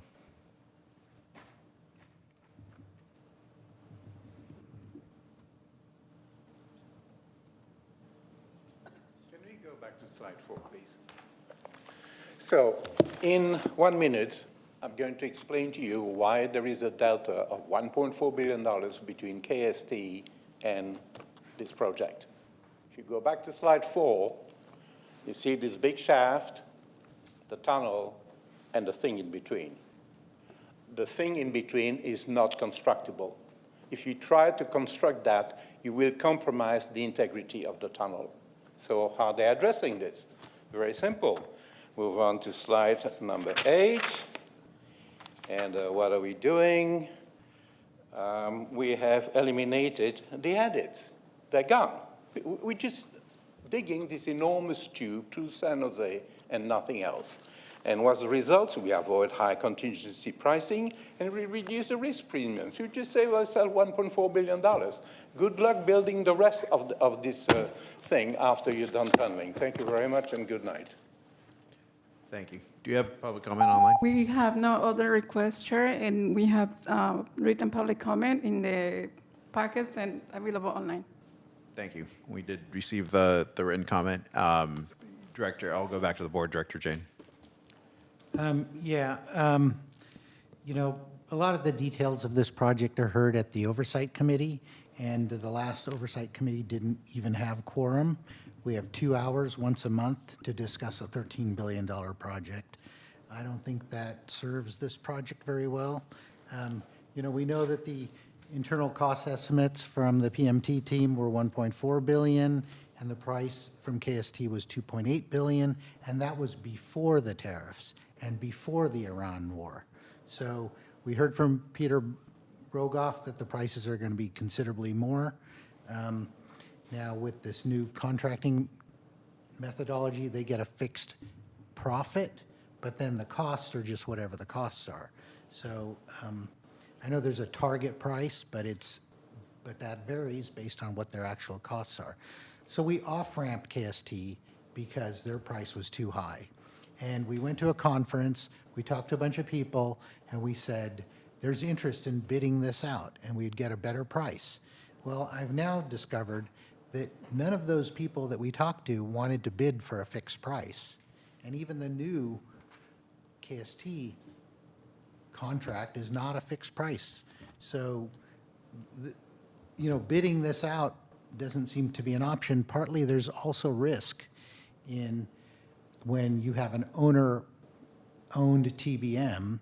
You know, originally KST worked with Heron Connect to build this machine, this tunnel boring machine, and they knew how to operate it because it was to their specifications.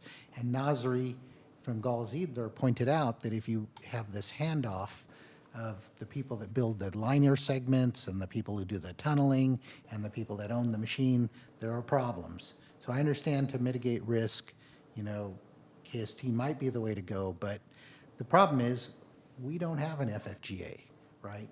We would need $500 million from Measure A.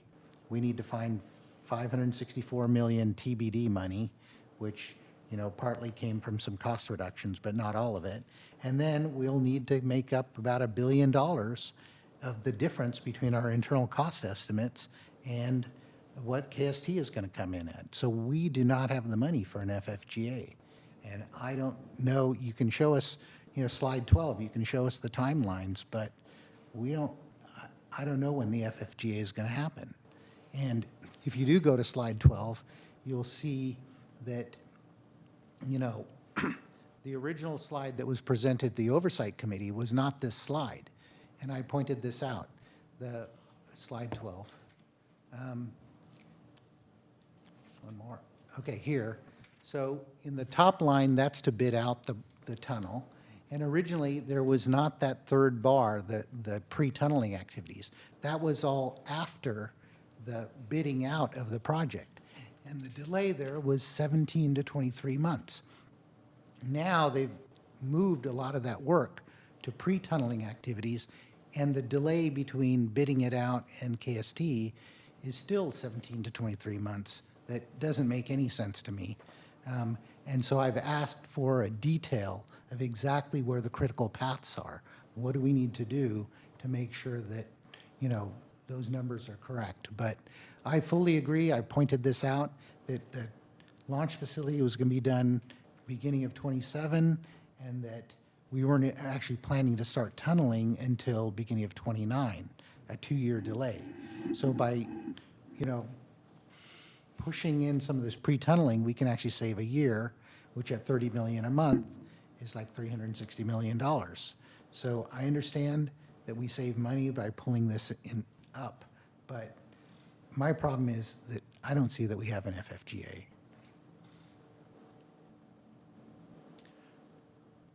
Tom, do you want to try to briefly address that? Yeah, a lot to respond to, but maybe I'll start and let Sarah jump in. We're going to be going through a lot of the slides where you see arrows or placeholders are going to be filled in with actual dollars at the committee. And our intention is to really dig into that and show the puts and takes financially. I mean, what I guess I want this board at this hour to know is that the price has come down by $500 million. The question is, as Director Jane said, how does that price reduction fit in with cost savings, cost escalation? We'll be discussing that. Again, we're not making a recommendation to move forward with the tunnel right now. We're trying to leave open the path to achieve the schedule savings that Director Jane just mentioned. Yes, the detail that you're making reference to, Tom, and that Director Jane is asking for, I think will be helpful. What you're seeing on this graphic is an attempt to increase the clarity of the graphic. There are a lot of pre-tunneling activities rolled up into those bars. And if you shift some of them into the KST scope, it helps. And then there are others that Sarah Hersom was presenting where on our red, yellow, and it's, okay, traffic lights have green, yellow, and red. Got it. Okay. Those 3 colors slide where we've identified low risk, high benefit activities as green and so forth. As you get into the more red activities, it does not provide as much of a schedule benefit. It's a lower benefit and a higher risk activity, and that includes things like fully casting all the segments for the tunnel, for example, or even the first 1,000 feet. So some of the activities shifting into KSTs, what you're seeing on this graphic or what you're not seeing on this graphic is exactly which activities have been shifted into the CP2 scope and which are in the CP5 scope. When we come back with more detail, I think it'll give you the clarity that you're seeking. Thank you. Director Weinberg? Thank you, Chair. Thank you for the presentation. Do you think that Director Jane is right in that if we went out for an RFP, no one else would bid on the contract besides KST? I think perhaps we're going to recirculate the industry sounding summary that our outside counsel did back in the spring, because it goes into more detail into this, but at a firm fixed price that we could afford, I think we're pretty pessimistic. Okay, that moves to the rest of my questions then. Thank you. Thank you. Do you have other comments or questions? Thank you for the presentation. I look forward to hearing more at the committee and then at the next board meeting. Appreciate it. Thank you to my fellow directors and members of the public and staff for sticking out. 9.1, do we have items of concern referral to administration? Carol? So we did include the response to the board referral on the AI workforce protection and governance policy, and that was attached, and I don't know if there's any comments or questions on that this evening. It's just a status update. Director Abakoga. Yes, just thank you for the report out. I'm pleased to see the work being done, and I appreciate hearing that the unions have been providing input. I would just ask that the board have a chance to review the policy before it's finalized. Thank you. Thank you. Yes. Any other referrals from colleagues? Okay.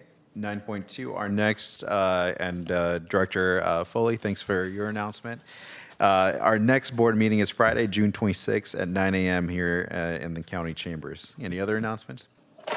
Great, thank you so much. We are adjourned. And again, item 8.5 will be continued to the next board meeting. Thank you. I will end meeting for all.